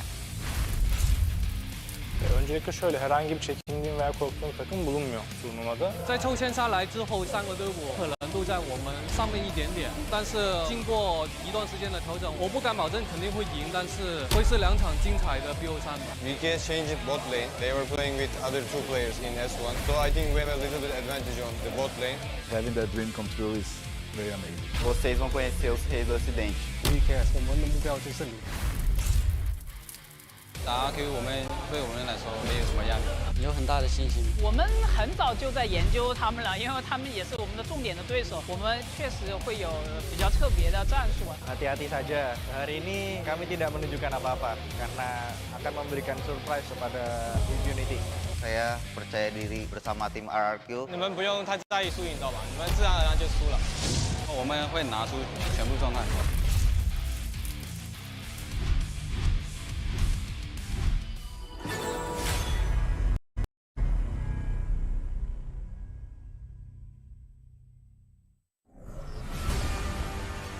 Through the ages, 2 opposing sides have fiercely battled for a power that granted them life, but cursed them with ruin. Wait! Oh, no, this story is too cliche. Maybe we can find inspiration from other stories. Hey, that might work. Got it.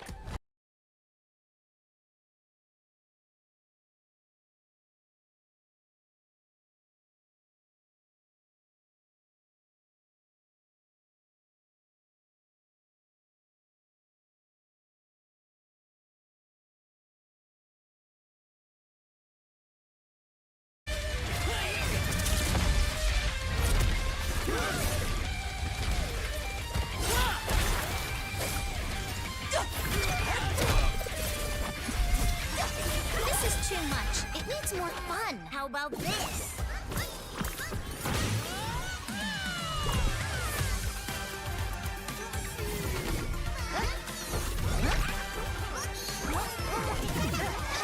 That's enough!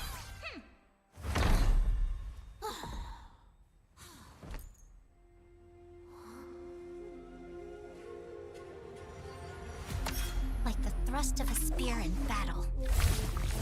No one can tell my story but I'm born me! this day, ay.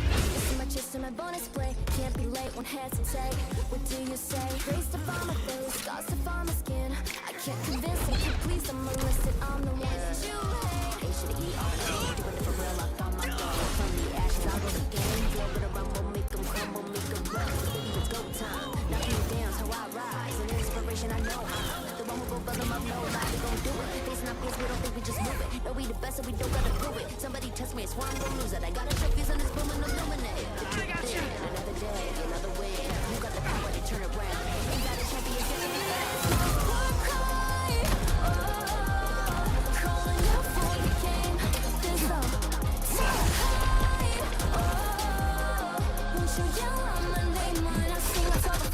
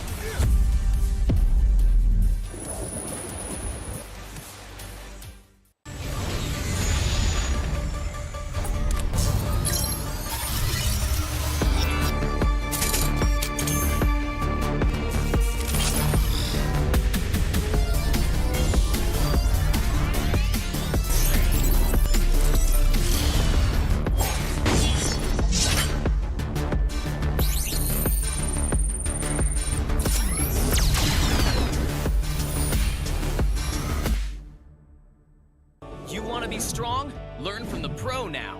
When you choose a long-range marksman to take down enemies in the distance, only to find the enemies constantly staying at the edge of your attack range. When you enthusiastically pick a high-burst mage, planning to crush the opponents, but the enemies keep sneaking outside your vision. The professional players have long been using the small tricks in their settings for smooth operations. Let's take a look at how the pros set up their game.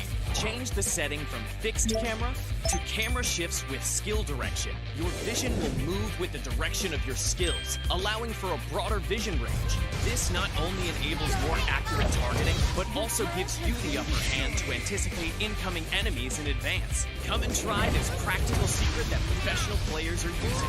Play like a pro to dominate the enemy team effortlessly. Learn from the pro. Learn more from Honor of Kings Global Esports.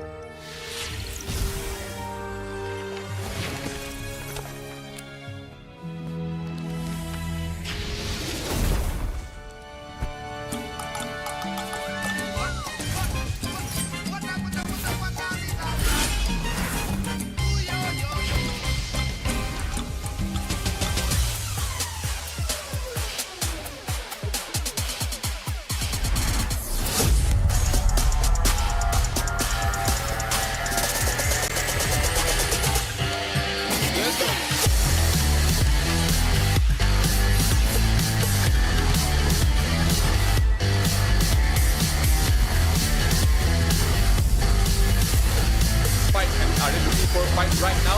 Danny going in the lead.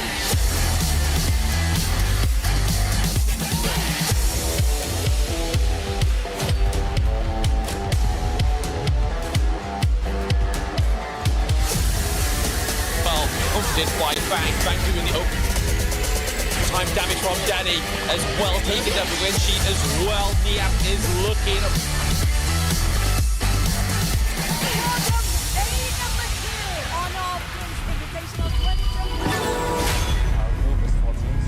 They're strong, but I think we're stronger. Hello and welcome back to the Honor of Kings Season 2 Invitational. My name is, of course, Holler, and with me is Kin, and we're going to be going into this third match. It's going to be Food Esports versus Vivo Keyed Stars. This is, of course, Group A. This is the group of death. We're going to see a lot of action on this one, and it'll probably close out tomorrow, but we're going to find out who's going to really be in that prime position to get in that top two, to have a chance to get into the knockout stage, and to get your seat into the EWC. Kin, your thoughts on this initial matchup here? It's going to be difficult, right? But it's going to be easier when you're using the Infinix GT20 Pro. Now, there's another benefit that comes with it. You actually get some lights and announcements when you use the phone. So if you want to show off your gaming skills and style, you can use the Infinix GT20 Pro. It has a Mecha Loop LED design, right? So it lights up every time you destroy an enemy in-game. So you can experience a gaming performance like no other than the Infinix GT Pro 20. Now, with that being said, let me throw it to you. What do you feel about where we are headed to after this, right? All of them are playing for one of the big things in this game. Yeah, of course. And I mean, everybody's playing for high stakes, right? It's going to be the Esports World Cup, getting yourselves into the top 8, which is the knockout stage. Basically, essentially top 2 of each of the groups. You have a chance to go to Riyadh in Saudi Arabia. That's going to be the Esports World Cup, the Honor of Kings Invitational Season 2. That's going to be there, and it's going to be pretty massive. Let's be honest. The stakes are so high, not only for this tournament, where you have, I think it's 300K USD, but also a much larger prize pool at the EWC. So there's, again, so much pressure on these players to make sure that they perform to get themselves at least a seat at the EWC. Yeah, for sure. So at that point, I mean, with the stakes so high, right now VKS, as well as their counterpart here, that is going to be Food Esports, they have a lot to think about, right? But not only think, they also have to execute it well. So like we mentioned earlier today, we have to take a look at the draft. That is what is, those are the tools that they're going to be given in order to use and try and conquer the Heroes Gorge and maybe make their journey a little bit easier into the top 8 position of the group. Yeah, and again, this is one of those things where Foodie Sports from Turkey, Vivo Kid Stars from Brazil. I had high expectations for Vivo Kid Stars. I mean, they beat Boom 2-1. They're the current second place team right now. But they felt a little shaky, at least in that series against Boom. But again, this is one of those things where can they really shine? Foodie Sports played up against Vitality, who we've seen is to be a strong team. So it's one of those moments where what Foodie Sports is going to show up for this third match of the day. Well, I mean, if you take a look at it, I think Team Vitality is a very strong team. But as of now, I think VKS really edges them out. So if you're talking about the statistics itself, it's a difficult mountain to climb for Food Esports. But like any esports team, any esports competition, anything can happen. So I'm rooting for Food Esports to maybe look at pulling an upset against VKS. Now, with that being said, let's take a look at the players of VKS. They're going to be represented by the 5 heroes here, Nyap, Danny, One Caesar, as well as Maynard. Now, we've already seen these names in the games yesterday, and now Danny, one of the main all-star players of Vivo Key Start, but they're all star-studded players nonetheless. But Danny made one of the biggest impacts yesterday. So they will be putting up fight against their competition, which is going to be coming up very soon. All right, and this one's going to be Food Esports. We're going to see Void, Atix, Snape, Lost, and Rega. All of these teams are these players, from Food Esports, the Turkish team.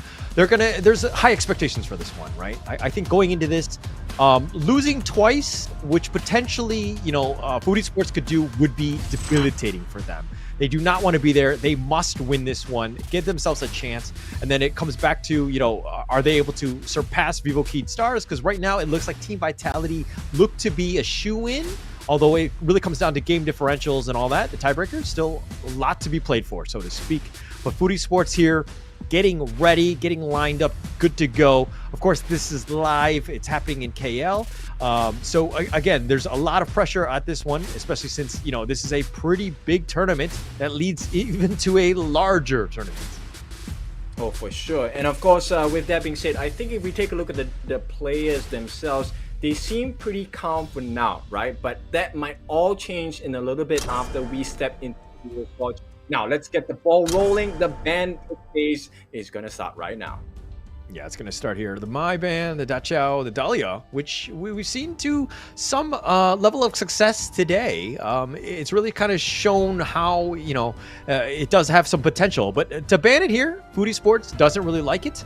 And they're going to ban this one here. But what about the My and the Dachau, which, again, I think there's a lot of mobility plays that the team can do. So Vivo Key Star is looking to ban that one here. But I know. What are your thoughts on this one? I think it's a pretty standard ban, right? These are very usual bans we've seen from day one of the competition. And of course, Haino are now going to be the first pick for Nyap. And I think we've already seen the potency of a good Haino, right? So at this point, the ball is in the court of Food Esports. Can they deal enough burst damage to get rid of this massive, massive hero? Yeah, it's going to be difficult. I think it's...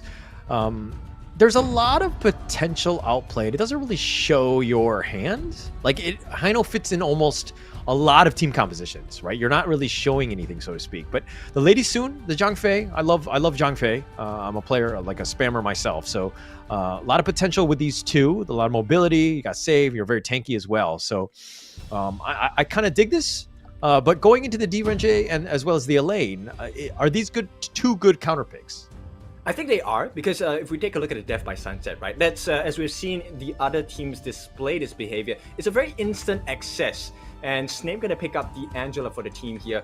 Now, one thing I will like to put it out there, Lady Soon has a very long reach. There's long arms for you, right? Now, in comparison to Direntia, who doesn't have as much of a range, it requires a little bit of repositioning from Direntia to go in and get the fight against Lady Soon. So at this point, it really is who has their door open, who makes it easier for their farm lane to access and deal damage to their opponents. That's the big question here. Okay. And I like the fact that Food Esports came in with a strategy in mind, right? In the sense that, if we'll pick the lane, we'll first, second pick it. going into this draft, but we'll also have the Angela, which is a bit of a counter for the Angela because the lane just death as sunsets on top of her and blows her up. But if you picked up both, then you've got a lot more opportunities, right? So I see a lot of potential mobility burst plays with Angela kind of just providing fire support from the back. But you do need to kind of round this out because you do need somebody where, you know, a frontliner that can kind of help a lane get in and out where he wants. Yeah, exactly. So this can come in the form of a healer, this can come in the form of a tank, but I think a tank makes much more sense here. Now, if you look at the final bans, Musashi and the Jing as well, very good bans because they don't want the instant access. Musashi, duel to the death, it's a instant I go to you button, right? And that is going to be very dangerous for Seiza on this Lady Sun. Likewise for Jing, it's once the mirror domain is open, there is free reign within that entire range itself to reach any target.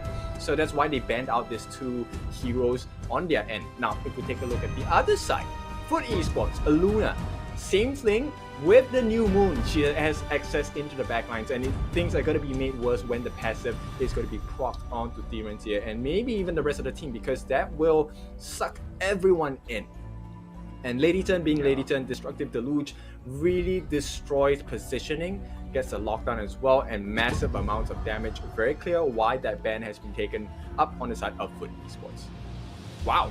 And soon, okay. Gan and Mo, Guan Yu, both of them picked out right there in response to the Sunbin, right? Sunbin, you know what, 15th most picked only 5 times, but has a 40% win rate. We just saw in the last game where, you know, the team lost, didn't have such a great time, and that was with Isurus there. But Sunbin, you know, what are your, why would they pick this before the Gan and Mo and the Guan Yu? I'm just trying to think, like, understand the thought process here.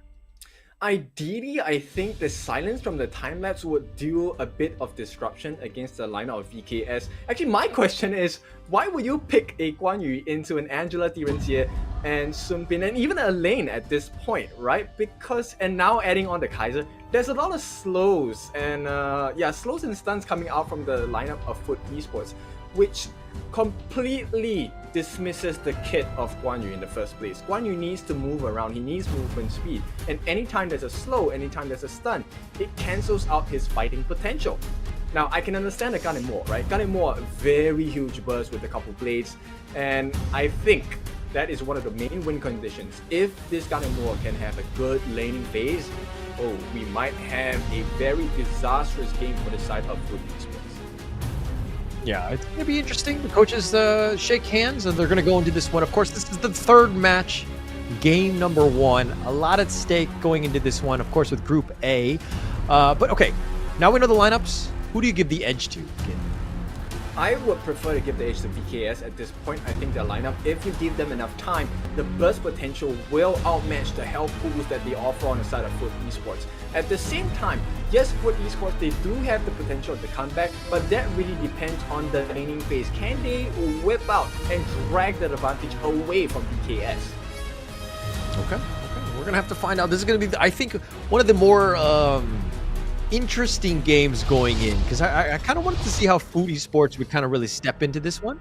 This is one of those moments where, you know, the true test of a team. Like, again, I think we've only seen both of these teams play a single game each. So going into this one, super important to see how this team can really just like live up to the international stage. Yep. So at this point, looking at it, I think the wave clear slightly lesser for the side of the Gan and Mo, which is the reason why, because you have to aim her skills, right? Couple blades, unless you're right in front of the target, it doesn't hit that accurately. Yeah. Okay. All right. Foot Esports looking to just prioritize the bottom lane. Ryuga all the way in the front. Just kind of zoning out as much as possible, but this is just for the spiked Horntail. They're going to take this one, the Spike Beast, that is. They will take this one, but okay. The Gan and Mo versus the Angela. Who do you give the edge to in this mid lane here? Well, I think if they can get that Scepter Reverberation first, whoever gets it first will have the advantage in lane because the wave clear will be much faster. Okay. So now in the top lane, we're going to go Guan Yu, and it looks like Void on the run. He's going to be chased down. A couple extra shots. Couple daggers thrown his way. Not really going to hit one on that one. With a couple blades, one will make his way back into the mid lane as the minions are now pushing there. Snape and Atix kind of sticking around. Donnie will just kind of force this issue. I mean, he does have Fate Rewind if he wants to go, so he's going to happily trade.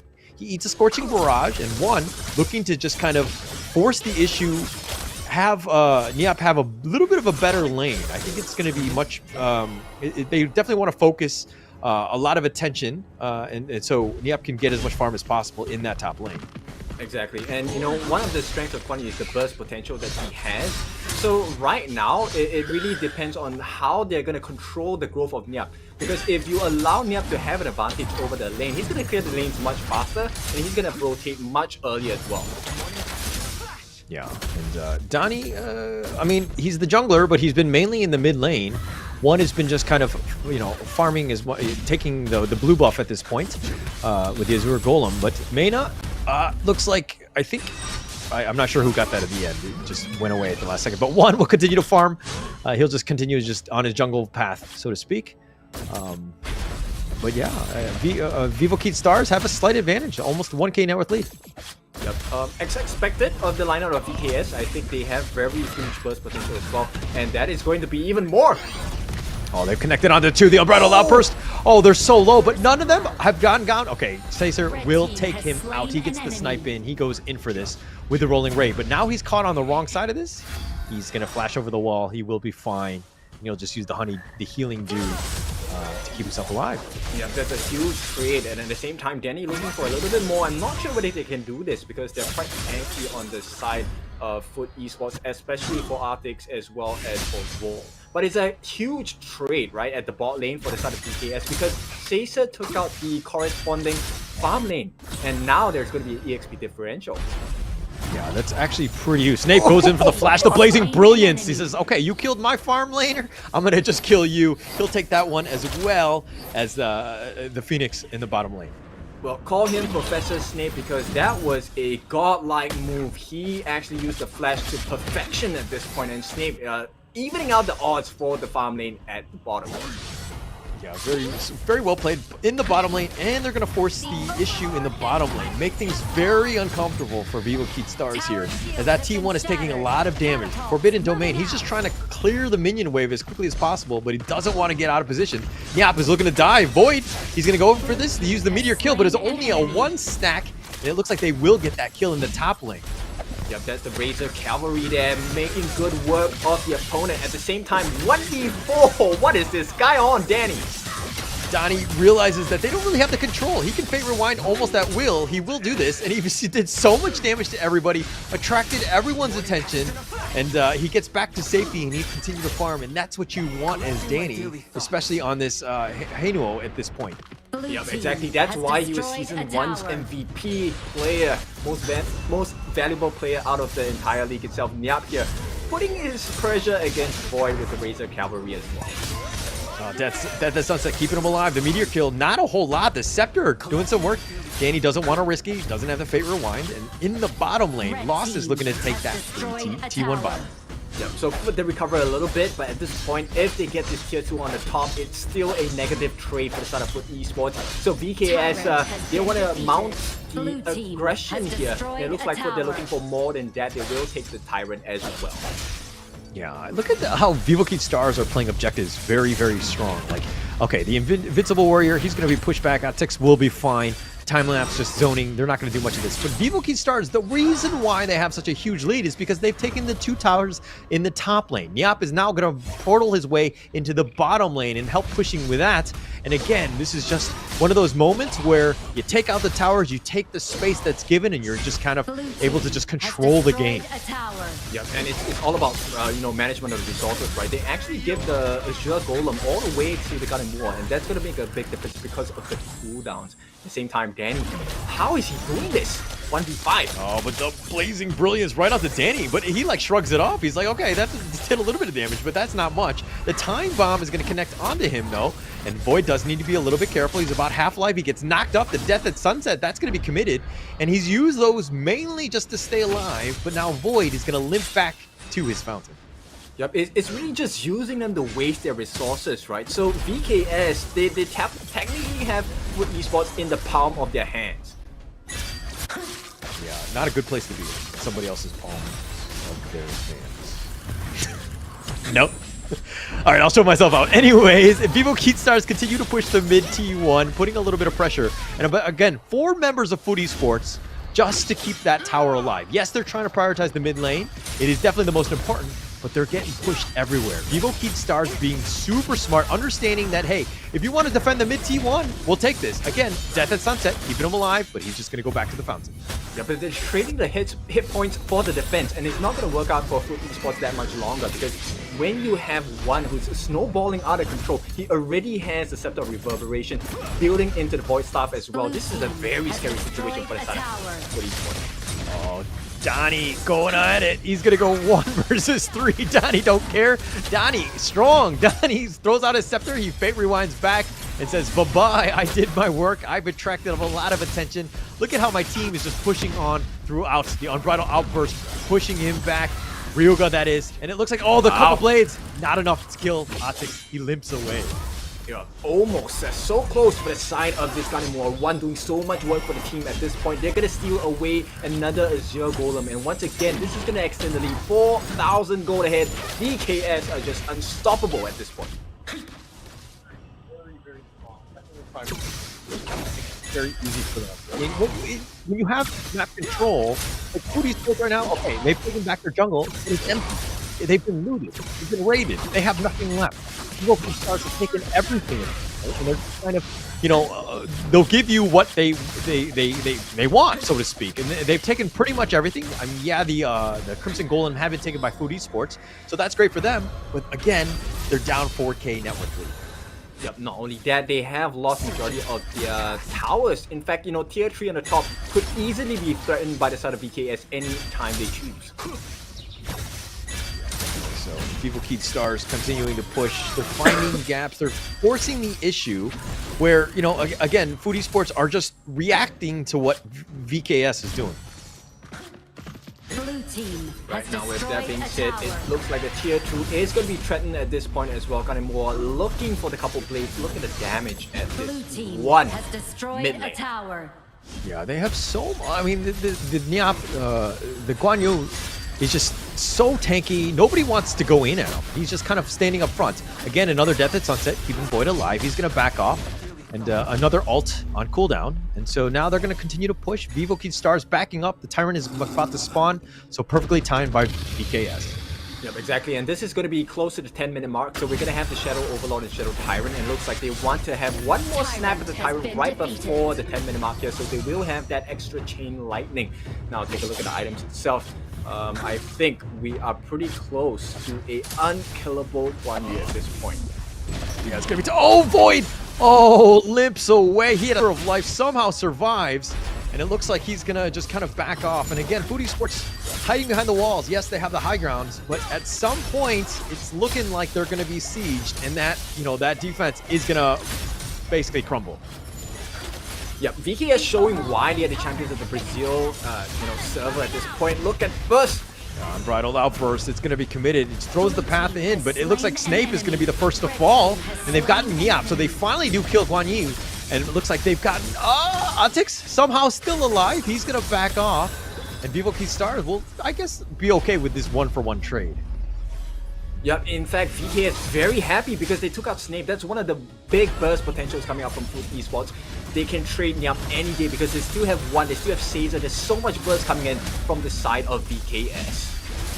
Yeah, and the level differential is starting to add up, right? Donnie's 14, Atix is 12. This is going to be pretty huge for him. They've kind of controlled the game. They've played this very well in terms of objectively.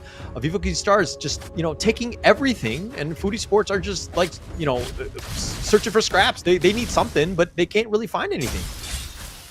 Yep. And this is the benefits of the early game, right? The early game lead that VKS have done for themselves. Now they're freshly, you know, rewarded for it, and handsomely as well. And down here, Danny showing off the advantage they have. He is looking like he's ready for a 1v5 any time of the day. Yeah, he took the Azure Golem down. He did get the buff. So 1 versus 5, and Food Esports really, they can't deal with this Danny Heino. He's just on point. He's just doing so much harass. He has a lot of damage. Danny, like, throwing out the scepter. Food Esports, man, they are struggling. Yep, if you take a look at the hit that Danny landed onto Lost, that was about 1/4 of his health gone. And they're just looking for an opening. BKS here, searching for that perfect opportunity. Perfect opportunity. They got Snape, and that's going to be a huge start. A lot of the damage has been mitigated already, but Void is down for the count. Now they're on the run. Ryoga trying to get to the fountain, trying to heal up, but they give up at this point. It looks like the T3 is going to be taken. No, they're ran out of minions. So it looks like they're going to maybe do a little bit of chip damage onto that base. Danny's going to back off. The time bomb slows it down. They eventually get the mid T3. Danny's still up in front. He is not scared. He takes the time bomb to the face. He's going to be focused, and it looks like they do have the damage. He rewinds, but he actually goes forward, and Danny will finally fall. But they did get Ryuga, and now the base wide open. The minions are here. Tix gets coupled blade. He's going to barely survive. He gets back to the fountain, but the base and the Blazing Brilliance slowing things down. The minions are in the back. The Invincible Warrior, Otix, is still alive, and somehow Foodie Sports hold, at least for now. Yep, it's a big question mark, right? How did they hold it? At this point, BKS, the monsters with the damage they're able to deal at this point. One as well as Caesar, free hitting the entire duration of the match itself. And every single time one has pressed Reforge up, you can expect that one of the members on the side of Foot Esports will take a fall 6 feet below. That's not a good place to be, if I'm going to be honest. Foot Esports here trying to maybe potentially steal this Overlord, but it's been scouted out. They do need to be a bit careful of how they proceed on this one. And one is going to show up, and he will take the steal, and one says, no, you don't even get that, and they'll kill Otix. Oh, they've taken everything. BKS playing this one perfectly. Yep, they take a giant step forward. This is looking like a step towards the grand of the top 8 for EWC, and it looks like BKS will not be denied at this point. Yeah, that would be unfortunate. There would be less drama going into day 4 tomorrow if BKS were to take this one out, but it looks like Danny going in for this one, continuing to be this menace, so to speak. The death at sunset, yeah, connects on a 4. He does get the pick off. Taser's down, but now Void might have been left for dead. He gets charged back. He gets put away, and Void is down 6 feet under, as you were talking. And it looks like the Drake is going to push the mid lane. The Crystal is under siege at this point. There's just so much damage. Otix just trying to deal with the minions. Is he able to do this? The Blazing Brilliance is going to be committed, pushing it out, forcing it out. The Searing Barrage as well. And it looks like they've gotten him in the front. He gets pushed back. The Fate Rewind keeping him alive.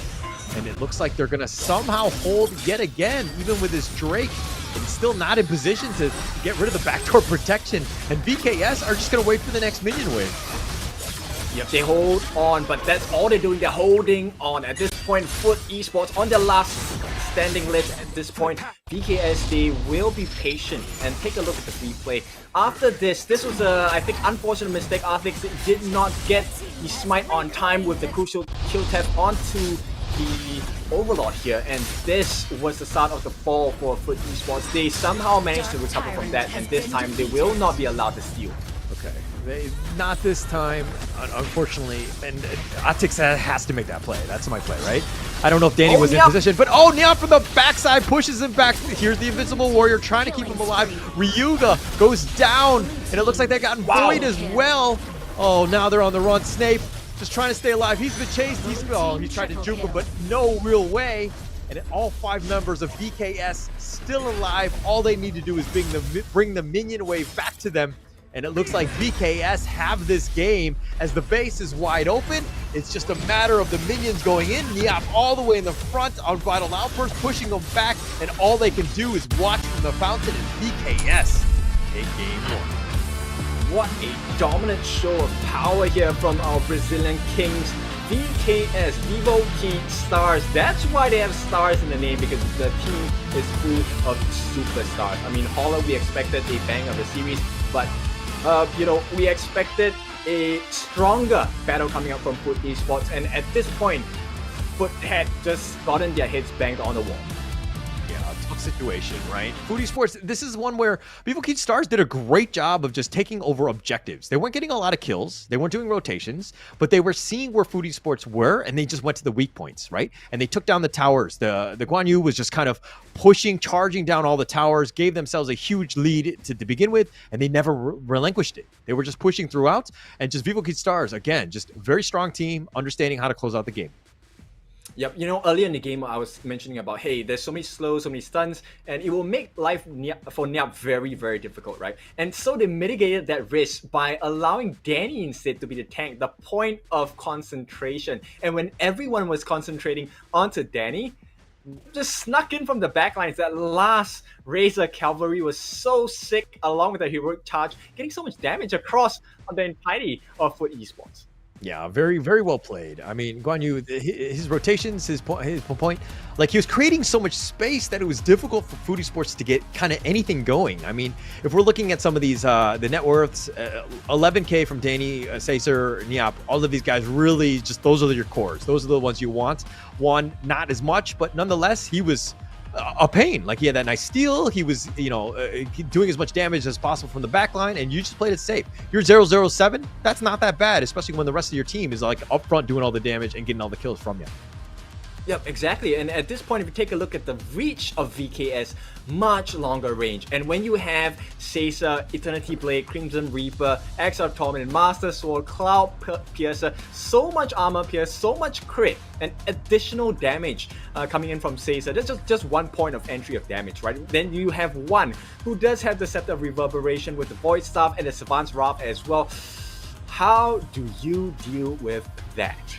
Yeah, I don't know, to be honest. And if we look at the next part, I mean, Danny, you know, kind of sticks out to me in terms of the damage taken, right? Because he was up front fighting 1 versus 4, 1 versus 5. Danny don't care. Danny continues on. Danny's going to do some damage. And he was second in terms of his team and in terms of doing damage as well. So Danny just had some serious impact throughout. Like, again, we'll go to the MVP and think that but in my eyes, I feel like the MVP could have gone to almost anybody on Vivo Keat Stars.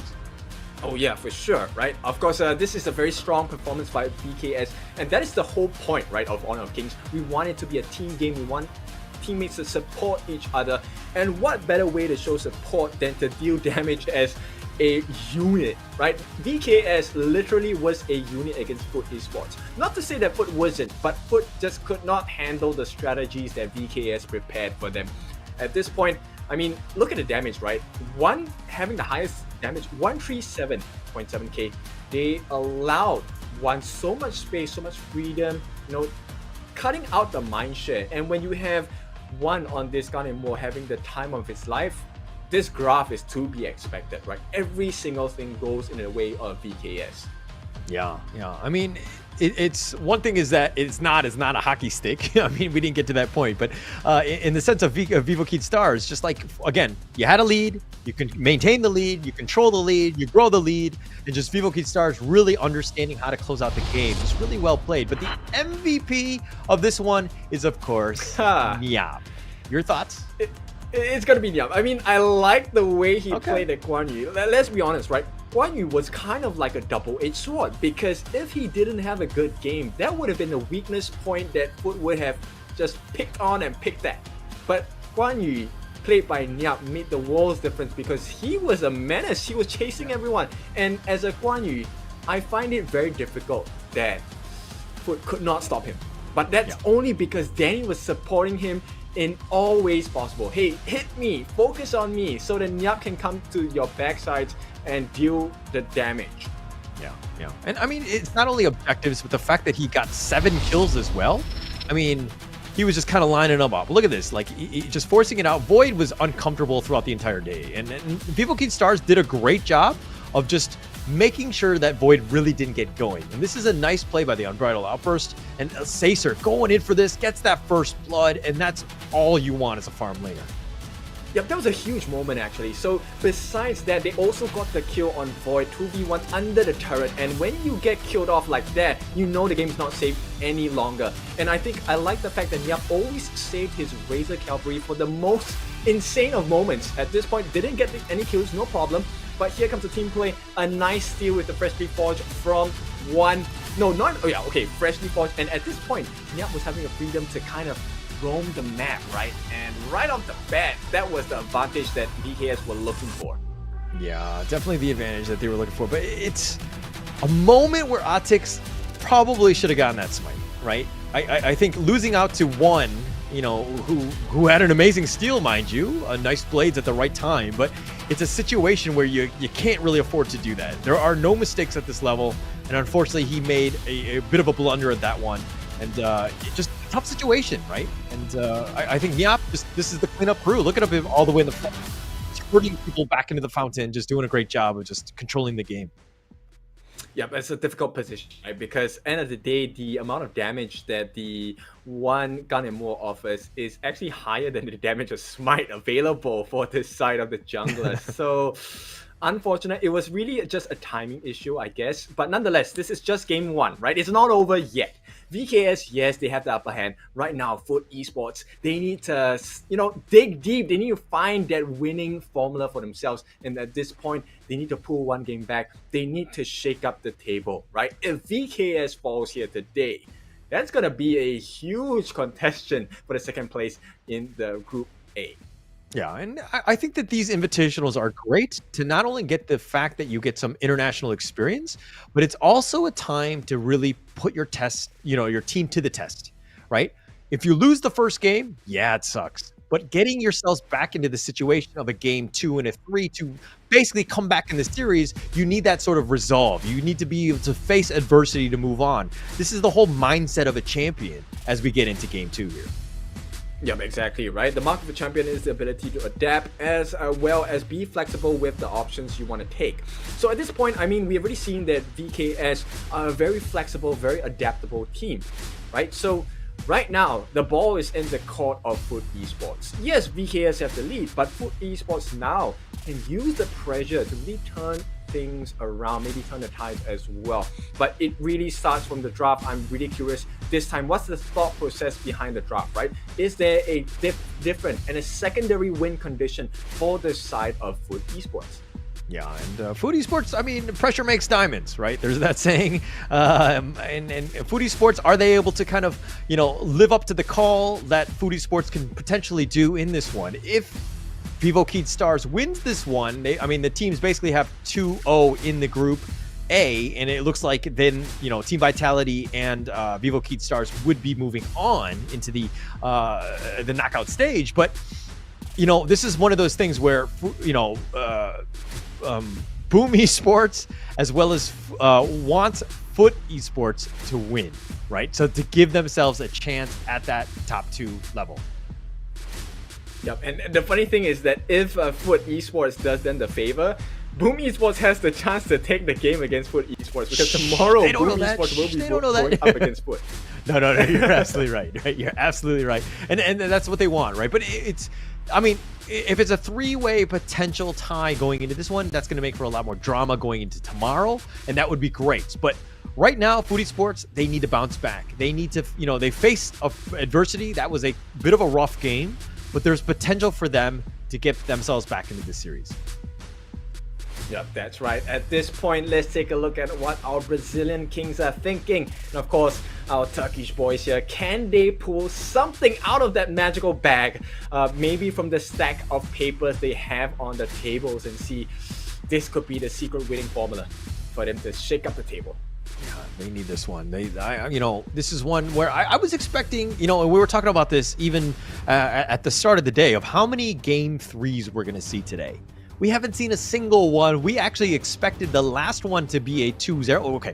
The first 3 matches, we expected all of them to go to the third game. We have not seen that thus far. We're hoping that this one does go to that third game. But the final series, we're expecting it to be a 2-0, and we'll talk more about that later. But this one, it seems to be a bit of a not really is what we predicted going into today, correct? Yeah, but you know what? Things can happen. Anything can happen. At this point, it looks like Foot Esports, they want to take the experience of Game 1 and put it into practice. They're going to ban out the Hainor as well as the Dolia. Now, this will mean Arlie is open because Nyap is going to snap up that Arlie for the side of VKS, and we know how well Caesar plays on this Arlie.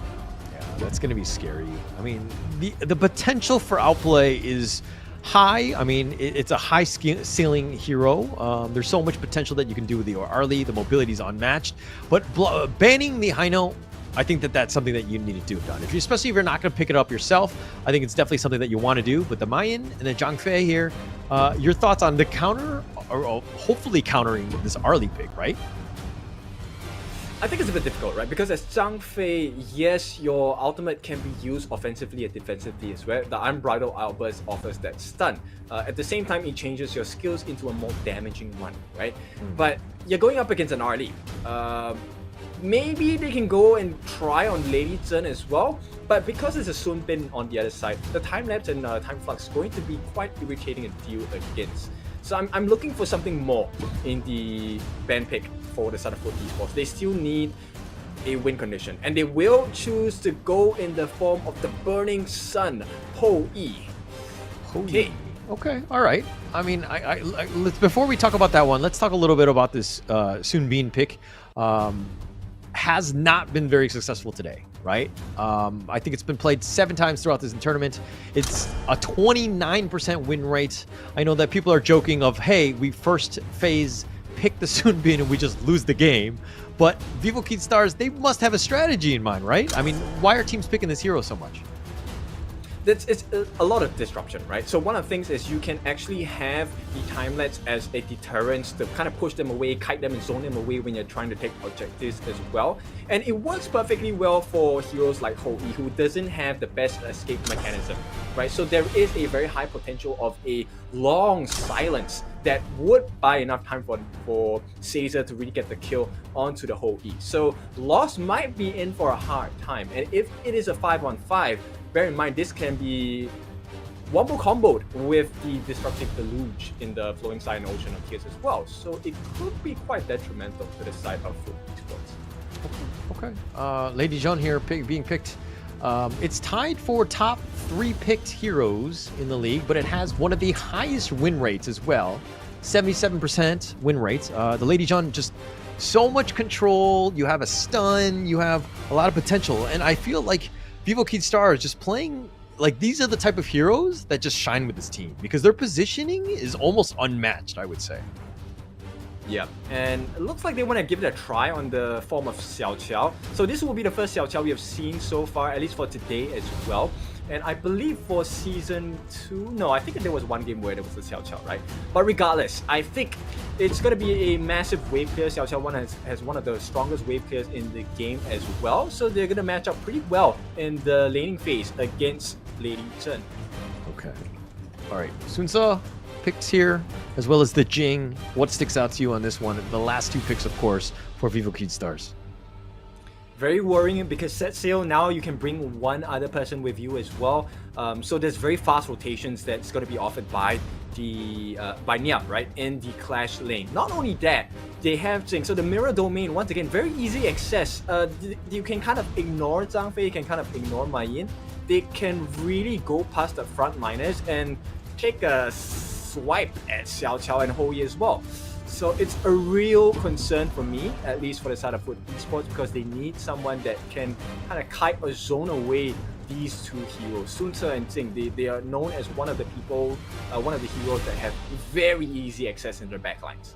Yeah, I mean, to be honest, I really like this lineup of Vivo Kid Stars. Yeah, there's really no, I would say, conventional tank, but everybody has the potential to just burst you down and then just kind of time flux your way on out of there. You have like so many options where the outplay potential is quite high. The positioning is going to be key for them. Whereas I feel like Food Esports have a more traditional draft. So it's going to be very interesting seeing how, game 2 rolls around. Alright, let's take a look at how it's gonna be like. This is potentially the final game for VKS, Vivo Kid Stars versus Foot Esports. Make it or break it, this could be the ender of the table for Group A. Yeah, but they would still play tomorrow. I mean, I think it's more of a maybe they test strats tomorrow. I'm just, again, maybe getting ahead of myself as they go into this one. Yeah. They still have Foot Esports to kind of deal with at this point. But going in, all right, draft-wise, who do you give the edge to? I'm really preferring VKS's draft at this point because I think if they are able to get the growth, maybe steal a couple of jungle camps, tip the skills in their favor, it's really hard for Foot Esports to recover. Okay. So Foot Esports, I mean, they probably, you're basically saying they need to have like a good early to mid game, right? And just ensure that they got themselves a chance because they can't be playing on their back foot again, right? Yes, exactly. Okay. Now, with that being said, I think we will see what this initial clear is going to be like. Snape not going to be supported by the support and roam at this point, which will open up the doors once again for an early rotation for Caesar as well as Mena. Oh, look at this. And it looks like one is going to, deal with the bottom lane, the farm lane. Lost is going to just kind of be sheltered or protected by Ryuga in that bottom lane. So if we're looking at in the top lane, Niap dealing with Void and Otix. Foodie Sports, like which lane? Oh, nice two-man stun. Sorry, they're going to continue on. Ryuga is trying to stay alive, not able to do so. Lost is going to give up first blood. Ryuga leaping saviors over the wall. He's being focused by one trying to dive deep. He takes a little bit of damage, and Sacer changes it. Gets one more shot. But let's talk a little bit about Zhang Fei, the survivor of that one attack from the bottom. Yeah, Zhang Fei, actually, if you pay attention to his madness and his skills, you can actually give the shield with the Leaping Savior. That might change the fight for you guys. Of course, if there's any trouble, or maybe even if you need an initiation, Unbridled Outburst, you've seen many times a day, will be the game changer. Not only do you turn into a damage form of your Unbridled Outburst, you will be able to save your teammates as well by using the quote, offense is the best defense. Yeah. And I mean, he kind of, it's one of those moments where you can kind of really get caught off guard. You think you're like, I got the Zhang Fei right where I want him. And then all of a sudden, he he turns it around and he actually has some damage to kind of back it up. So it's just very, very strong. But Smite, a little bit different. This is obviously with all the junglers, dealing 1500 true damage to nearby monsters or minions and stuns them for 1 second. It opens up more jungle items for you, so your jungler must have it. Plus, it usually ends up being a steal for some of the bigger objectives, like the Overlord and the Tyrant. So, Smite, something that you want as a basic spell. That's right, and it's not only equipped by junglers in this game as well. Sometimes the class lane or the roam and support will use that as well. Oh, nice Burning Sun arrow. Oh, connects on. It's going to slow him down, and it looks like Mena is going to be killed. And with that stun from downtown, Foodie Sports will happily take that.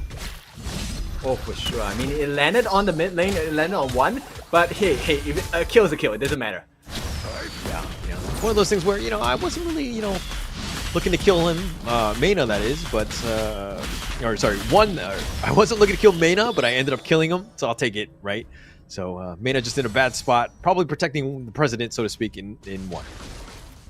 Yep, and so far, I think this is the closest we have had of any game. Both teams around 8.7, 8.6k gold at this 3-minute mark. And I think for esports, they have, maintained this equilibrium. I would look for them to want to maintain this a little more. And, in the top lane, okay, Void throws him up, gets the launch up with the whatever. He's going to back away. And now he wants to go for Niap. He's going in for this one. And they do get pulled back in. Niap taking a lot of damage. He's being chased, and Void will dash after him. Does get that kill. Oh, one more Burning Sun arrow does not hit the mark though. Sometimes, but sometimes you hit, sometimes you'll miss, and unfortunately not the case. But you got to fish for it. But it looks like they're going to dive deep for this one. Lost is trying to stay alive. He's under tower. Mena taking a lot of damage. One more shot. Oh, he does get it, but now Lost is in a bad spot, and Caesar will kill him. Lost does go down in the end. Yep, that's a perfect trade for the start of VKS though. That was a very nice outplay, but at this point, advantage still to VKS. Yes, goal difference isn't that much, but the EXP differential will make a difference in the coming minutes, especially for someone like Caesar. You want to stay alive, that's the most important thing. But the Tyrant here and Foodie Sports have seemed to have found a little bit more of the correct footing, so to speak, into this one, as they're looking to do much better. They not technically winning in terms of the net worth, but they're definitely putting a lot more pressure. There's a lot more fight in them in Game 2. Yep, they have to, right? At this point, this is tournament life on the line. And if you are from Food Esports, this is something you should be doing at this point. Now, once again, they're going to put a lot of pressure on the farm lane. Lost going to be in danger once again. Yeah, my issue is Lost is by himself. He's been killed yet again, and Caesar just styling on him with his R-Lee. They're going to take the bottom T1, and it's one of those moments where Foodie Sports, should they have done everything to kind of protect Lost, get him, make sure that he has a good game, because right now he's struggling. Well, true they're struggling, but end of the day, they also need to prioritize the other lanes as well. And I think more importantly, the jungler needs to be active as well. But Arctic's gonna get caught out in the mirror domain. Caught out with the mirror domain. He's dancing back and forth. The boat has been sent in, and he does knock him up. Arctic, that is, but not continuing on. But a huge rotation here with all 5 members. Vivo Keith Stars trying to take the enemy jungle. They're gonna back off now. Yep, this pressure is extremely hard to handle on the side of Foot Esports, and once again, it's really just about the poke, right? Ladyton is going to be just throwing the flowing sides and the ocean of keys, and right now, Foot, they're losing their footing on the game. I see what you did there. Look, can I stick with the dad jokes, or are you going to do it too? What's going to happen? I don't know. Void gets him back with the whatever, and it looks like Niap. Oh, he gets jumped. Oh, the Forbidden Domain pushing him back, making sure that Void secured the kill. Ryuga coming out of left field. Right, so Foot, they still have a little bit of fight in them, and this is nice to see, but at this point, they need a little more. They have cut down the gold difference to about 1,000 gold, but BKS, they still have pretty much a map dominance because they're pressuring them in the mid as well. Oh, Sacer, he's showing up. Oh, he steps back. Snape, barely alive, lives to tell the tale of what a terrible person Sacer is. Yeah, but at this point, he's going to do much more than that. He's going to take the tier 1 in the mid as well. And tier 2 going to be successfully taken in conjunction with that confusion in the mid lane. So for esports, every time they look like they're recovering, BKS take another stab. It's a very smart play by Vivo Keith Stars. You can't win everywhere. You can't, you know what I mean? You got to take what the enemy's giving you. But as I say that, there's a nice 2-man knockup by Niap. He's getting kicked back. Void pushing him back, but Sacer actually gets the kill. And Otix will go down. Ryuga as well, and Donnie now chasing after them. Oh gosh, Foot Esports right now with only 3 members alive. They're hiding under tower. Vivo Keith Stars are looking for something. Sacer, Joe goes for this. Is looking to go for Lost. Lost has to flash away just to stay alive. And Sacer, again on this Arlie, is just on another level. Yep, it's one of the things that you will find it very weird, right? The moment you see a parasol, you fear for your life, and that's the situation that being put in, right? And Snape, he's just going to be a victim of a 3-man push, 4-man push actually on the top lane. They're bringing everything at this point, and it looks like, okay, they got 1, so that's a kill. They did get Otix in return, and Sacer has arrived, and he's going to do some damage. And Danny just kind of dealing with tower aggro with the mirror images, but Vivo Keith Stars, still, they're in control. Well, this is not the fastest game of the entire Invitationals for sure, but this is a pretty fast game as well. BKS already taking 5 turrets in the span of 8 minutes. Now, this is a very scary notion for the side of Foot Esports who want to save a lifeline into the EWC positioning, of course. But as we see now, BKS having a very dominant hold over the game. Definitely a dominant hold. It's been tough. Foot Esports, I mean, they were doing much better in the early game. They gave themselves a chance, but Vivo Keith Stars, man, they take one small, they take advantage of one mistake that Foot Esports might do, and then Vivo Keith Stars just control everything, right? Sacer has been on another level. He's been getting so many kills, just very difficult situation, and he's just been able to outplay everybody. Here's the boat going in. Oh, he's not going in. Yep, set sail at this point, I mean, they can use it anytime they want, unless there's a combination like that. No, they miss it out. Oh, the Unbridled Outburst. That looked a little bit like mine, where I kind of miss. Sometimes that happens, and the Ryoga will just hide under the T2 in shame, but not able to kill close. Danny. That was close, but again, you hit the Unbridled Outburst, you got a chance. Yeah, so at this point, take a look at that! Holy. Savior will keep Otix alive. He's not dead yet, but they did take a lot of damage. And Vivo Keith Stars can blow you up wherever you are. Under tower, they don't care. Yeah, I mean, my heart stopped for a moment there. And at this point, we are hitting the 10-minute mark. So the game is going to get even tougher because this time, the buffs are going to be enhanced. The chain lightning is going to be more painful. And the Shadow Vanguards take the place of the original Overlord Vanguards, which means there's going to be a lot more damage. Okay, if your heart is stopping, I think you need to seek medical attention. I don't think that's a good thing. But here's the boat. It connects onto him, and it does get that kill. And Otix looks up, and he sees a boat crashing into him, and he gets just 6 feet under. Yep, his heart has stopped at this point, and you can't blame him because VK have hit the stride. The itemization has been reached.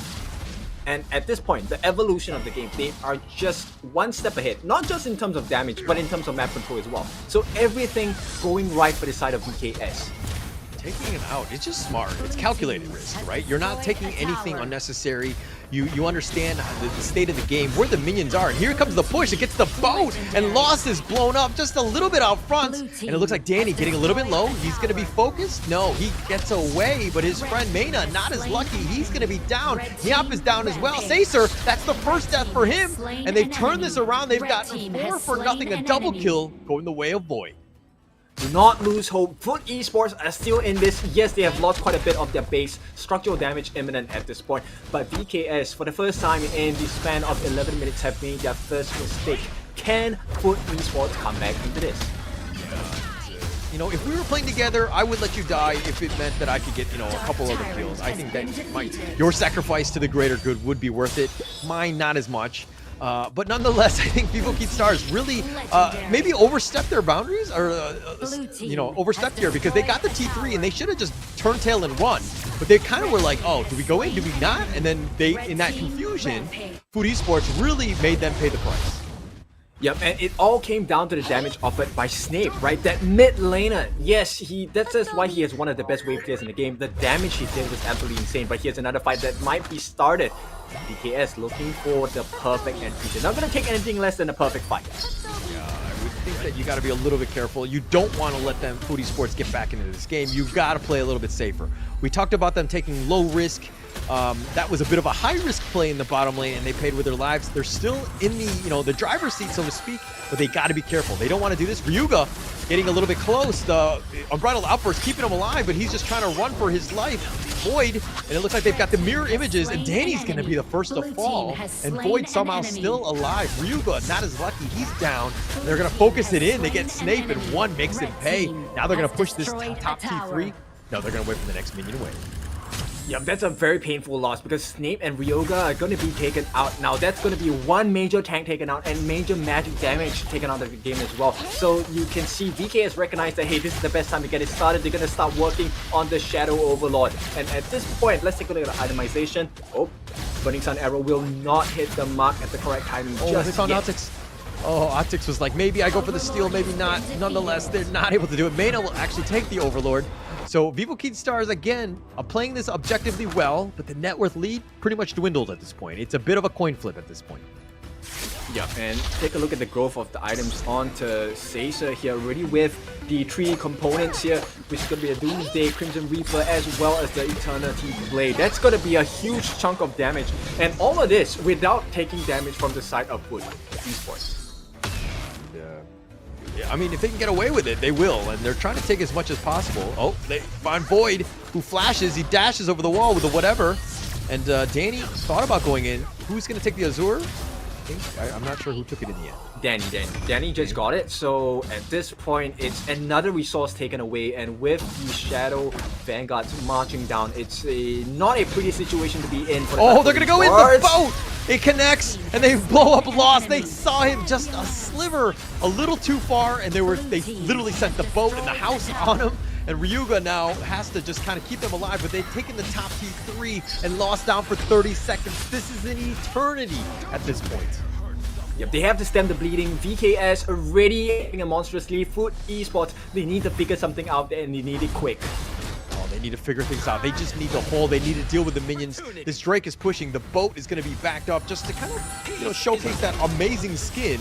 And he's going to back off. But look into the bottom lane. The image, Atix thought about a 1 versus 1, but he's going to be killed as his friends come in. Sacer just doing so much damage. Mena gets the kill onto Snape as well. And it looks like all 5 members. The Drake is here. This is the one last hurrah. Are they able to hold the Unbridled Outburst, pushing him back, buying a little bit of space? But now he's all the way from the front and he's being focused. He doesn't get killed. Sacer will take that one. And it looks like they want more. They're going to take Niap is going to go down. Lost finally gets his kill, but he falls as well. But they're going to take the base and Vivo Kid Stars take games.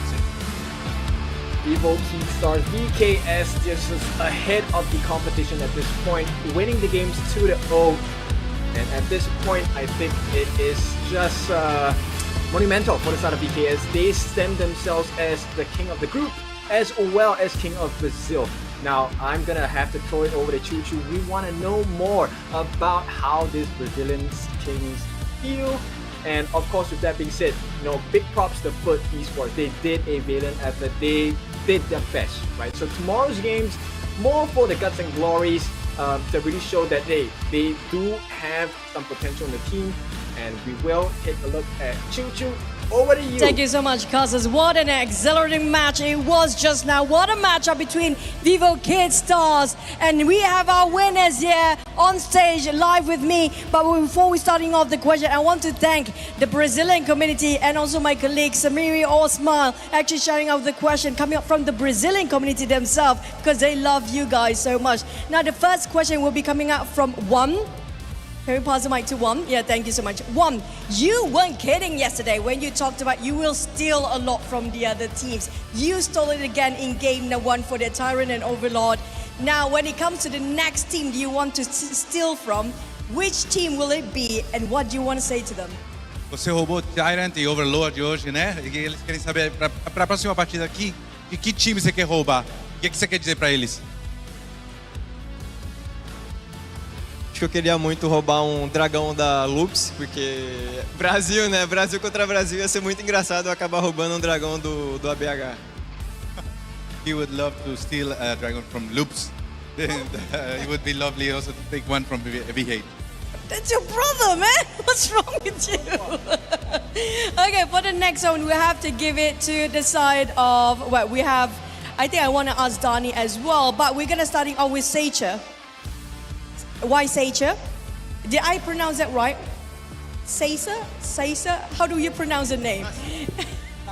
Sassy. It's sassy, guys. Sassy. Not Seicha, it's sassy, okay? Okay, sassy, right? Okay, sassy. Now, we do know when it comes to you playing marksman, you're super aggressive. A lot of ultra kills always. What happened in game number 1? Why weren't you that aggressive in game number 1? Sempre bem agressivo, né? Tem muito ultra kill, tudo isso. O que aconteceu na primeira partida que não teve muito disso? Mudar a estratégia? Eu acho que a primeira partida não teve tanto porque era uma comp que não era muito pra frente, igual a segunda foi. A Arla é bem mais agressiva do que a Lady Sun, é um boneco que vai pra frente, faz play. Então acho que o primeiro jogo era mais farmar, escalar e chegar num ponto que nós ganhava.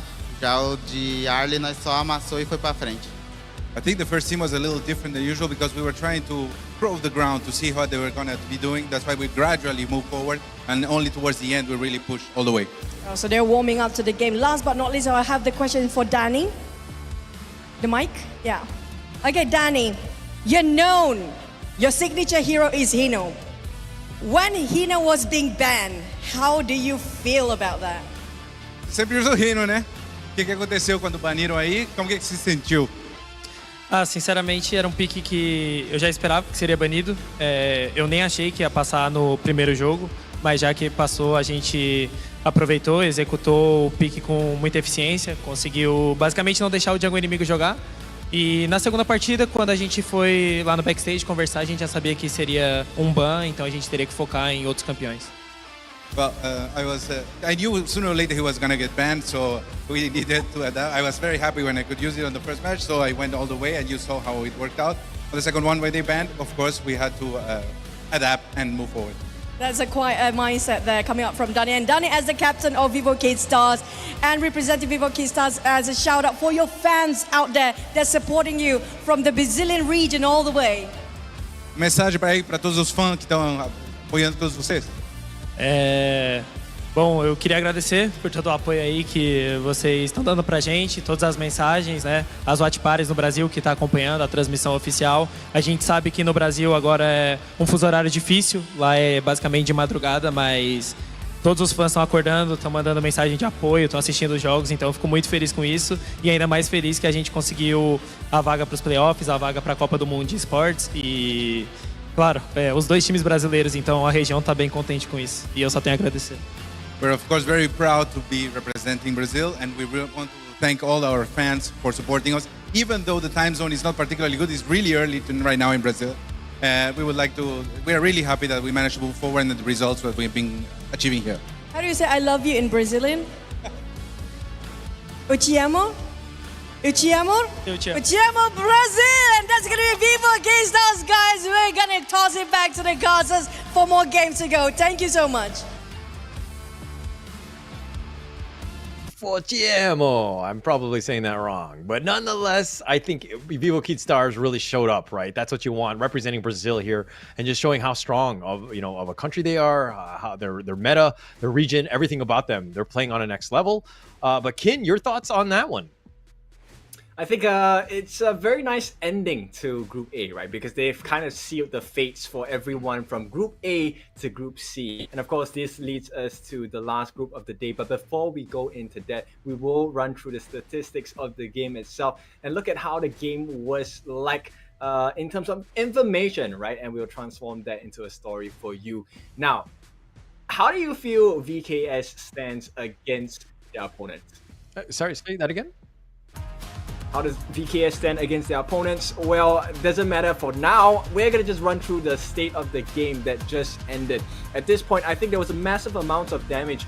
Actually, I want to take a look at Snape instead, right? So Food Esports, Snape did a very good job. Void Staff, Scepter Reverberation, as well as Savant's Wrath. There was quite a lot of damage that came down from this Xiao Qiao, and I think that changed the fights for a little bit against VKS in the later parts of the game. And more importantly, I think Artix did a very good job of trying to get the additional burst as well. Froscar embraced, and interestingly, he went for the Doomsday. He was expecting to be able to land a couple more hits to make that health percentage damage make more sense. And of course, Pure Sky to reduce the damage he was taking against VKS. But for VKS, very, very painful lineup. Every single time they try on the side of Food Esports, they were met with the Destructive Deluge. And to make matters worse, Frozen Breath, Twilight Stream, as well as the Master of Agony onto 1. That was a lot of percentage damage as well, and burst potential coming out from this Lady Zhen. Yeah, a lot of damage there. And I think one thing that Vivo Kid Stars were like, hey, we're going to make sure that Lost has a bad game. They were focusing him throughout. I mean, he did die 6 times. He got caught out a couple times, but generally speaking, he didn't really get a real good chance to shine, especially from the laning phase, where Ryu kind of left him a little bit open early, right? And so Caesar was able to style on him. I mean, he had the mobility, he had the damage. He just had pretty much everything that you want. And I mean, it was a tough game for Lost to get anything going. Yeah, and you can tell, right, by the team fight rate, he tried his best. He tried his best to farm around the map, but every single instance, every single angle he tried, he always got founded out by the likes of VKS. And unfortunately for him, that was a pretty scary game for him to take part in. Right, and you can see later in the graph itself, I'm pretty sure it's going to be like a golf club, right? So we will see a very sharp increment towards the end of the game. Maybe a slight drop at the moment where Snape and the rest of the teammates on the side of Food Esports took a win in the team fights right as the tier 3 was taken down on the bot lane. All right, and if we're looking at these stats, I mean, some of the ones that kind of stick out to me is the damage dealt by 1 and Sacer. I mean, Sacer we knew was going to do a lot of damage, but 1 did more. But you know, the golf club, this is I would say a broken golf club. This is actually one of my golf clubs. When I I hit such a terrible shot that I break my golf club in half. This is what it is, because this is what it was kind of back and forth. Food Esports kind of they put up a good fight. Obviously, they had some dips and dives, so to speak, in terms of getting in there. Food Esports did have a chance to get back in, and that's kind of what you see at probably about the 10-minute mark. But, Vivo Kid Stars just understanding how to close out the game. Exactly, and now let's take a look at the MVP of the game. Once again, this is a spicy one. It's gonna be the Arlie, this time played by Y Caesar. And of course, props to this guy. He made life so difficult, consistently diving into the backlines and making full use of his mobility, even using that Maple Dance to cancel out so many ultimates coming in from the side of Food Esports. I mean, if you're looking to have a reference to how you should play Arlie, take a look at his gameplay. Yeah, he was everywhere. I mean, he got farm. He was, feeding off of Lost, the Huyi. But the 10-1 and 5, that's exactly what you want, right, from your farm laner. He was able to do everything, and he did it in style. He would just, Michael Jackson, moonwalk away from you. He was doing everything. He was just very, very, very well played there. let's talk a little bit about the highlights here. Like, what kind of sticks out, or was there a specific fight that you're like, hey, this is actually the tipping point? I think at the end of the day, the first blood mattered quite a bit, right? And at this point, it was immediately evened out by the side of VKS. And even though there was slight leads taken by the side of Foot Esports, somehow they always managed to find an entry point back into the fight itself. And this is one of the prime examples, right? They always make positive trades. It doesn't matter if you get a kill on the side of VKS. VKS always out-trades you. They make it a positive trade. So what if you take my members? I will take more important members on your side. Well, it makes a lot of sense. It was tough, right? But it's one of those things where, okay, now teams are scouting out the feed, especially as they go into the knockout stage. What is it about them? What are the weaknesses that I can do potentially when I'm facing up against them in the future? I think VKS, one of the things you have to look out for is sometimes they overdive a particular team fight, right? We have seen that instance right a few seconds before, and at this instance, actually there were moments where I think Foot Esports had the potential to come back, but it's just unfortunate because Snake wasn't in the correct position to capitalize off and get the Meteor Storm right at the right moment itself. She couldn't survive the onslaught that was offered by VK. So maybe teams can take a look at that. Okay, that'll be interesting. Let's check out the group standings here. We just saw Group A, both of Team Vitality as well as Vivo Kid Stars, who just had that victory, coming out on top. It looks like they've kind of moved on. I think that they're probably going to secure it, even if they lost in tomorrow's games. I think that they'll be fine. Group B, we know that Loops and All Gamers Global have moved on. So very interesting day. We've kind of set things up. We know who's going to be in the top 8. So tomorrow, if anything, might be a day of some of these teams really testing out maybe some janky strats. Your thoughts? I think it could be a strategy play for a lot of these teams, right? Because the way that they will be matched up also depends on the position they take in the group stages, right? So first place might go up against the first place of the other groups and stuff like that. So depending on how they want to play their cards, I'm not saying that they will look to have an easy game with other people as well. But the thing is, it could be a strategic play. I would expect maybe experimentation with a more important thing. I don't think they want to show the cards they have on hand, right? That would be a very risky thing to do, unless you are so confident, so powerful. Example like Malaysia's LGD. That could be a spicy one, right? In the knockout stages, I'm expecting a lot from these teams, and right now, I think this is a prime time for them to lock in the positions that they want to be going into the knockout stages. Yeah, it's going to be very interesting going into that one. I think tomorrow will be interesting in its own right. I think that it's going to be a very interesting game. But what another interesting thing is going to be, of course, the upcoming match, RRQ versus Impunity. That one's going to be coming up.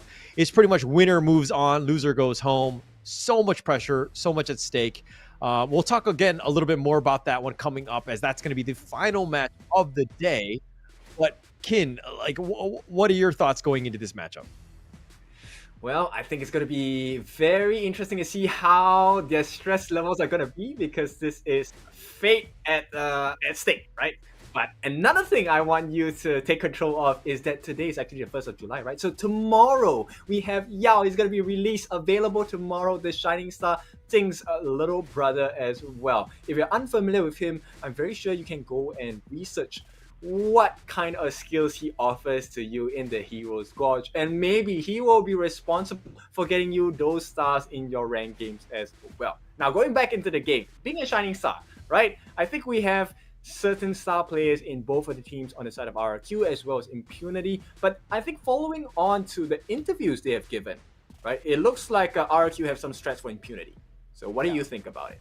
No, I think all the teams have kind of been doing their research, right? They need to ensure that they do it. I don't think we've seen RRQ play, so we're going to see that one. I'm super excited to see them. I've seen them in some of the show matches. But first, let's take a break, and then we'll see them right after.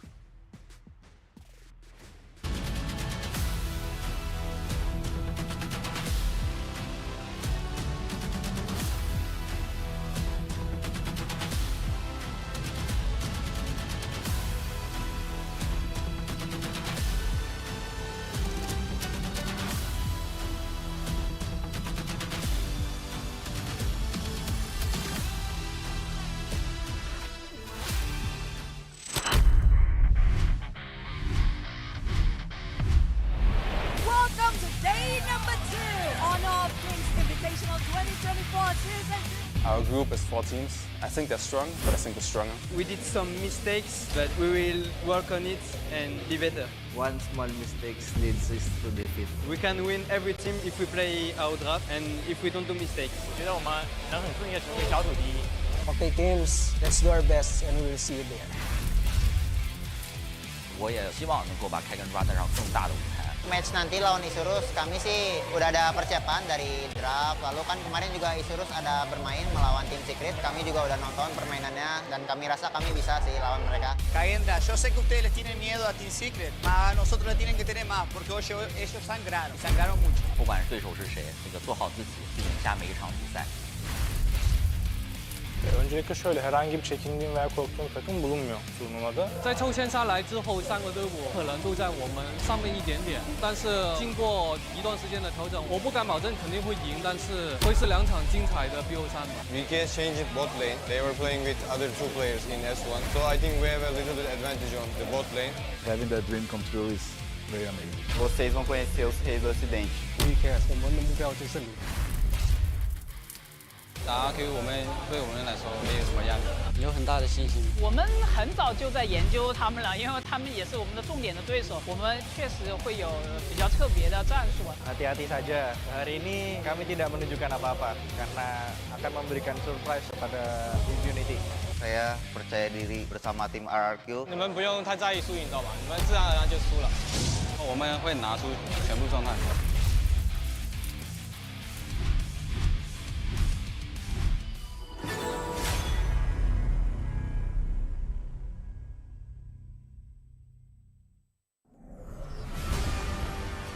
Through the ages, 2 opposing sides have fiercely battled for a power that granted them life, but cursed them with ruin.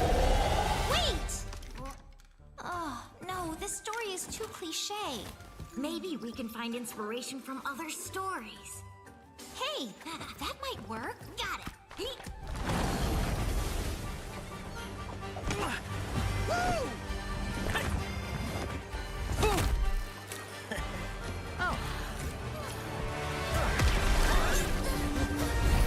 This story is adventurous, but lacks excitement. How about this one?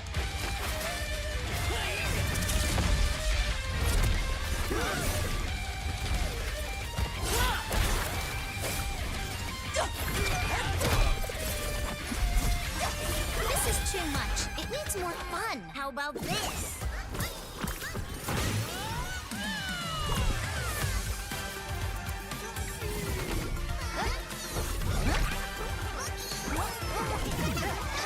That's enough!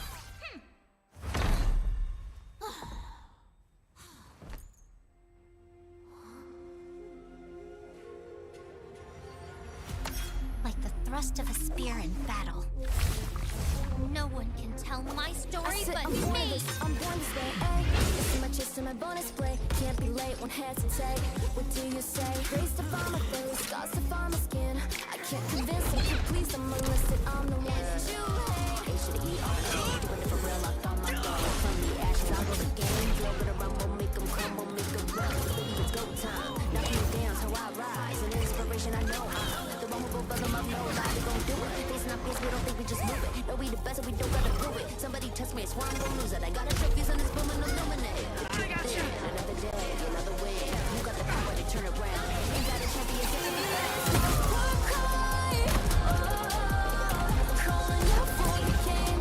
There's no time. Won't you yell out my name when I sing a song about it?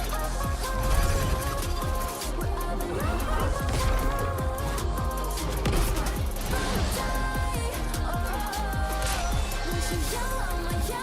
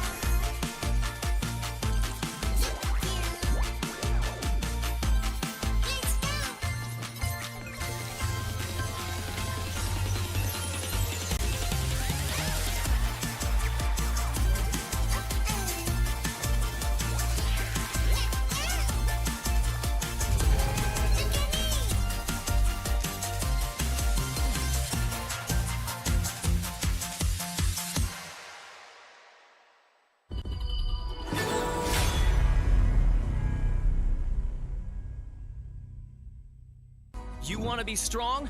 Learn from the pro now. When you're attacking a tower, you might accidentally target an enemy. Or when attempting a tower dive, you end up targeting the tower and minions instead. Professional players execute such impressive moves effortlessly.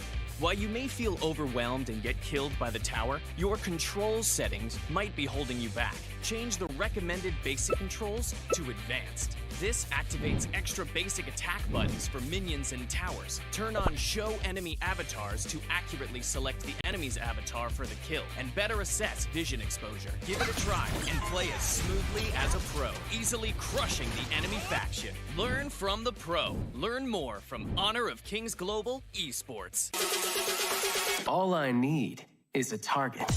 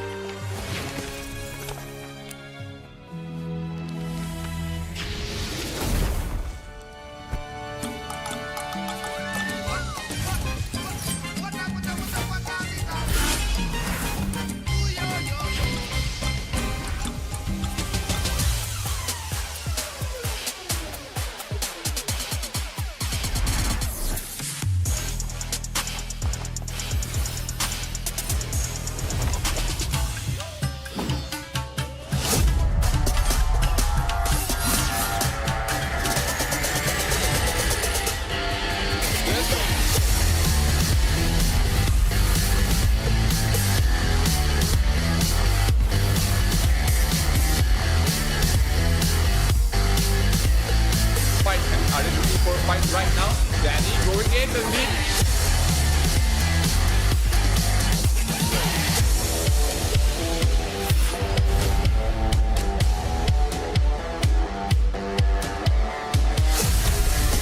Well, hunted by Fang. Fang doing the time damage from Danny as well. Taking up the win sheet as well. Niap is looking. We did some mistakes, but we will work on it and be better. We can win every team if. Alright, welcome back. It is the third day of the group stage for our Honor of Kings Invitational Season 2, and we are left with the final two of the day. The two professional teams, RRQ as well as Impunity. Now, we're looking for them to give us a good result, right? Because this is the fate decider. Whoever wins will move on to the top 8, which means they qualify for the Esports World Cup. Holla, how are you feeling about this?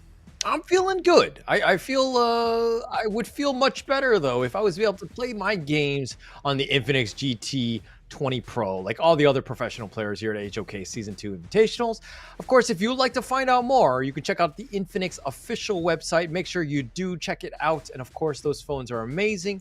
But going into this series though, I think it would give me a much better chance if I were to be playing in my ranked games. But Impunity, RRQ, your thoughts on this series? I mean, based on this, I think it's pretty even at this point. So they have equal chances, right? And this is an equal chance, of course, to qualify for the Esports World Cup. That's what we've been talking about the entire day. Of course, this is a big shout out to Esports World Cup for being our partners as well. Join us as we pit the top 8 teams out here into Riyadh on the July segment here. In the month of July, we will see who else will make it one step closer towards lifting the trophy. And with that being said, we will have the day started with RRQ. This is going to be fielded by Nightmare, by 663 Tia, as well as Jester F. Now, what are your thoughts about this RRQ lineup, man? No, I think that we still have yet to see them in the tournament thus far, right? We've seen some of the show matches. We know that this team can play. Indonesia has some great teams. RRQ is one of those titans. But let's talk a little bit about Impunity here. This is a team from Myanmar. We have Asing, we have Black, we have X-Hero, we have Xiaolin, and we have Megumi here, which is, a very formidable team in and of itself. I'm expecting to see fireworks in this game, especially since Impunity needs to bounce back after that 0-2 against LGD yesterday. Yep, and do not be, blinded by the results of that game itself. Impunity Esports is a really strong team, as well as the RRQ boys. So I'm expecting a very even matchup going into the games. And, at this point, I'm really undecided. Who is going to have the edge over another? This will probably be decided in the drafting phase. Yeah, well, I don't want to get the cart ahead of the horse. I do feel like the draft is very, very important. Obviously, you want to give your team as much of an edge with, counter picks and all of that. So, yes, I do see that. But I don't think it's the end-all, be-all, right? I think going into this one, you're going to see two heavily matched teams or two evenly matched teams go up against this. They're both going to want this one, especially since the loser does go home on this. But for me, in my heart, I would have to go with RRQ. From what I've seen of them in the past, this is a team that's still, while they're not I would say top tier as of yet, I've seen a lot of growth from this team, and they have the potential, right? Not to undermine or to kind of undersell what Impunity can do. I do feel like in this one, there's a bit of an edge, at least for me, for RRQ. Yeah, I feel so too. This is a series of realization, right? Who's going to realize their potential? And right off the bat, we're going to have RRQ pick up the Tun here. And this is a very scary start to the draft because Tun, as we all know, one of the best tanks in the game. And with the current patches and all that, they're going to ban out the Arlie because Arlie has been recently buffed. And, with the gameplay we have seen from the various players that picked up Arlie into the series, we know Arlie is a problem to deal with. And very gladly so, on the side of RRQ, they have taken this hero out of the pool. Okay, they've picked up Impunity, though. In response, though, they first pick Marco Polo and Dahlia. The back-to-back combination, providing a little bit of I would say, security. You have the ode, potential, a save for Marco Polo.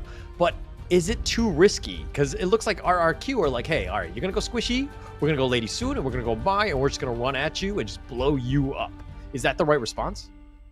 Well, I think it really comes down to how the farm lane is going to play, right? So this is really a test of Xiaolin's individual skill because, yes, technically the Lady Sun does outrange him in fights, but the thing is Marco Polo with the roaming gun will be able to reposition himself. And if he plays his cards right, makes the right decisions at the right points, he could kind of flip the script onto the Lady Sun as well. Okay. I mean, for me, I always feel like the Marco Polo has not really been able to shine as much. It needs a little bit of time to really get going. And Lady Soon, same problem, right? Obviously, they're both farm laners in that sense. But I feel like a potential outplay is quite high on this Lady Soon. It's somewhat, I would say, not consistent, but it's done better, at least in this tournament itself. Yeah, so if we take a look at the style of play, right? The moment you have a Guan Yu, right? A lot of attention is going to be placed on this this hero because he is actually quite easy to stop if he doesn't take Purify under his common spells. So at this point, I think they need to have something like Haynor, which is going to be banned out unfortunately. So they need someone who is able to capture the attention on the side of RRQ so that the Guan Yu can really go to work, not just in the clash lane but across the map as well. Yeah. You're going to have a potential, but the Yuhan picked up here. Okay. I think that it kind of rounds out the draft a little bit more for me. I kind of like this pickup here. But Yuhan. Yeah. And of course, they're going to ban out the Nerta. We've already seen Nerta in one of these days, I believe at the start of this day as well. Nerta is one of the, actually quite tanky, but more importantly, it's the true damage that he allows. And he can be played in the jungle as well. So that's a pretty smart ban from the side of RRQ, because that definitely is going to be an attention grabber against the likes of RRQ. Now, flip side, they will complete the ban on Ming as well as the Ma Yin.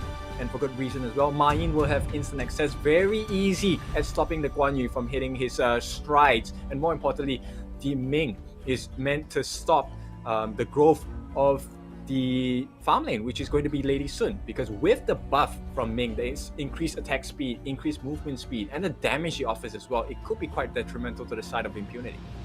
Yeah, it could be a bit of a problem here, but the Mo's pick up, and then the Dharma, just a little bit more frontlining or control, so to speak, from the Moza. Impunity are going to probably want to stay at range as much as possible, let Guan Yi kind of create a little bit of space or bring back whomever he can kind of maybe catch out. So you have that potential, but now the Lady Zhon picked up by Impunity. My only concern with this lineup is it's kind of on the squishier side. Yeah, exactly. I mean, yes, they do have the iframes from the Yu Yuan melody, right? But I don't know. It really comes down. I think Impunity now they're taking a huge risk, but it is a risk that's necessary, right? If they can win in the mechanical skills, they can outplay them in the map. I think Impunity stand a pretty good chance because when Guan Yu has the lead, when Yu Yuan has the lead, when the Marco Polo has the lead, it's a difficult game for RRQ. Okay. All right, let's check out the lineup. Who's going to be on which hero here? RRQ Impunity. Okay, which lineup is just like way easier to play?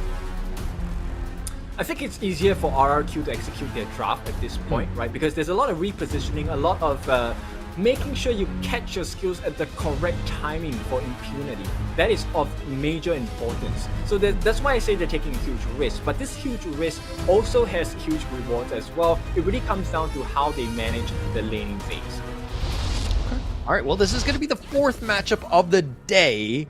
And of course, the winner will move on into the knockout stage. The loser will go home, unfortunately. So a lot at stake at this point. I think this game one is going to be super important for both teams to kind of dictate the pace, put a little bit of pressure on the enemy team.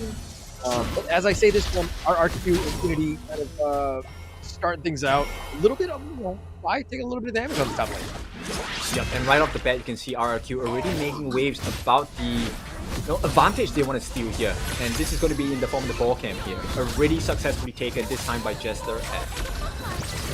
Megumi taking a lot of damage. Jia throws out the grenade and did a little bit of damage there. Oh, excuse me, the missile from the rolling raid. But okay, RRQ here, 663. Mai looking to just kind of launch up X-Hero, doing a little bit of damage, and we'll look to make a rotate.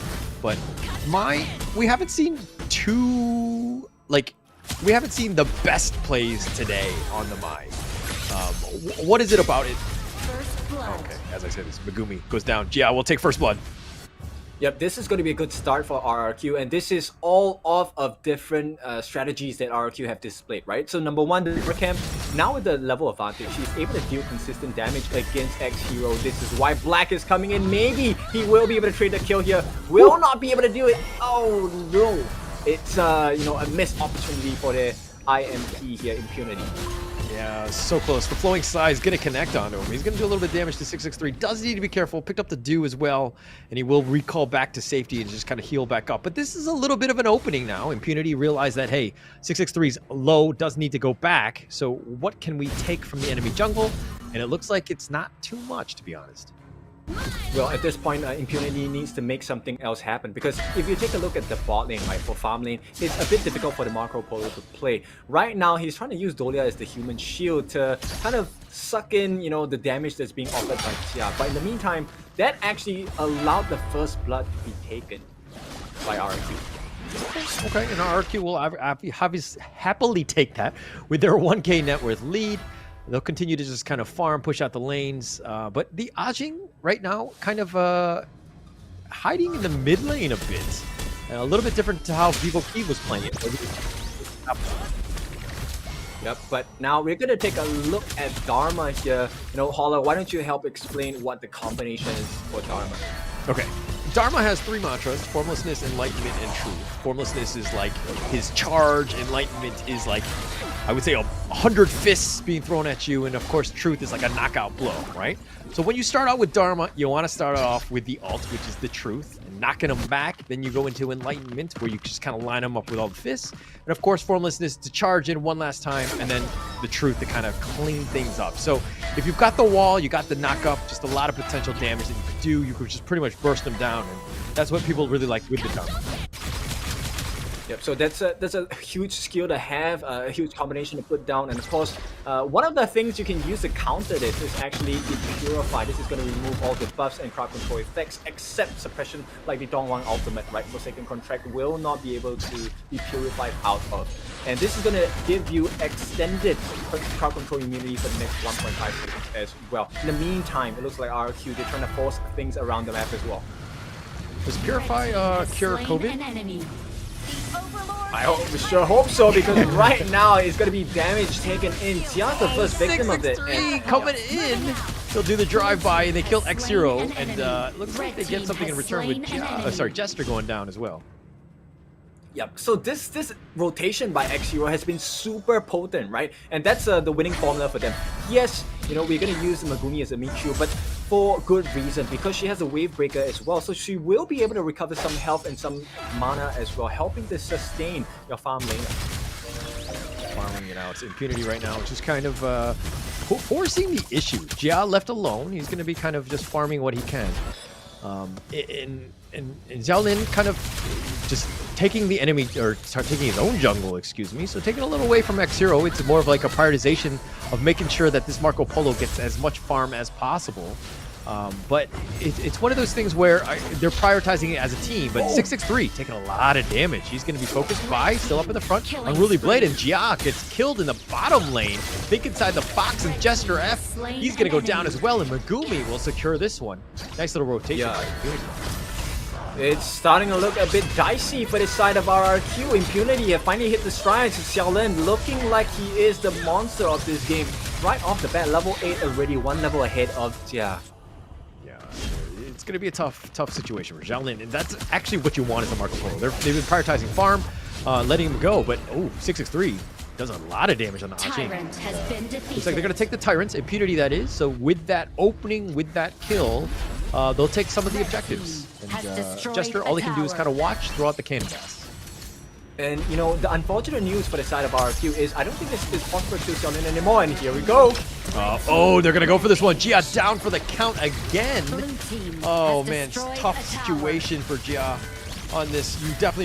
You need the XP, you need the farm, and not having either. And now Impunity are making a rotation into the mid lane. Oh, the charge back. It looks like Nightmare and 663 will be fine. It looks like they're going to try to focus this mid T1, the flowing side, just bouncing around on the buy, taking a lot of damage. Oh, he gets charged back, and he gets pushed back, but the nice launch up. X0 is actually going to be the first to fall, and buy with the wind slash, the slam from downtown, and he'll do it. Yep, exactly. Combined with the punches and the fans from 663, this is a tough situation because once again, Impunity, it looked like they had the lead, right? And suddenly RRQ bites back, and let's take a look at the group of the items itself. First and foremost, already with the sector reverberation on this mine, that's going to make a huge difference. And he's well more than half his way into the Savant's Rock as well. They're going to take the Overlord here, uncontested. RRQ, I mean, the T1 top has been taken out. That's the other big piece of this puzzle, so to speak. But now Jester taking a lot of damage. Black is all in the front, but they have 4 members of Impunity just waiting in the bushes. Who's going to be sticking around? Who wants to kind of challenge Black? He's going to be trying to bait somebody, but Bai going in, the flowing side does connect. Does a decent amount of damage. Black dodges most of this. The rolling right forward onto this, and 663 is killed elsewhere. But now RRQ have taken the mid wave, and with 663 down, I think they need to play a little more defensively. Yep, that's a little bit unfortunate, right, for the side of RRQ, and they still have, yep, that's it, that's the ultimate, right, Melody of Peace, but it's not going to be a peacemaker so far.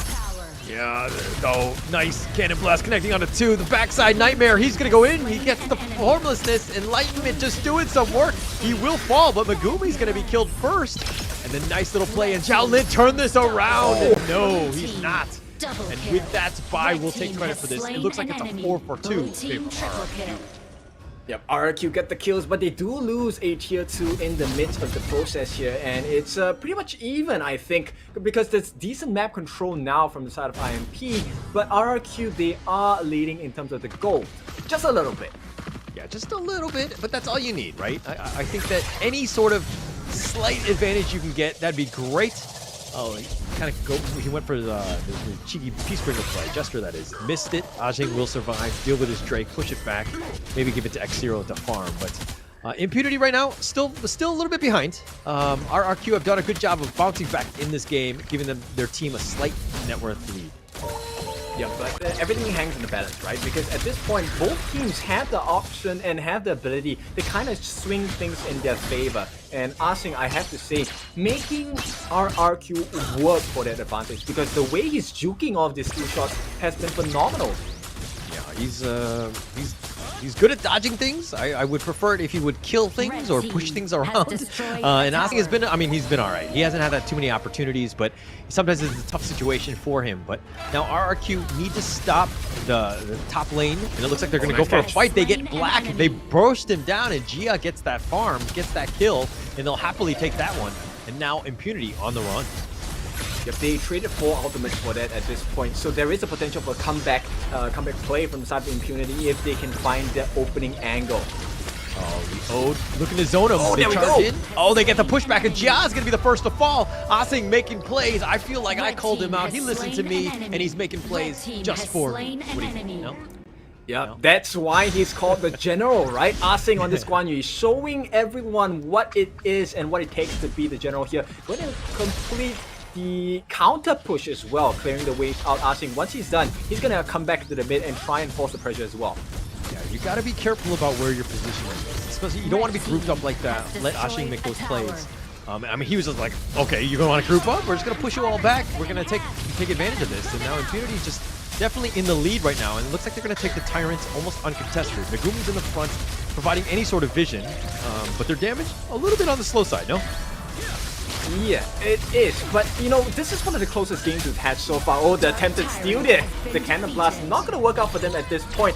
But I think this could be a scary situation for the side of RRQ, because now the Chain Lightning is coming through. And with that, our dear Xiaoling has just completed his Frigid Charge as well as a Cloud Piercer. That's a lot of Pierce and a lot of health percentage damage coming down. Yeah, that's a huge boost for them. And they're going to kind of take advantage of that net worth lead that they now have. They're going to continue to force the issue. Again, the T1 mid has been taken out, so Impunity sticking around thinking that RRQ are going to make a play for the Overlord, but RRQ realizing that something is astray, they're not going to commit for this as they push the bottom lane. Yeah, that's right. They do have the Primal Bond, so I don't think it's a good idea at this point. But right now, it's just about sourcing for information, right?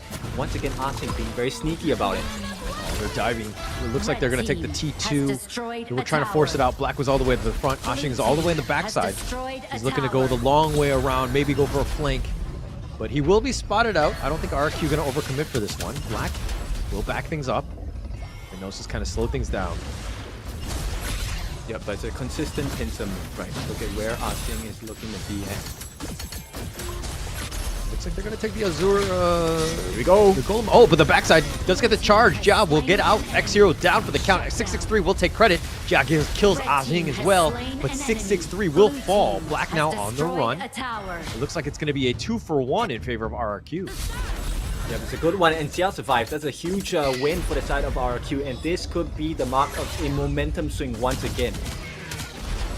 Man, I love this skill, the Sun Bin, or sorry, the Lady Sun. That's just awesome by Jia. Yeah, exactly. And you know what makes it even better is the amount of plays she's able to make. You know, so far I think Jia has been pretty on the ball. Yeah, definitely. Okay, the Overlord is going to be started here. Megumi and Shaolin are nearby. Are they able to get a steal? They've called the help. They put out the bat symbol, not able to get there in time. And the rest of Impunity, 3 members arrive late. Oh man, this is like any sort of party, a house party, and then people are coming late to your place. Just come on time, guys. Yeah, it's difficult, right? Because at this point, like RRQ, they have pretty good control over the map, and the fact that they got so many kills in the first skirmish itself meant the countdown timers, death timers, did affect Impunity's gameplay. Let's take a look at how that went down. There was an attempted Razor Cavalry, but he got caught out. This is why you have so much control for the Guan Yu, and once Guan Yu is unable to make the plays for the team, you won't be able to be repositioned, and they took full advantage on the side of RRQ. definitely took advantage. But speaking of taking advantage, the Cannon Blast, okay. Black will just get back. He should be fine with the Unending Sorrow, but they're looking to turn this around. The flowing side does connect, but it looks like they're gonna back off, and Xing just dodging in and out. Oh, he's trying to dash away. He went back in, and Jia will get another kill, and that's a bit of an opening. Yep, and this is pretty concerning because once Xing is rendered useless, I think the win con for the side of Impunity starts to fall pretty much all apart. And RRQ, you can see they feel the advantage as well. They're going to try and push and up the ante as well. Yeah, they're going to force it. The Drake is going to be there, but I don't know if it's going to get in. Okay, it does get in range, but they're not going to do a whole lot of damage. They'll take the bottom T2 instead. That's where the opening was. Gio will get credit for that one. And they're going to continue to push. Oh my goodness. Look at that. Rolling Wave always outranges. Oh, they're going in? Get some free damage. Okay. Oh, they're doing some damage. Megumi does have the ult, pushes him back. Black, though, goes for 663. Here's the Resplendent Revolver. Does connect on Jelling. Did some damage, but it looks like they're going to back off at this point. Right. It's still thievery in the first 14 minutes here coming out from RRQ. This could change imminently as Impunity looks to secure a better position for this take.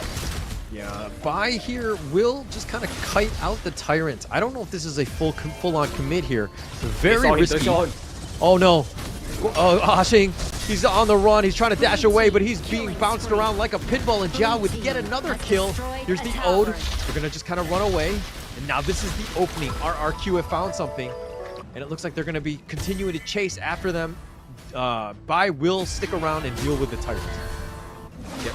Trying to make some trades there, you know, pushing out the mid lane as well, but I think this is a small win, right? A small consolation prize in comparison to what is being taken by RRQ. At this point, it's going to be the Tyrant, and this is a Shadow Tyrant, mind you. So now take a look at the growth of the items. We already have the Insatiable Tome, Void Staff, as well as the Savant's Wrath, and the Scepter of Reverberation. So 663, he's going to be a very important component of the team fights.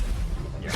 He's going to have to, I mean, he's been on point thus far. He's done all right. I mean, 2-2-3. But he's been there when he needs to, like in terms of just getting those right initiations, forcing the issues. And there's a reason why, you know, RRQ are up 4K. The team is starting to gel. They're starting to play, and they're starting to hit good Cannon Blast like that. But they're going to take the top T2 as well. Yeah, you know what's concerning? At this point, Xing, he actually has the Overlord Plate Mail, which is one of the highest HPs you can get in the game from an item. But still, he got melted down by RRQ. That shows you how scary RRQ's lineup is at this point. And with the lead they have, it's about 5,000 gold. It's quite a huge differential. Yeah, it's a tough situation. I mean, if you have more HP, you think that you survive, but you're still not able to do much more. Like, the damage isn't, like, mitigated. It's more of like, oh, can I hopefully survive? And at that point, it's kind of like in the team fight, you need your team to just make sure they bring what you're lacking, which is like the damage and the control and all these other things, right? Yeah, exactly. And one of the things that's really hard to play against is just the F, because with the Peacebringer, he's able to reposition himself, and every time he uses his skills, he gets a shield as well. So it's really hard to melt them down, but they're going to try. They're going to try here. Jester misses the Cannon Blast, but they found Nightmare, who's getting slightly damaged. Yes, he does go down. Black will get credit for this one, but now they're looking to turn this around, and they might have gone too far, and 663 is down for the count as well. That's 2 for nothing, and now Impunity are looking to take the Overlord here, and yeah, that was a good fight for them. Yeah, definitely so, and at this point they are looking to try and contest this, but is it too little too late at this point? It will be, because IMP Impunity take it with no resistance at all. No resistance, and they're kind of forcing it. I mean, RRQ kind of on the back foot. They were being chased. They were a little out of position. It was very congested. There's too many walls and bushes and things. And just a tough situation. Not a good fight to do it, especially when you don't know where the enemy is and you can get caught out like that. So Impunity really taking advantage of this, and they came out the victors, so to speak, at least of that skirmish, as they get the Overload as well. Yeah, but at this point, right? Okay, Bai, he may have taken a step too far. The charge! Oh, Xing doesn't actually get the nice knock-up positioning. Xing still up in front. The Resplendent Revolver just being used more to just zone out. But it looks like Impunity are just going to take the enemy jungle instead. Yep, they need to be very careful, right? Because once this Shadow Vanguard dies, it's going to swing into the momentum of RRQ, because that is a open lane of super minions. If they manage to clear this without dying, it's going to be great for them. if they can. Bye. Ooh, getting chunked down. He's going to be fine, though. He gets under tower. He's going to heal back up. The Drake is now here. The Cannon Blast just kind of just trying to fish for damage. And they're still up in front. They'll deal with the Drake, and it looks like that's going to be the end of it for RRQ, at least for the next wave. Yep, so it's safety for now. A little bit of work. The Cannon Blast connecting on the black. But they just hold. They deal with the Drakes. They don't need to overcommit, so to speak. Yep, they script the Hey, mind you, the bottom tier 3. Yeah. Actually, the bottom T3 bottom has been taken out. So they do have a little bit of push in that lane. So it's more of the mid and the top that they need to worry about. Yeah, but at this point, you know, at the top lane as well, on the side of RQ, they have successfully taken the tier 3 from them. So Impunity, I think it's pretty much even in terms of how the map works for them. Now it's really about finding the pickoffs, right? Can they get the important members? I feel if they manage to get Asing, it could change the fight pretty much in favor of RQ. Yeah, and RRQ kind of playing a little bit more timid. I don't know if this is just like the norm for them, but they're not really like overextending. They're not showing themselves on the map, which is smart, don't get me wrong, but I think that they're also playing almost on the the defensive scared side. Feels like a little bit risk at first. They don't know where Asing is, and they're gonna try and see whether he's there. He does not show very good understanding. They don't know what's happening here. Vision obscured. Vision obscured. Megumi still up in front. Ajing just kind of providing a little bit of a push in the bottom lane, dealing with those minions. Xiaolin waiting in the bushes for somebody to come after him. And it looks like Impunity will just kind of walk out unscathed. Oh, Cannon Blast connecting on the black. The Ode push back. Oh, they're looking to turn this around. Nice three-man knockup though. Black, though, he's looking to go. Bai still up in front. The two-man knockup in return. Bai continuing to fight. He's been knocked up yet again. Bai so low. He's got his shield. He's going to continue, and he's looking to turn this around, and he does get Black. They get the kill, and now they want to go for Xiaolin. They're going to focus this in, but RRQ just get a 1-for-0, and it looks like they're going to retreat. It's just a little bit low. But that was huge. Did you see the recovery on Bai? My goodness, the amount of recovery he did was insane. He bought so much time for the side of RRQ. They literally had turned that fight around. You were talking about the power of this Doom, right? He has so much sustain and like the shields and everything is just kind of keeping him alive. But his positioning was good. He was still in the heart of the enemy team, so you had to deal with it. So, you know, RRQ really playing their heroes correctly. Yeah, exactly. So when you have Bai in the middle of 5 members on the side of Impunity, that Gale's Benediction suddenly looks like such a godlike move. It's quite good at that point, right? But again, it's like, are you able to get in the right position and somehow survive, which he was able to do, but then also have your team to kind of back you up so that you get something out of it, and RRQ taking a really good team fight there. Now this is looking to turn into more than that, of just a single kill, but now RRQ looking to maybe get the jump. They get the Cannon Blast, the Unruly Blade. He's going to go untargetable just for now, the Unending Sorrow that is, and now they're going to focus on this Tyrant instead. Yep, there's a lot of space for the side of RRQ. Nobody's coming to contest just yet. Megumi gives them vision. They know that it's an attempt, but it's going to be thwarted by the support. So Megumi doing a very good job of pushing them away. Pushing them away, but Bai sees it in return. The Tyrant again is about 60% life or so. He will go back into his home.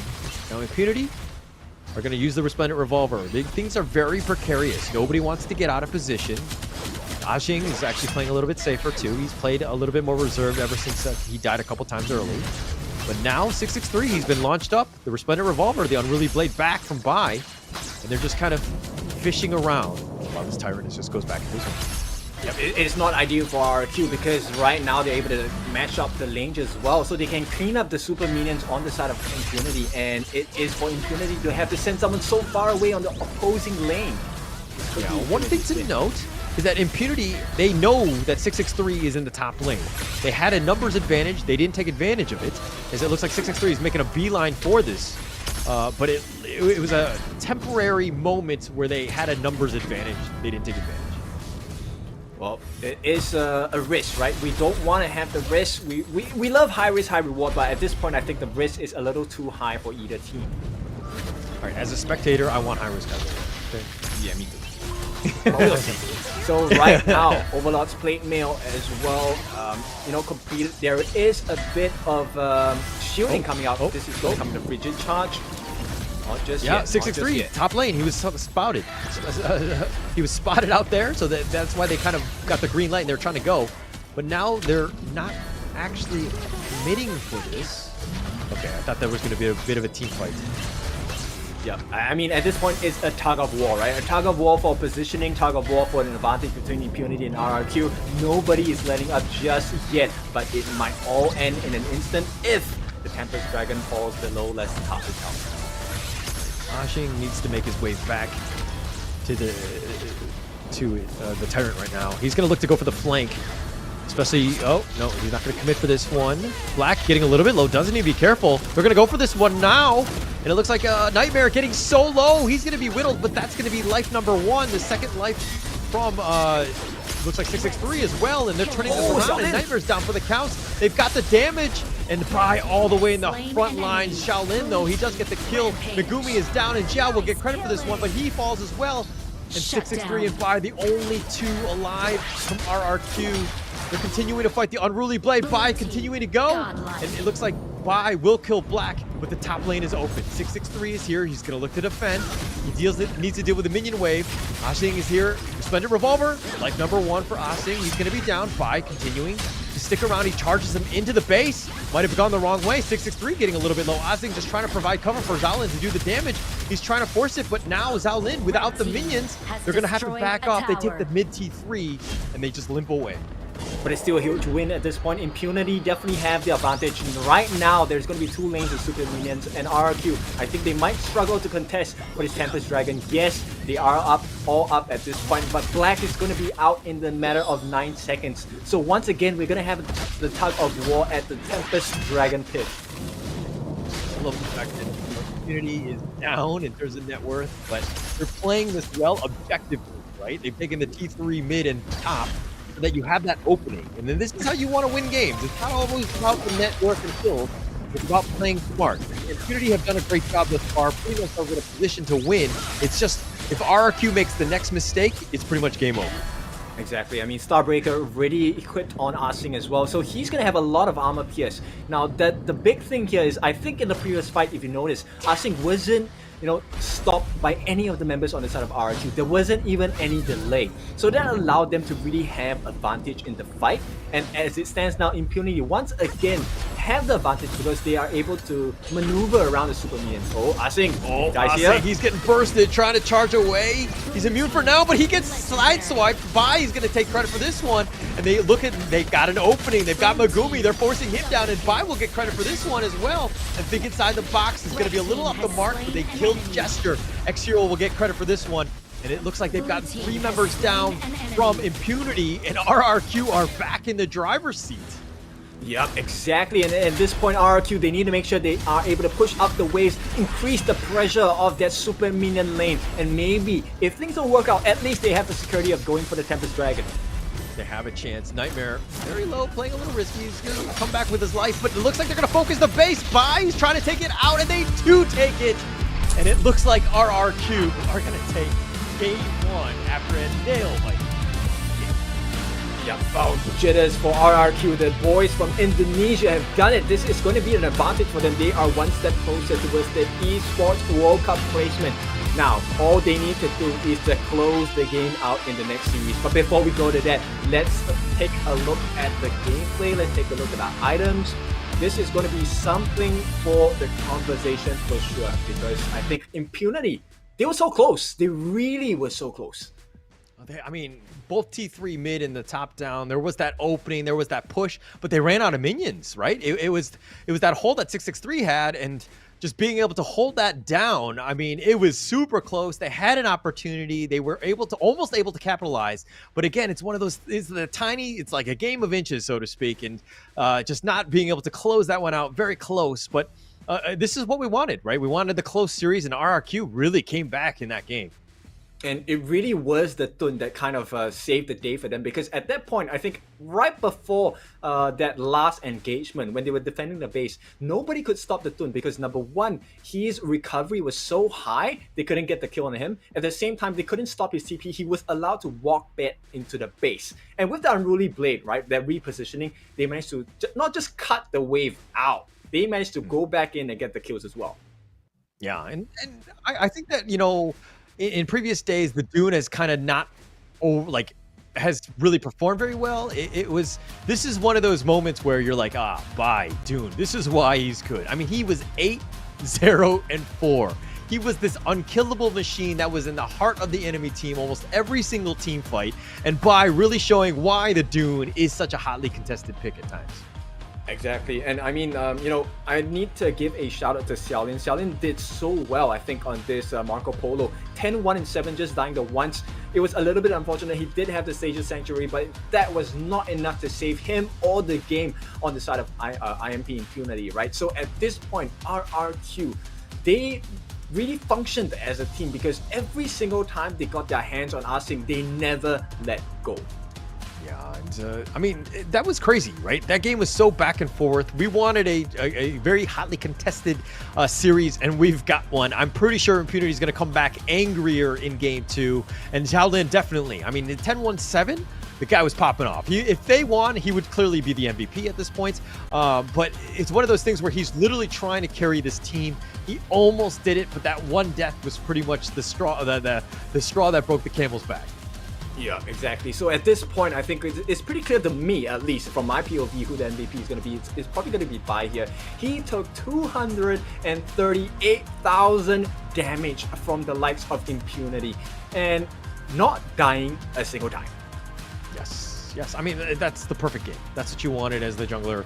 I mean, the amount of damage he took, like he was giving, he was dishing out, but just the overall impact was just insane. But again, we don't have a vote in the MVP. We're going to find out what production thought or who they think is the best one. I think a lot of some fingers might be pointing at Jiao with all that damage that he did and the kills that he might have had, but I think the overall impact was definitely Bai. Yeah, for sure. So we will be taking a look at the graph as well. Now, one of the things that they achieved was the fact that Jia was able to recover, right? This is one of the closest games we've had out of all 3 days. Yeah, definitely. It was definitely one of the most contested ones. I mean, look at this gold graph, right? It's up and down. This would be a fun roller coaster, to be honest. It's so many dips, so many peaks and troughs, so to speak. Very interesting game, and to be honest, we weren't really sure who was going to come out on top. I mean, look at this. At the 18-minute mark, it was next to nothing, or actually Impunity had a slight advantage at that point. That was that dip probably where they were pushing in the top once they took down that top T3, but the MVP, none other than Bai, the 804. It has to be him, right? Because he was the catalyst that RRQ used to mount the comeback. Now, let me paint the situation for you. At that point, the position of the Tempest Dragon being at the bottom pit was so much in favor of Impunity because they were so close to the super minion lane. They could manage that lane really well. On the flip side, RRQ had to deal with 2 lanes of super minions, and they had to commit, I think 663, who was constantly back and forth trying to make things work. He needed to buy time for the team. So Bai did so much work by being the tank, soaking the damage, allowing Jia to really just go in. You will see it in the replay as well. Yeah, and Ashing made some decent plays, kind of started things off well with some decent initiations. But it was one of those things where, like, it was so close, right? It was just that minor mistake that kind of happened in the end. But it was like pretty much a coin flip. Like, all of these team fights that were happening, you're kind of like, okay, RRQ strike back. No, Impunity wins this one. They're going to take this one. And Xiaolin turning this around. But again, Bai never focused, never killed. Bai was just like this, invincible monster. Oh yeah, for sure. And of course, with that being said, the moment Arsing died, right, you could see the impact that had. So the moment Arsing dies, there's no one else to protect. Look at this. No one else was able to put damage onto the side of RRQ the moment Arsing died. Yeah, no real chance. Okay, so these are some of the mistakes that Arsing had. he got caught out, he would be by himself, he'd just be focused. It's very difficult because, you know, RRQ are actually pretty mobile. I mean, not only can they do a lot of damage, but they can get on you, right? And Asing usually has that that speed dash to get on out, but he got caught out a couple times here. And this is one of those crazy team fights. Xiaolin was just like turning it up. He was doing a lot of damage, and you're thinking, this is a game for Impunity. They got this. But then all of a sudden, RRQ are like, no, we're not done yet. We're gonna be here. We're gonna fight back, and it's just team fight after team fight, or just almost it's like chef's kiss. Yeah, so it was a difficult one. I'm very sure this is a very difficult pill for Impunity to swallow at this point. But hey, this is how professional games are like, and this is the stress you need to go through in order to make it into the world stage. So as of now, we're going to see if Impunity has what it takes to recover, but not just recover, but come back into the game and tie this series up. Yeah, and I think that they have the potential, right? Impunity, again, you got to shake it off, right? Reset. Think of it as a 0-0 match. You can't really think about it. I think that if you dwell too much in like, oh my gosh, the what ifs, what could we have done better? I think now is not the time, right? You can play with these boys, right? The RRQ team, the squad. You have a chance. It's just a matter of just closing things out. So again, it comes back to the coaches of making sure that we just settle the team down, get themselves back into this one, because I think that they have a huge amount of potential, and I don't want to see, well, to be honest, I don't know who I want to see go home. I don't want to say that right now, but I think Impunity can really make this a tough series for RRQ. Yeah, you know what's funny? You know, we predicted that, hey, the first 3 games of the day are going to be a 3-game series. But now, this last game is the one that looks closest to a 3-game series out of all the matches today. Yeah, I think we might have jinxed it or whatever. We were kind of going in. But it comes back to the teams literally taking a punch in the face in game 1, right? We haven't seen them take that adversity, take that, oh my gosh, I got punched. I want to counter punch. I want to fight back. Like, we haven't seen that real, like that you know, that fighting spirit, so to speak. Yeah, we want to see more shimmies, right? So we want to see those boxing matches come back into play. We want the return fire as well. RRQ against Impunity, they will start the ball rolling. This is the second game of the series. Potential game ender for the side of RRQ, but this time IMP, Impunity, gonna be in the driver's seat on the blue side. Yeah, they're gonna have okay, do you think that they need to go more with like a different draft, or like what would you do? How would you fix this issue? Well, I think, like I said, right, in the first drop, I think they were taking a huge risk. That risk didn't pay off. So maybe something that has less reliance on someone like Asing. Not to say that he's a bad player, but if you put all of your eggs into one basket, meaning if Asing dies, we don't win, then that's too huge of a risk. So right now, I think they need to maybe just switch it up in terms of the heroes that they pass on to Asing. Give him something more stable, something that they can ride off of. A horse is a good animal to ride on, but not all the time, you know? Okay, it's kind of sounded like you were calling Asing a bad player. But where can they find you on social media? What is it, Kindofu? No. They can find me at Blam MOBA, right? That's my IG and online. Okay. All right, good. Okay, all right. At least somebody's gonna come after him with their opinion of Asing at this point. But okay, let's go into the draft here. This is, of course, game 2. Marco Polo picked up by RRQ. Dune buys like, I got this, give it to me. And of course, with the Mai to kind of round out at least the top 3 thus far. Anything stick out to you? Well, the fact that there's a Dun, right? We have already seen how Bai performs on a Dun, and right now there are 2 angles of entry for the side of RRQ, which is going to come in the form of Marco Polo with the Resplendent Revolver, as well as Mai Shiranui. So there's a lot of burst potential from these 2. Now, bear in mind, of course, the timing differs for this. Mai Shiranui, early power spike compared to Marco Polo, but if you allow that growth on Marco Polo, which RRQ definitely can do, we're in for a scary time for the likes of Impunity. Yeah. And I think with, you know, off of the back of Bai's Dune, who's just like attracting so much attention, everybody wants to kill him. And I'm sure he's going to be even more focused in game 2. And you're kind of like, hey, you know, then the Jia on the Marco Polo will kind of have almost free reign to kind of just do damage. Or at least that's the thought process in this the hero picks here. Yeah, exactly. So right now, I think with whatever that Impunity is offering us at this point, I think it's quite legit as well. We do have a Zhang right? So the Unbridled Outburst with the Leaping Savior and whatnot, a lot of shielding capabilities, a lot of tactics to buy time, and that's exactly the thing that helps synergize with Direnze and Haino as well, right? Give them more time, they deal a lot of damage over time as well. Okay, all right. And you're going to have a lot of time, and, you know, with Haino's favor wind and all that, you have as much time as possible, so to speak. But I think the Haino is actually very strong, especially when played and piloted with a, you know, a really strong player. Not to say that anyone from Impunity couldn't pick this up, but I think that it's one of those moments where it has so much potential to do well, right? But you have to have a somewhat well-rounded draft to kind of let him do his thing. But Charlotte being picked up and the Princess Frost, you got a lot of damage, you got a lot of potential. You know, other squishier type heroes that might kind of maybe, you know, attract some of the attention from RRQ onto them. But your thoughts, King? Or Blam? I'm thinking about this Princess Frost pick, right? In theory, it works really well. A lot of people underestimate the damage that comes out from Winter is here, especially when paired up with the Frigid Prison and the Shattered Eyes as well. So I'm curious to see how they're going to make this work, because there's a lot of mobility coming out from the Impunity lineup. But at the same time, there is good burst that may come out in the form of the Charlotte and Princess Frost as well. Oh no, it's going to be a Nerza. Okay, all right. Neza is going to be picked here for the final pick. No band. Okay, walk us through the Neza. All right, so Nerza here will be able to have easy access into the backlines. So that's number one, right? With the bind, he's able to jump through the different members on the side of Impunity. But more importantly is his AoE effect skill, his first skill. He will be able to deal true damage. That is the marker that I think is going to be very painful against Impunity. Okay. All right.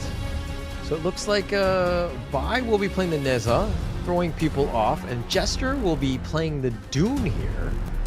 So a little bit of a change of pace, and they were kind of showing something, but they went a completely different way, maybe confusing Impunity here. But we're going to be going into this one. Of course, this is the fourth matchup of the day. This is Honor of Kings Season 2 Invitationals. This is going to be Game 2. This is must win. Loser goes home. Although it does look like RRQ do have another game to play with in worst case scenario.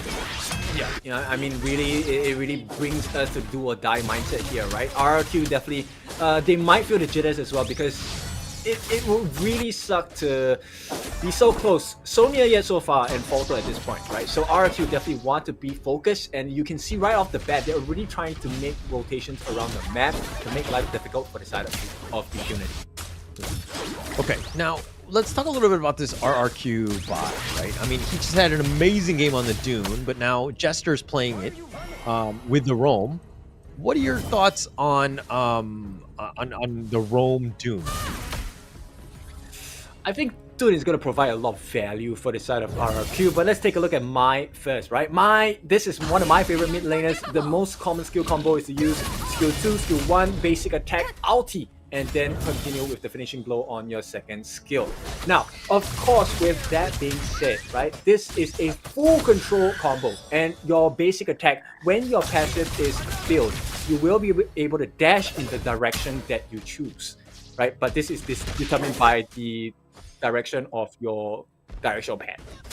Okay, all right, and I think this is going to be the most basic of you know, the spells that you can have, and it's going to be Flash, right? Which is just like a small teleport. You get out of position, you can you know, teleport, flash over a wall.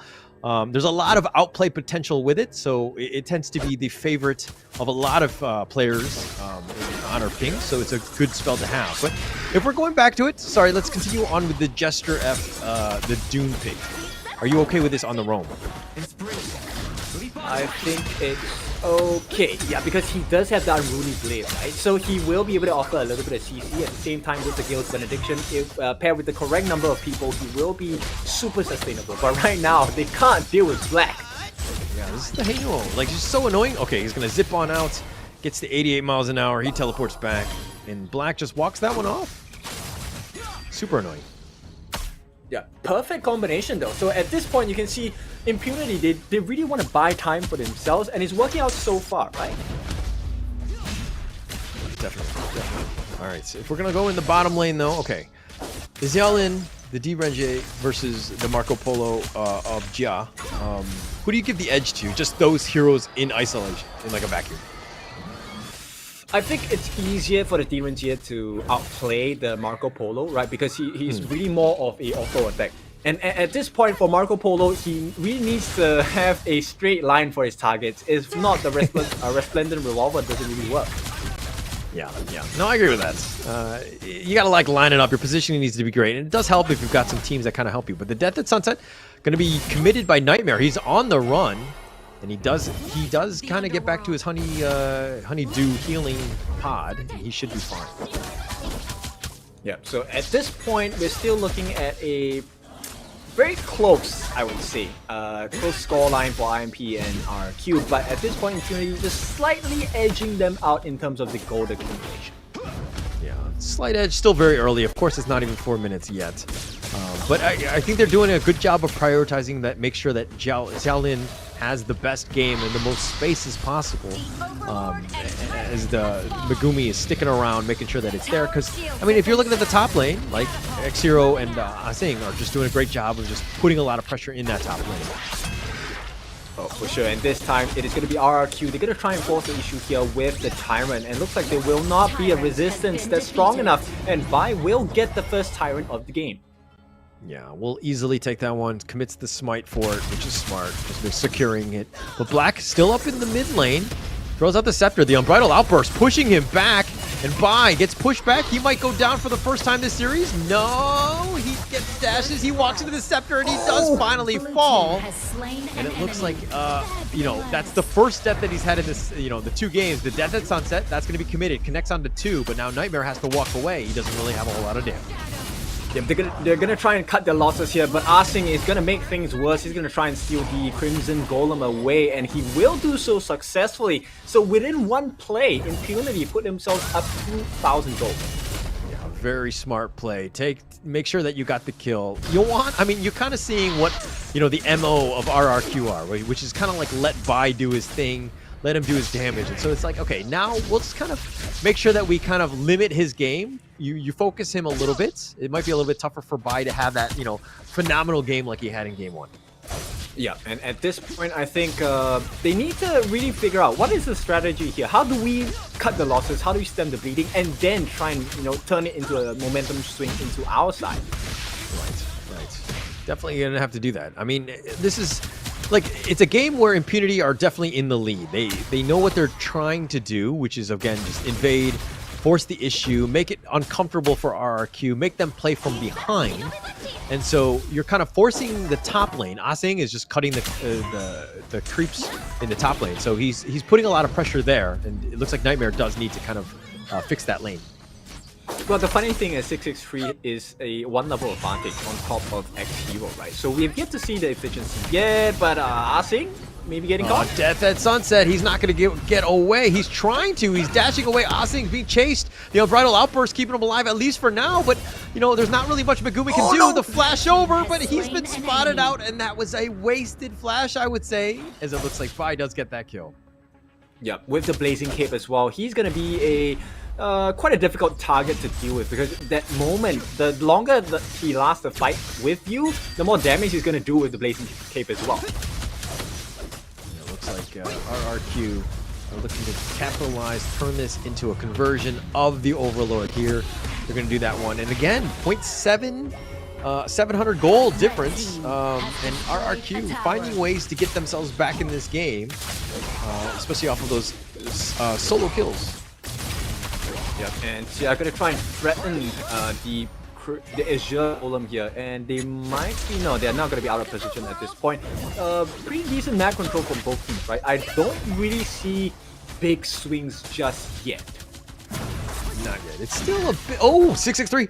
Oh, he dashes away. Oh, he's fine. Okay, all right. Calm down. He's alive. He's alive. He's good. Yeah. At this point, you know, the itemization, they're pretty close. Very tight-knit. I mean, we are less than 100 gold difference between the two teams, right? So it's really neck and neck at this point, and itemization-wise, both farm lanes have done their Spark Force Dagger as well as their DP. Oh, the favorite line, that's going to be committed. Yeah, forcing it out. Yeah, it is even, and that's exactly what we wanted. We want this as competitive as possible, and of course, it's about who makes the first mistake, right? It's about those objectives, taking it out, who's securing what, and I mean, it's so neck and neck. It's anybody's game.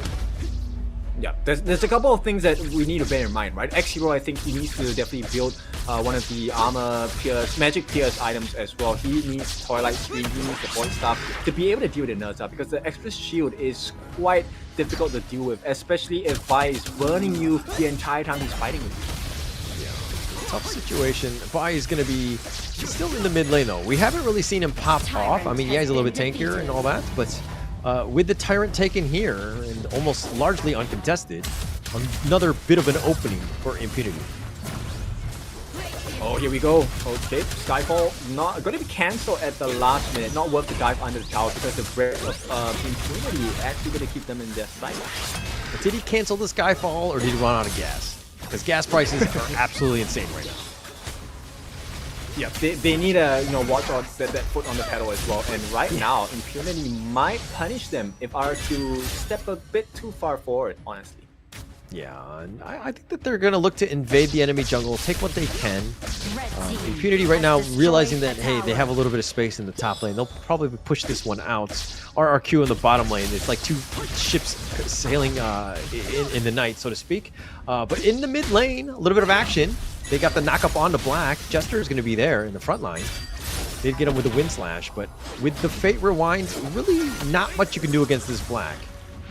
Yeah, but it feels like those are the two heroes you don't want to engage against, right? They are wasting your time. So RQ, they recognize that they're going to back off right away. They need to catch up people like Arsing, X-Hero, or even Xiaolin.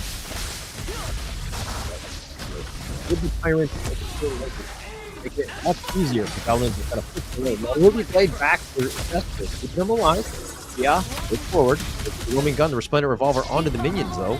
Tyrant and the Overlord have now spawned again. So this is a bit of an opening, at least for Impunity. Not an ideal situation, right? RQ, they're gonna have to make the two recalls. I don't see how they're gonna be able to steal this. Impunity take things with no resistance. Once again, Nightmare can only stand by and watch. Yeah, not much you can do, but I mean, if anything, RRQ are making the right call. They're like, hey, we're not gonna contest, we're gonna take our own. Yeah, it's the Overlord. He's the ugly brother of the Tyrant. And they'll take something, right? Yeah. So at this point, 2-1, this is one of the lowest kill score games we've ever had. We've already hit the 10.5 minute mark, and this is where the winter is just going to make a lot of sense. And with that, Xiaoling will reward the team with that mid lane T1. Yeah, kind of getting a little bit low, making me a little uncomfortable. Okay, all right. Hey, no, he didn't. He didn't. okay. I thought that was super close. But nonetheless, RRQ right now, I mean, you're talking about kills. It's just that this is an elimination game, right? You don't want to be making mistakes, so you have to play somewhat risk averse. You got to just take calculated plays, so to speak, and they'll do it, and they'll push ahead with the bottom Drake here. Megumi taking a little bit of damage, and just play things safe. They need to escort the Vanguard a little bit better at this point, because Xiaolin is rendering that Vanguard mute at this point, and it looks like RQ, they don't want to push too heavily, and they will make a beeline for the back of their base at this point. Gia taking a lot of damage. The roaming gun. Oh, he actually had to use the Fever Broad just to keep himself alive. The Unbridled Outburst pushes two back. He is looking to stand in front. Black is continuing to fight, but the Fate Rewind sends him back to where he came from. And again, a lot of action. Everyone was taking damage, but nobody was down. Yeah, but this is a very, very clean foreshadowing, right? If you take a look at what's happening, Impunity didn't take that much damage, but the entirety of RRQ down to around half their health. And if it so happens again, I think Impunity will not miss a second time. Oh, Megumi, did you see that? There was a cheeky little, you get the Forbidden Domain. He got the steal on that Crimson Golem, taking it away from RRQ. And oh, they've got him, Jester! They found him out, the Death at Sunset. The Resplendent Revolver on the backside, but now he's in a bad spot. He's gonna go in for this one. He's continuing to fight. The Resplendent Revolver does kill Xiaolin. X-Hero is down for the count as well. 5 will get credit. Xiaolin is dead by 663. Megumi as well. And it looks like it's a 3-for-1 in favor of RRQ, and they're back. Yeah, man, that's what's so dangerous RQ, right? Every single time you feel like, hey, I have the advantage, RRQ bite back like this Indonesian boys. They will not let up without a fight.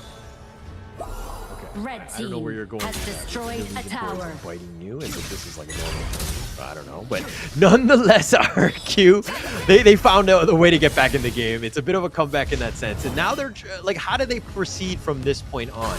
They still need to deal with that mid T1. They have a long way to go, but they do have a slight net worth advantage, so that's you know, something that they can kind of hang their hat on. I think anti-heals would be good at this point. If you take a look at the itemization, there isn't anything that points out about anti-heals at this point. So I think it would do good for X-Hero to maybe pick up the Venomous Staff, because that is the skill with Winters here, one of the highest AoEs in the game, which means potentially you could lay down the passive of the anti-heal, anti-regen onto majority of the cast on the side of our RQ. Okay, all right. Professor Kin is in the house. Oh, it looks like they're gonna go. They have the Starfall. He's gonna commit, but Gia's already down. That's the damage. And again, Impunity. Oh, X-Hero is down as well. They have the Meteor kill on the Black, who's getting sent back. He doesn't have favorite wine. Bai's been killed in the bottom lane. It was a 2-for-1, and Black somehow survived, but Azing not as lucky. And oh my gosh, we need to CSI this. It's a 3-for-2 in favor of Impunity, and they're back. Yep, exactly, and that's where the health pools matter, right? So Impunity, they once again reward themselves with another Tyrant. I don't think RRQ will be able to contest against this. This is a type, 3 turrets each, 3 neutral objectives each, 6-6 in the kill score, and we are in 14.5 minutes of game time. This is as even as it can be. Even as it can be, and that's what we're kind of looking for. Death at Sunset, connecting onto 2. The Moonlight flashes back. Jester is now in the front line. Looks like they're going to let him go, but Impunity here, they want to take the Azure Golem. Black pushing him out, throws out the Scepter. Gia was hopefully looking to get it. He's just going to farm up the his jungle camps, try to take as much... Yeah, this is going to be the next big one. Jester will walk into Black here, who eats a Scepter to the face. Jester just using the Guild's Benediction. Wind Slash as well, but Black just kind of shrugs that one off. Really no damage to him. But the Unbridled Outburst committed by Megumi. Something to take note of, as that ultimate, that cooldown is quite long. Yep, so this could be a trigger, right? This could be the marker for Impunity to not take a fight, but here, that's why our... Oh, the Wind Slash, that connects. The Stasis, though, keeping him alive, but Giug is the first to fall. He's going to go down. X-Hero is dead as well. Black still up in the front line, throws out the Scepter once again. Oh, it looks like Azing survives, somehow limps away. 663 is being focused, and Black is wanting to go after him, and they got by as well, and they're turning this around. They've gotten 2 thus far. And it looks like they're trying to push the lanes as well. And Charlotte, Azing that is, will be going back to the fountain to heal. Yeah, they just out-sustain the likes of RRQ, right? So it's a 2-for-1, a very good trade for the side of Impunity. And once again, this time they're going to threaten the Overlord. And this is a Shadow Overlord. Yeah, they'll take this one. Black will secure that one. And it looks like Impunity right now.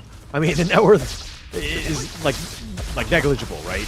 You know, 100 gold or whatever, it's nothing, right? So at this point, Impunity continuing to push on. This is so tense right now. 663 getting jumped in by Azing, and it's just a matter of like, it's like the small wins. Yeah, it really is. And if you look at the itemization by Impunity, it makes a lot of sense, right? They have the Pure Sky onto the Charlotte, they have the Splendor onto the Princess Frost as well, and they have the Ominous Premonition, right, on the Zhangfei. So it slows them down, it reduces the damage that RRQ is able to deal against them. At the same time, it also buys a lot of time for the team to get damage in. So damage over time, one of the strengths of the Durance here, one of the strengths of the Hainor as well, and this is working out for Impunity. Looking so strong at this point.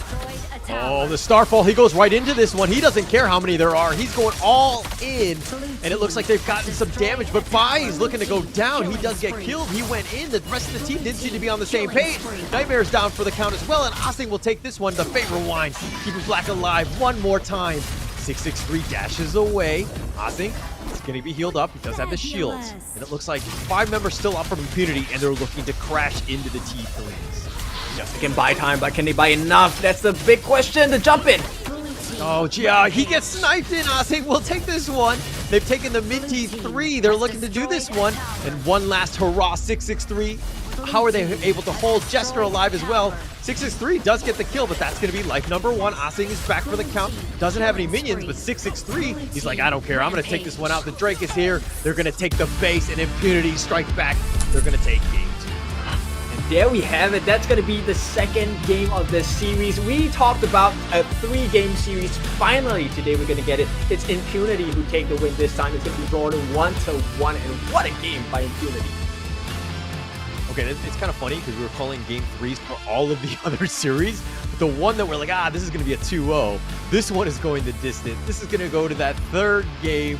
Impunity really showing that, you know, how they can shine and how they can close out that game, because that was a nail-biter, right? And RRQ, 2 evenly matched teams. And again, we're going to go to see a game 3, the first of the day. Yep, so this is going to be a change, right? Now it's no longer a BO3. We take it as a BO1, right? Winner take all. And, you know, I'm going to start feeling for the team that doesn't take it because it's such a painful experience. But at the same time, can you imagine the elation of the team that secures that final top 8 spot for the Esports World Cup? I mean, damn. So at this point, it really is, hey, let's see. Can they figure it out? What is the winning formula? Both teams have shown that brilliance. They know that, hey, we have some chinks in the armor. Let's go break into the defense and steal the win. Yeah, and to me, like, honestly, I kind of felt like Impunity just found, you know, they capitalized on some of the mistakes that RQ made. They had a couple extra pickoffs. I think the Hanuo was quite strong. I think that it's, you know, teams really need to either ban it, figure out some sort of strategy to deal with it, because it was tough, right? And if we're looking at, you know, the net worth lead, the net worth altogether, I mean, Shaolin trying to carry as much as possible, 14,000 net worth. Black, again, I talked about Hanuo just being on point. He was 306 as well. So both of these, you know, players very strong. Yeah, for sure. And at this point, if you take a look at the itemization, there's a lot of defensive capabilities as well.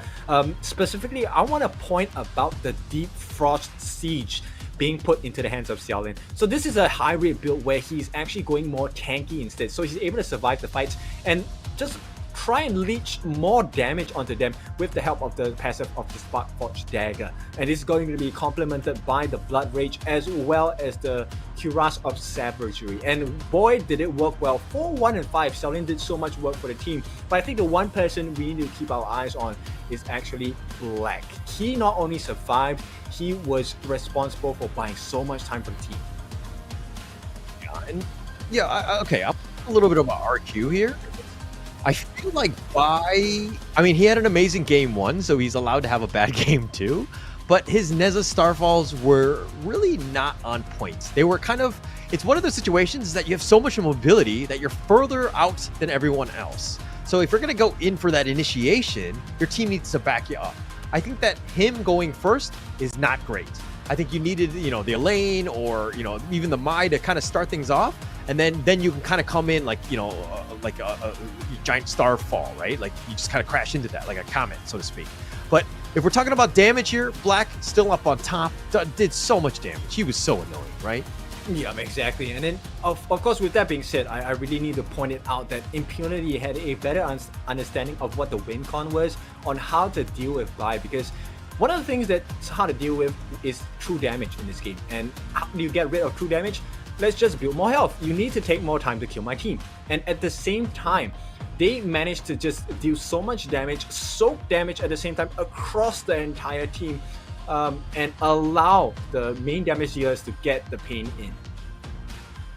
Yeah. There's a lot of potential. But look at this goal graph. I mean, it was like the peaks were never very high, except for towards the end when Impunity kind of just controlled that game at the end. But this was really back and forth. I wasn't really sure, you know, which team had a huge advantage. Impunity showing their, you know, their strength early, then they kind of faltered a bit, RQ, but then they kind of fumbled the ball in the end where they let Impunity kind of take over the game. I think that this is going to be an interesting VOD to watch to see what sort of mistakes they made, because I feel like this is RRQ's game to have lost. You know, at the same time, it's also difficult to kind of decide who the MVP was. For me, I think it was the Hainor, right? I think Black did such a good job of tanking everything and allowing the team to really flourish. So let's see. It's gonna be the Charlotte instead. Okay, so it's gonna be Asing doing a lot of work. I think but mainly that last play, the ability to dive into the backlines, get the kill onto the farm lane as well. There was a huge deficit to the side of RRQ. And throughout the entire match, Asing also did a lot of very zoning plays that allowed the team to capitalize the positions as well. Yeah, Asing had some nice plays. I mean, it was one of those things where Impunity played like as a team very well, right? So there were some moments of like the MVP was kind of up in the air. I don't think Asing this is like a clear-cut winner and he was like the best. It was more of, you know, he made decent plays and he put his team, you know, just slightly better than everyone else because everyone from Impunity played well, in my opinion. That was a good game by them. They were able to bounce back. I mean, just look at this Fate Rewind. He attracted the attention of 4 members, made it very difficult for RRQ to kind of get anything going. But the Starfall, again, this is a numbers advantage, right? They're taking this fight 3 versus 4. Not the smartest of plays. Now 663 is joining the fight, right? And they were lucky to have kind of turned this one around, but I felt like, okay, the first couple times you got lucky, you did all right. But then later on, it's one of those moments where you got to let your team make the initiation. He jumps in late on this one, and you see how much damage he's doing and how much he's kind of cleaning things up. But without Jiao, actually, not a whole lot of damage to this team. Yeah, but if you look at it, it's kind of like playing tag team, right? Hey, I've soaked enough damage, so let's tag each other in and out. And then that's how Impunity won most of these fights, which I thought was really interesting. Yes, they did very good control on the buy. And at this point, like I said, it's really the HP pool, right? The ability to reset, the Fate Rewind, buying so much time. And Asing here with that last flurry of slashes into the base itself, allowing for the kill on Jia, allowing for the kill, I believe, on Jester F as well. And that really changed the state of the game because then the floodgates were open. Yeah, but him going in with the Starfall, like Jiao was not in position. He came very late to the team fight. They went in 2 versus 5, and then we're continuing to fight. Like, the call needs to be made where we're all in the same place at the same time, right? And then we focus on, we just blow up people that we need to do. You know, the farm lane, you just have priorities, right? You just make these calls. But if you're going in solo, you're like, oh, go, go, go, go. We're like, oh, wait, I'm not ready. I was all halfway across the map. Like, we're going to have a hard time. Yeah, I think they miscalculated a little bit because at that particular moment, I think you're referring to, the T-Ranger was actually being chased down by the clash lane of RRQ, and they were doing decent enough amount of damage, but not fast enough because they did get the kill on the farm lane, but they lost the trade because Impunity just wiped them off the face of the earth shortly after that. So now these are little things that happen across the game that matter, right? Small decisions in the split seconds really do make the difference. And this time, we will see how much of a difference these seconds make because we are going into the 3rd and final game of this series. Our first 3-game series of the day, Holler. Yeah, and we had to wait for the 4th match to get to it. Of course, it's going to be going in. It's going to be straight up fire. Again, best of 1, right? Winner, you win, you move on. You lose, you go home, unfortunately. And so there's going to be a lot of pressure. Make sure that you get into the top 8 because, again, there's so much at stake. You not only get into the playoffs for this one, the knockout section stage, of the tournaments, the knockout stage, excuse me, but you also get to go to EWC, and who knows at that point. Well, as the saying goes, right, we always save the best for the last, and welcome to the last game of today and of the series as well. Impunity and RRQ battling it out to see who will be the final victor, one step closer towards that esports World Cup dream.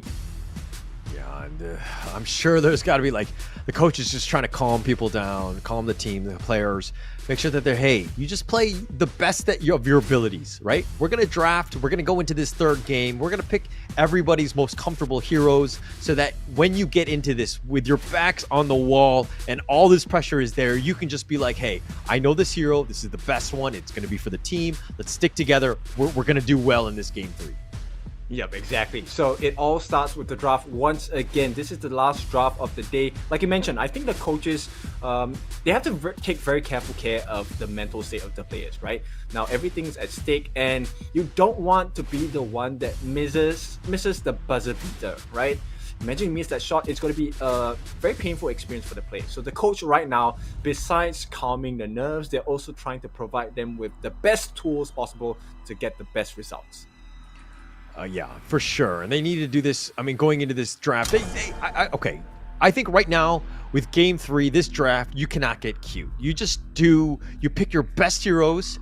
You get yourself the best possibility of winning this game because everything is at stake in this game.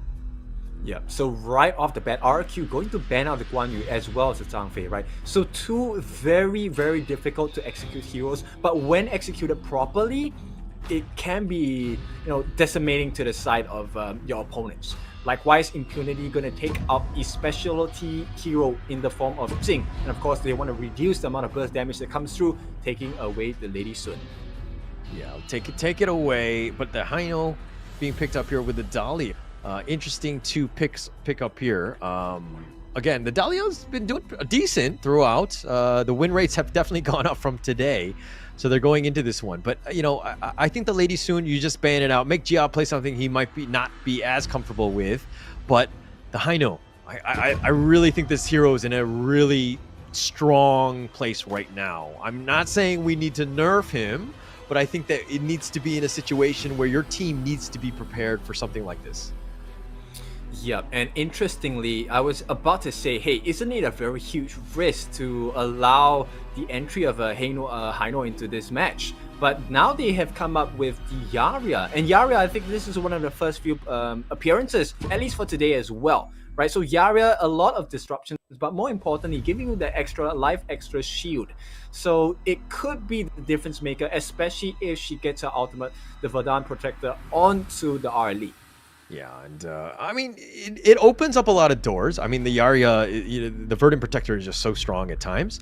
But it combos well with the Arlie because, like, obviously the extra mobility and all that. And she's kind of on the squishier side, so you got to be a little bit more careful. But there's a lot of potential, outplay potential, where Arlie can list step with the Verdant Protector on it. And now you've got two people, like, right in the heart of the enemy team or, dodging away. You have, but, a lot of mobility. Oh, for sure. And of course, it might not seem like a lot of damage, but accelerating Blitz, the second skill of Yaria, does give some wisp damage onto the opponents. Sometimes it could be that slight additional increase of damage that makes the difference to get the kill. So we'll see how that works out. Yeah, okay. So it's gonna, I mean, we're gonna go into the final phase coming in for the draft here. But Impunity, again, going with the Charlotte, very, the MVP from Asing last game. So picking it up here, no surprises. Again, picking into the best hero. Now, I'm curious as of where this Dune is going to go from RRQ. Is it going to go back to Bai? I would hope so, right? I would think that at this point it's a flex pick, right? He could go into the Clash lane, he could go into the jungle as well. And if you take a look at the bans coming out from RRQ, they want to make life really difficult for the farm lane. So I'm curious to see what they have for the farm lane. Yeah, so at this point, let's take a look at what's going to happen. Yu Yuan going to be secured by Impunity as they look for inspiration for the final picks coming out from RRQ to give them some direction on what the final pick will be for the Impunity farm lane. I see some finger pointing at this point to RRQ. They seem to have a very decent idea of what they want to do against Impunity. At the same time, while they're considering, okay, it's going to be a Byron, so there's going to be a lot of tankiness, a lot of burst damage coming out with the Storm Strike as well. And it looks like Dun will be going into the jungle, which means Shangguan here going into the mid. They have the full roster. RRQ placing all of their bets onto these 5 heroes. Now we're going to be left with the final pick for the side of Impunity as well. Megumi this time. What kind of farm lane will they pick up for the team? Impunity, they have the first 4 already. All right, so now I've got the Byron, the Shangguan, and the Yuhan being picked up here. What is going to be the best kind of to round out this draft from Impunity? Well, they're missing a farm lane, right? But the big question is, with the amount of farm lane bans out there, okay, no, it's going to be probably a Haino farm lane, I presume. Okay. Interesting. All right. Okay. Wow. All right. Are you comfortable with this, with your backs on the wall, kind of going into this one with this lineup from Impunity? I mean, let's be honest, right? It does get a little bit confusing for the newer players as well, but these are professionals, right? So I think they do recognize certain win conditions, and that is in the form of the burst as well as the crowd control skills. So they are expecting the dive from the Byron, they are expecting the dive from the Stun.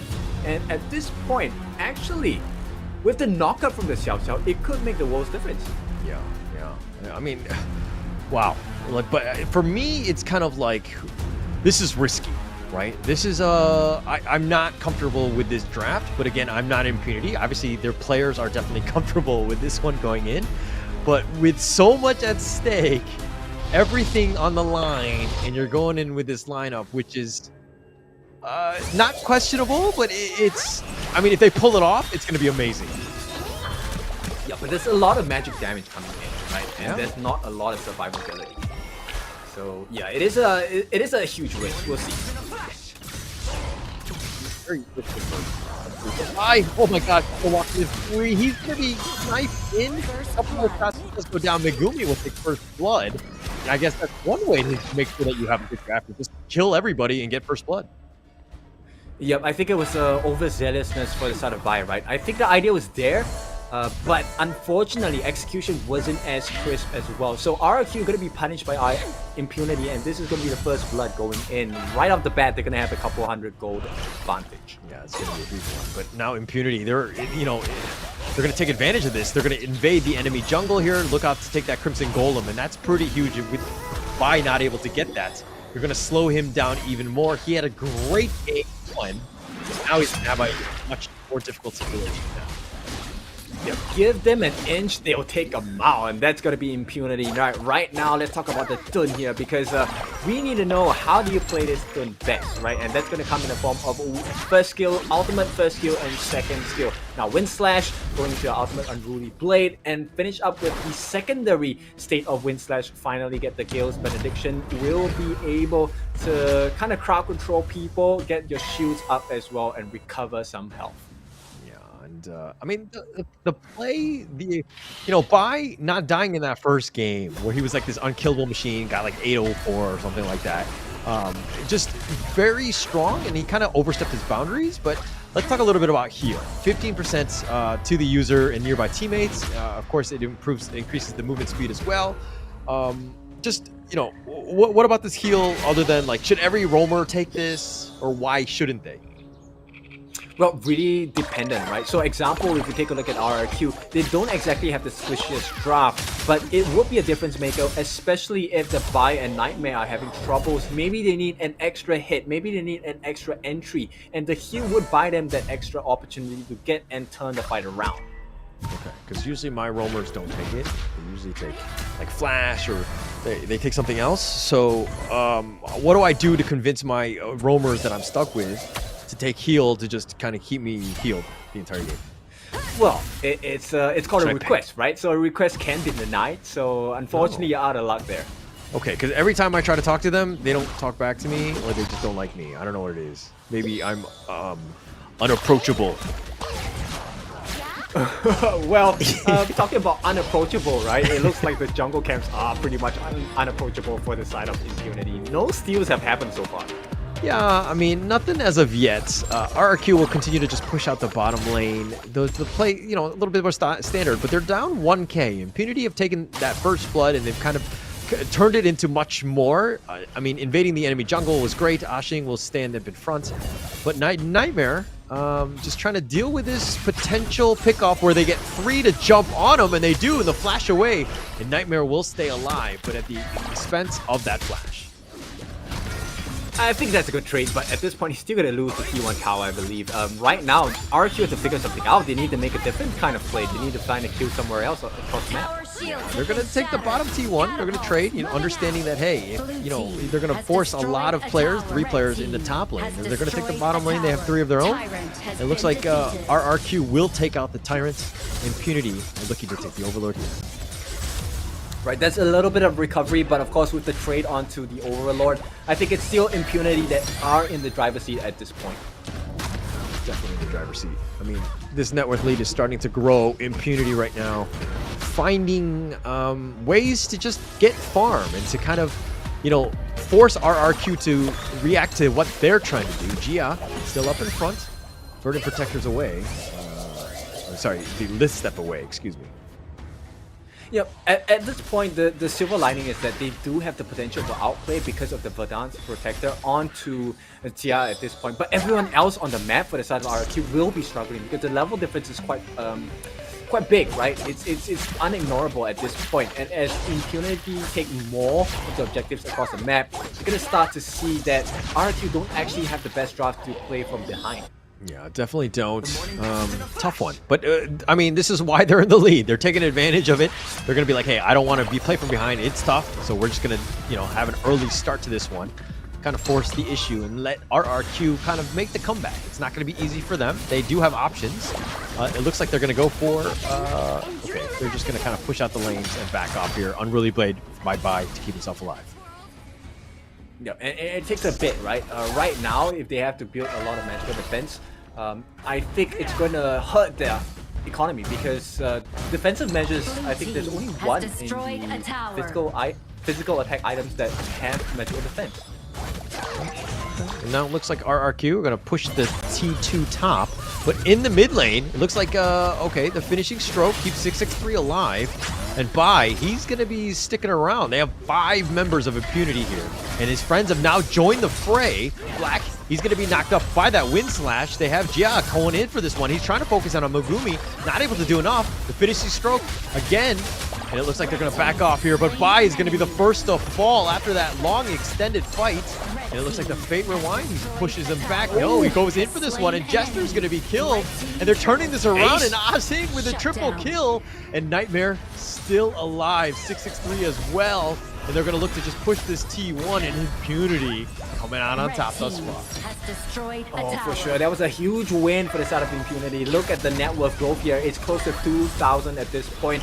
And, you know, most importantly is they could have gotten the ace, and that would have been damaging to the growth of the game for RRQ. Yeah, it would have been very tough here. But again, you know, Impunity understanding that they've got the T1 mid, they're going to focus their attention on the bottom lane. Bai hasn't really been doing as much. I mean, Black, he has a slight net worth advantage if we're talking about roll to roll with the jungle, right?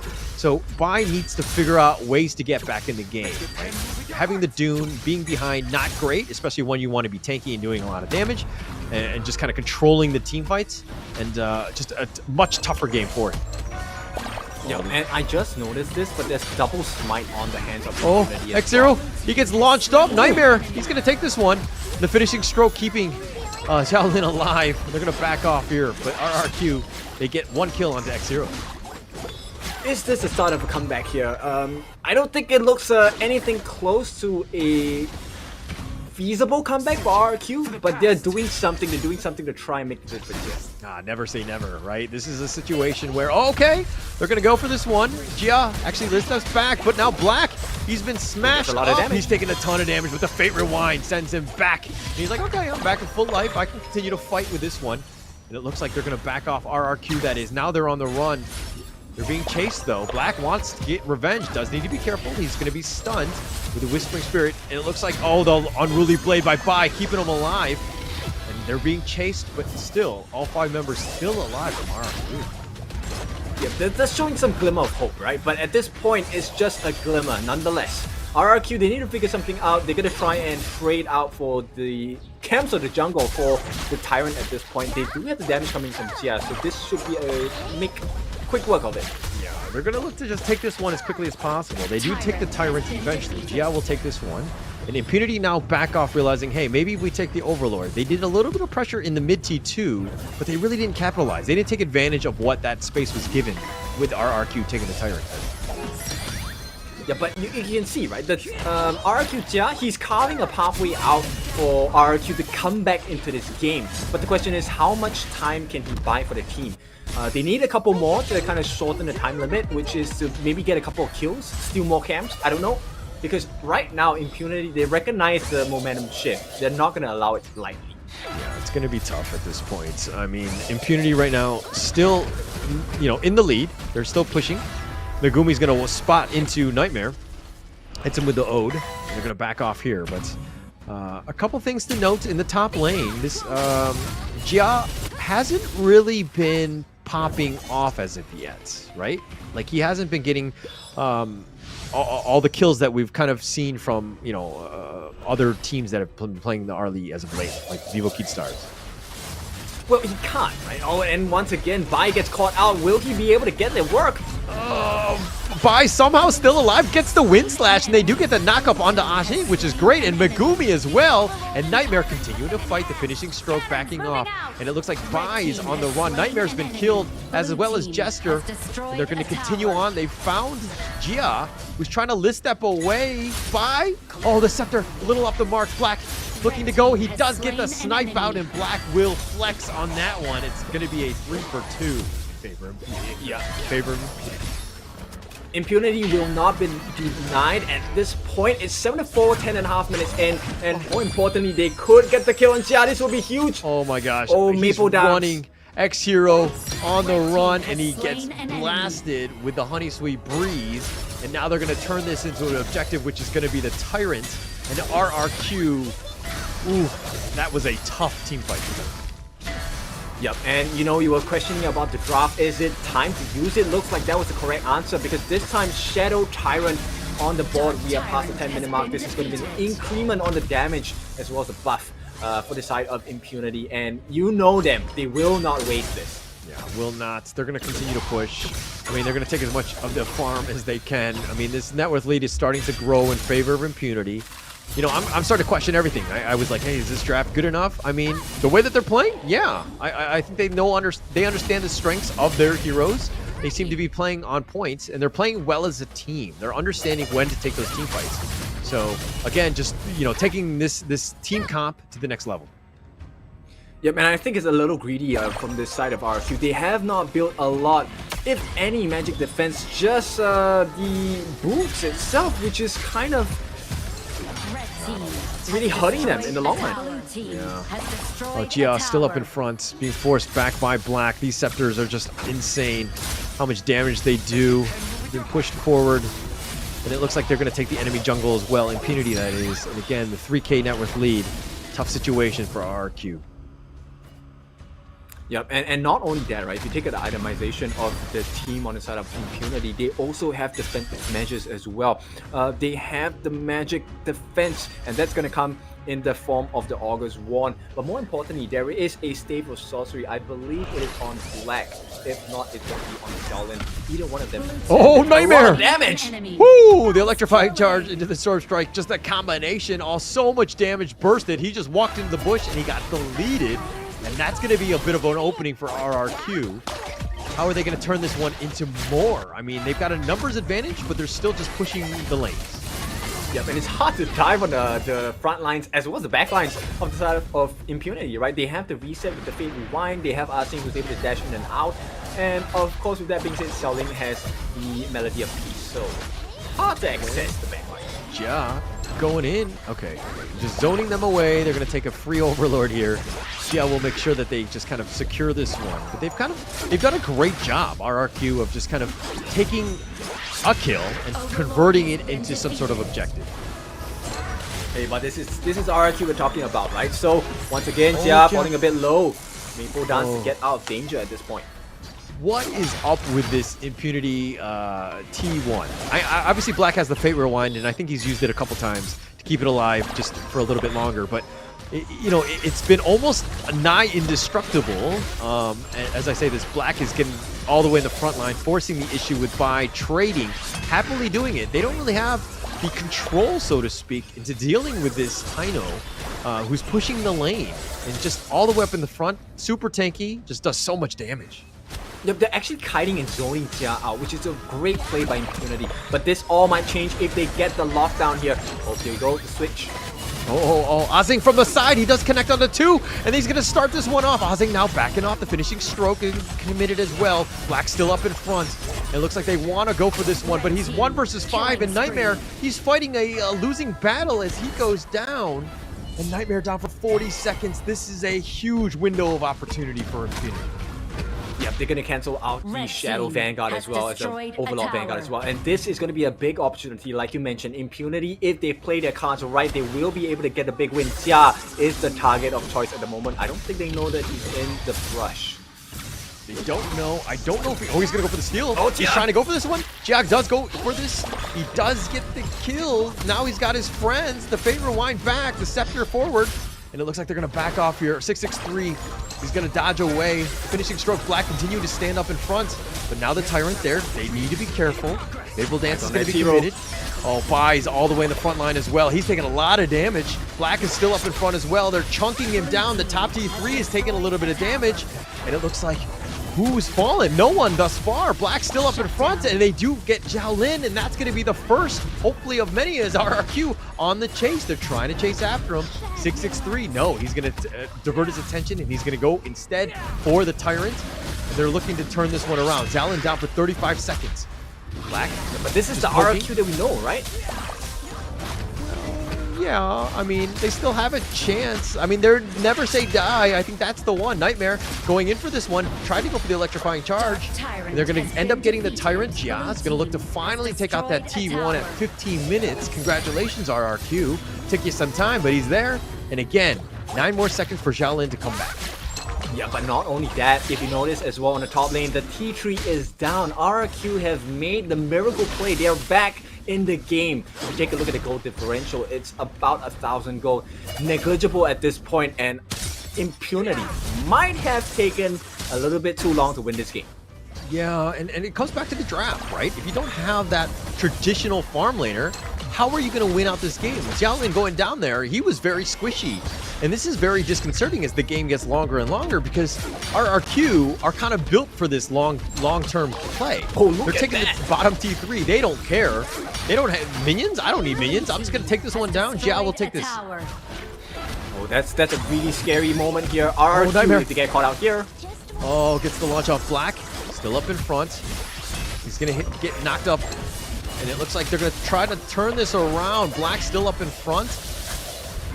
The Wandering Beam doing a little bit of stun action on the Black, just being a nuisance more than anything else. But all 5 members still from RRQ still alive. But how do they take this next fight? At this point, I think it's up for Jia to really get the initiation though. Because, sure, they are focusing so much. They need to melt down this farm lane. If they don't get rid of Jia, the whole fight will turn on them. Agreed. And that's the problem, is that, I mean, you have Jester on with the Verdant Protector just providing so much cover. But okay, they got the Overlord. That's a good start for them. Bai still up in front. Megumi, they found Black. They do have the numbers on him. They're trying to focus him down. And they do have the knock up, the launch, the Black. Is he able to favor Wine? He is. He does get away. And playing with fire, he does survive. Ashing dashes away. Looks like they're going to continue on. Xiaolin still up in front. They want to go for this. They do have the knockup. They do end up killing Jia. That's all the damage. They're looking to turn this around, and Bai now on Unruly Blade. He's just going to run. Nightmare on the run as well. They got Jester. They're looking to turn the Xiaolin. They got Nightmare as well, and that's a double kill going the way of Xiaolin. Continuing on, but now they need to wait for the minions. They have that window of opportunity with 4 members down. A triple kill going the way of Xiaolin. We question the pick, but he's making it pay off in spades as it looks like Impunity is just a matter of time as they take out Bai as well just to pad the KDA, and they're going to take the base. Impunity will move on. Congratulations to Impunity. What a game by them. They had to go the full distance here, all 3 games, but what a game by Impunity here. The Myanmar boys have done it. They will secure the ticket. They will be heading over the Riyadh for the Esports World Cup. They are part of your top 8 in this tournament for the Invitational Season 2. Now, we were talking about the draft, right? It was a bit iffy at certain times. No, they couldn't survive if they were ganked out of surprise. But Impunity still made it work. RRQ, there were glimmers of hope. Jia, that shining star, couldn't really bring the game back. But we'll see. Chu, it's time for you to let us know what they think.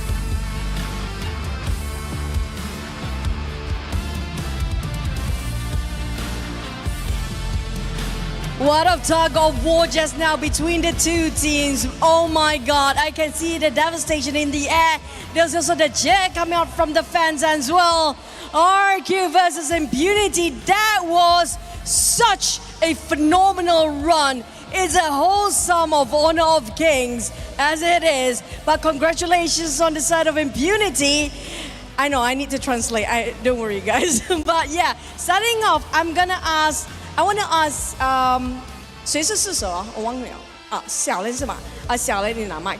Okay, I'm gonna starting off with Chinese first, okay, just in case. 啊，小雷第一场的比赛的时候，我感觉到你们差一点点而已就可以赢了，但是发生了什么事呀？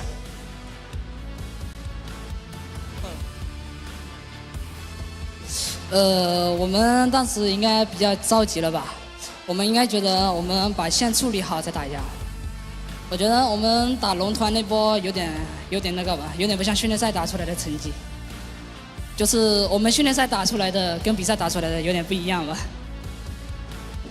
你可以告诉我什么不一样，可以吗？就是我们那波其实要从下路给压力的，但是我们还是给自己压力了。对，给自己压力了。Okay, so I basically asked Xiaoling, he was the marksman or the one that actually had to carry out the game number 1. What really happened? You're so close at winning, but RRQ came back. So I asked what really happened in game number 1. So they were trying to pressure as much as possible and try to play as aggressive as they can towards side of RRQ. But instead, it seems like a bit of a reverse side of them. It's a backlash on their strategy side. Now next, I'm going to ask you guys, for game number 2, how did you manage to come back? How did you guys manage to handle the pressure and come back and still think that you might win? 还是给小林啊哈。第二场完全不容易，对吗？对。那压力很大。对，压力很大。但是你们会怎么样回来？你们呢？你想的东西，你们那时候的打法，还有你们讨论东西，那时候很短的时间，你们的过程是怎么样？我们过程就是尽量放松一点嘛，就是我们比赛的压力不要给到自己吧。我觉得我们紧张，对面也会更紧张。你是一个射手，你当然压力最大是吧？他们有骂你吗？完全没有吗？等一下的吗？ So basically what they do for second game, how did they come back? They try to cool it down for a bit. They know the pressure is big. It was huge, enormous, especially for Xiaolin. He's actually the one that has to carry out till the last, and especially when it comes to the dragon game.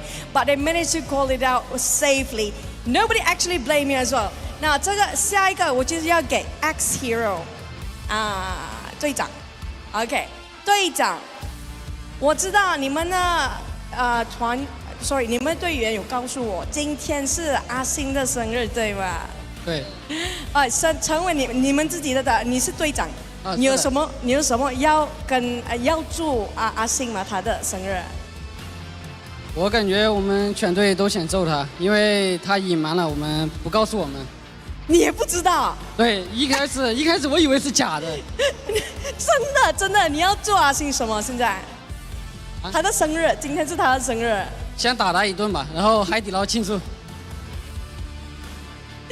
Okay, so today is actually Asing's birthday, and I asked the captain, Axera, what would you actually say?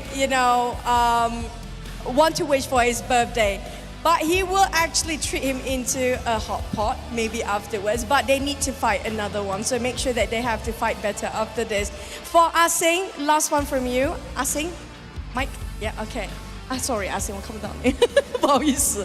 Asing，今天是你的生日，你的团队已经给你最大的礼物了，那就是飞你去 Riyadh， 你感觉到什么？什么？你们去 ，what we call？ 去 EWC， 对，很正常吧？很正。Casual day for him. So basically, I asked, today is your birthday, and your team just gave you the best gift ever. You go to EWC, and today has been a long day. So he just like, this is pretty normal, man. Like my birthday, yeah, cool. Okay, last but not least, Asing, today is your birthday. In your own language, what do you want to say to your fan? 有对你的粉丝要说吗？用你自己的语言来说。不太会，因为我中文一直说中文，连文言语不太会。You guys, anything to say for your fans? Okay, I sing Happy Birthday in Burmese. 对。我突然之间忘记了喂。你要有什么对你的粉丝说嘛？用你的自己的语言来说。要跟粉丝说吗？对对对 ，Yes。用中文说不行。隨便你們啦。阿信每年嘛表現嘛死咯，做當尾巴咧。Okay, that's it for the side of impunity. Thank you so much. We're gonna wrap it up. Happy birthday, 阿信。我来翻译一下，就說生日快樂，祝我生日快樂。Thank you so much. Back to Casas.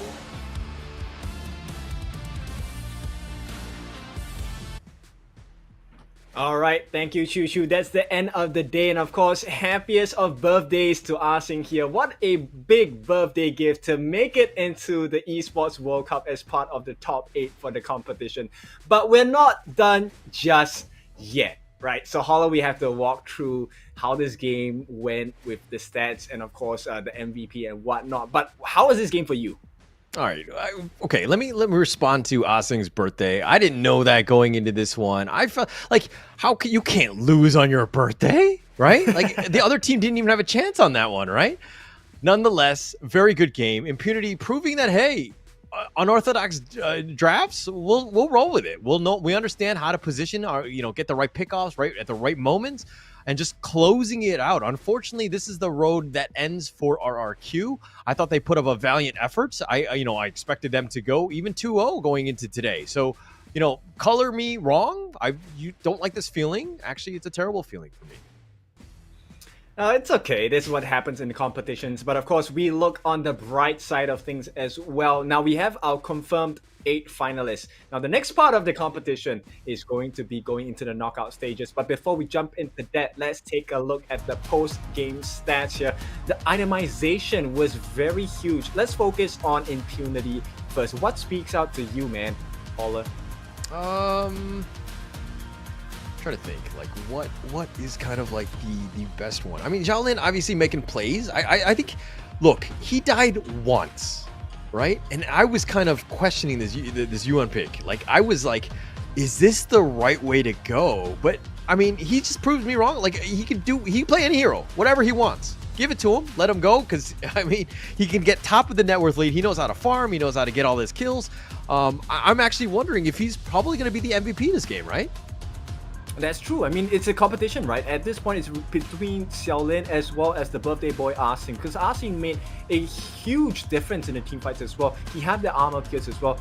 Cuirass of Savagery, Starbreaker, Axe of Torment, along with the Frostguard's Embrace. And to make things more easier for himself, he had the Sage's Sanctuary as well. Let's take a look at the damage that they did. Wow. Jia, RRQ, 133,000 damage dealt. Yeah, that's a lot of damage. I mean, he was keeping them in there, but once he died, he was like the one weak point. You kill him, then everything else just crumbles, right? And that's what we saw in that last team fight, where Impunity were able to just find Jia a little bit out of position, picked him off, turned it around, closed out the game, right?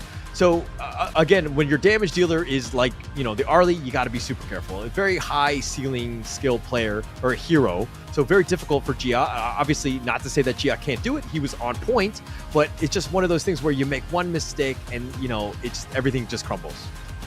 Yep, exactly. And Black and Xiaolin, the two of them, dealt a total combined of 200 over 1,000 damage as well. Now, not only that, Black was doing a very good job of soaking in damage for the team, which allowed a lot of freedom for Arsing to just jump into the backlines once the health pools of the RRQ members were low.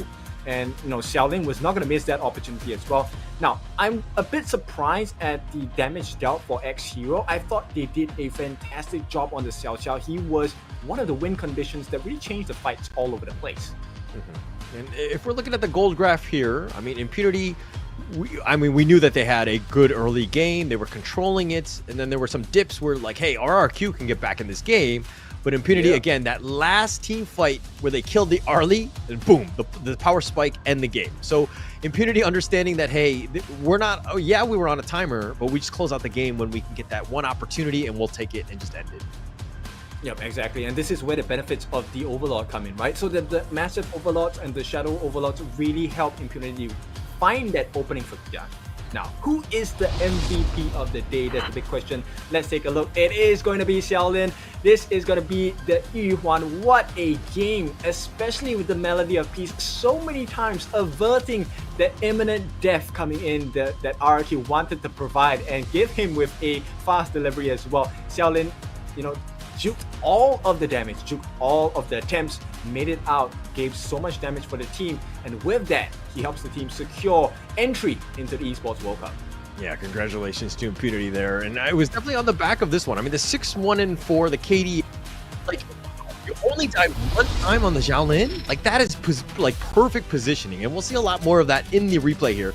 This is where I think that RRQ, you're taking a very high-risk play, and I think that it's really not worth it. I think this is one of those moments where you go back to game one where Bai was playing a little bit more conventional in terms of his jungle pathing, right? You don't have to do this. You don't have to force things, and putting yourself in a situation where you're playing from behind, it's way more difficult than, playing like a more traditional one where you can just farm for Bai, because Bai is that player. Just get him that farm. Just give him space. Don't force things. Yep, and this draft itself, there was a lot of magical damage, and I think RRQ didn't expect the amount of damage that was going to be dealt to them, especially with the iframes itself. They kept getting pulled into fights that were unfavorable to them. Yeah. Actually, you bring up a really good point, right? In the sense of just play things a little bit more stock standard. I don't know why you need to kind of force it as RRQ, and get that magical defense, understand the right itemization, but this is the end, right? They got the Jia down for the count, and it's just a cleanup crew. There's really nothing RRQ can do. They're running for their lives. There's really not much they can do with the minions pushing and by one last one, trying to keep them alive, but Impunity came out on top. They're your victors. They're going to move on. Top 8. Yeah, very deserving win, and this will be the final standings of today after the results. Group A, we're going to have Team Vitality and Vivo Keep Stars at the top 2 positions, both winning 2-0 against their opponents, which means tomorrow will be a battle for guts and glory and positions as well when they face up each other. On the other end, Group B here, it will be the same story because Loops and All Gamers Global have taken R8 down onto the floor, which means tomorrow it's maybe a reshuffle of the position of who's first and second amongst the table. At the same time, later on, we will be showing you Group C and Group D. As we've just concluded the last game of the day for Group D as well, we will see LGD Gaming Malaysia joined by Impunity as they make it to the next stages of this competition as well. Now, Group C, we already have Team Secret that is going to be going to the Esports World Cup, and Kagendra, after the victory today, will be sending Isurus home and making their way forward. Yeah, and LGD and Impunity, both of them obviously just kind of proceeding into the EWC as well as the knockout stage, which is going to be held starting on Thursday.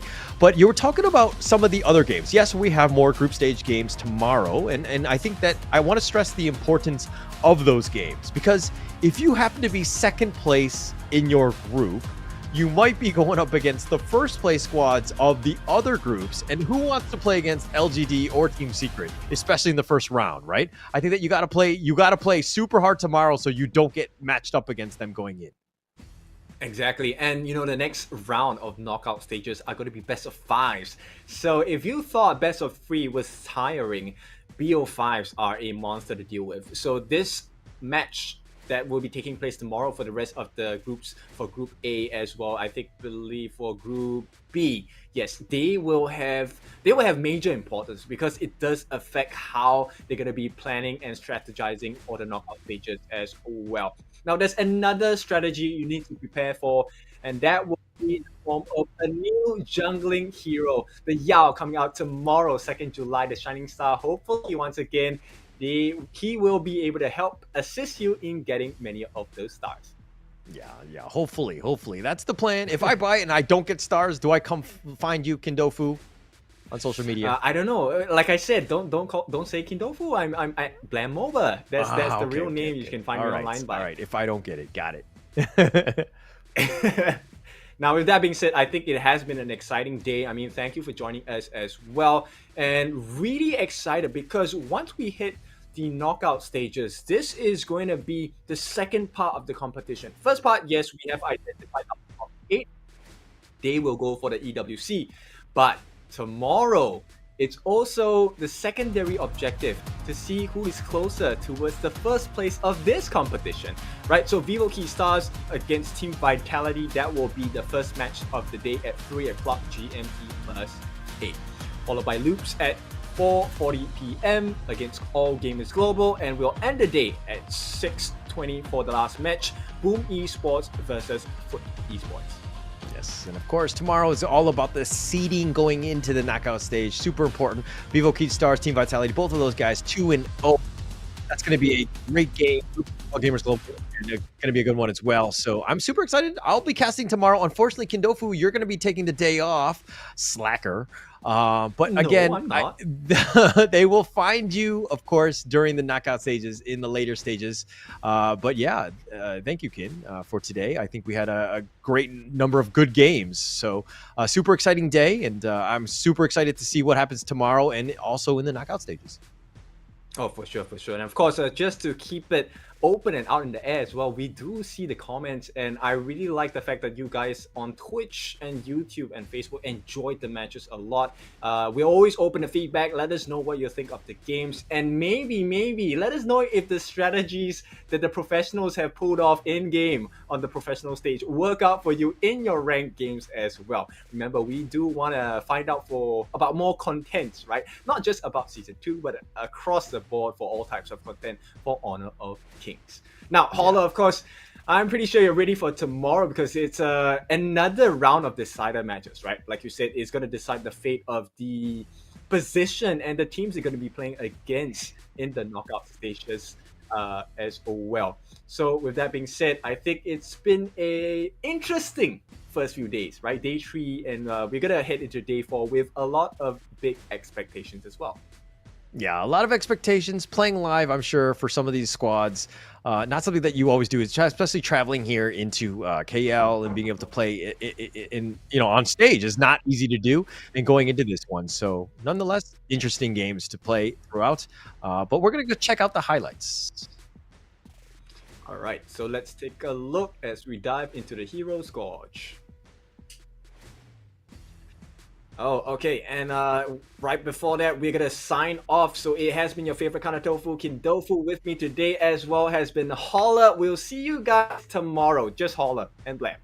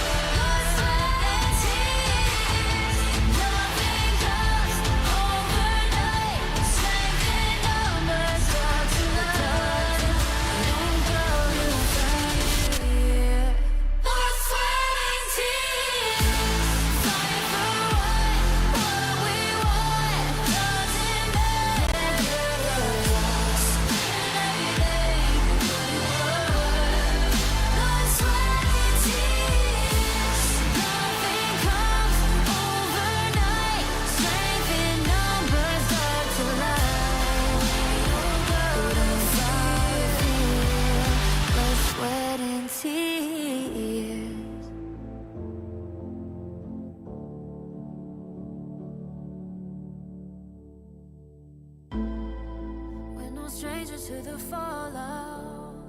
It's what got us here. Ever changing, some can be in this world.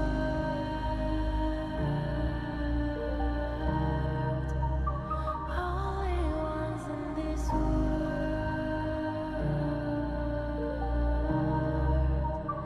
Only ones in this world. Call out my name. Cut through the sound of the rain.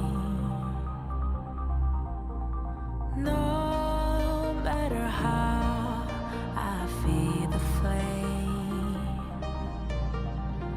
you know I feel the darkness and the pain. All of the ways we tried to break free from the night, you know we made it out, we found the light. I fly so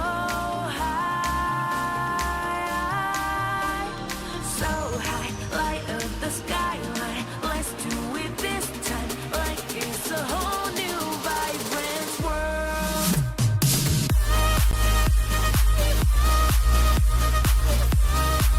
Like we're the only ones in this world. Like we're the only ones in this world. Now I see that I got everything I need. It's alright, I'm on fire, I'm alive, 'cause now I fly so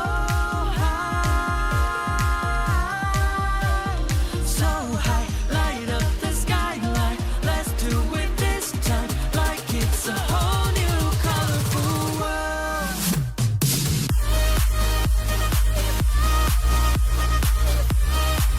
Like we're the only ones in this world. Like we're the only ones in this world. Never thought we'd get this far, burning like the stars. How we get this far? Like we're the only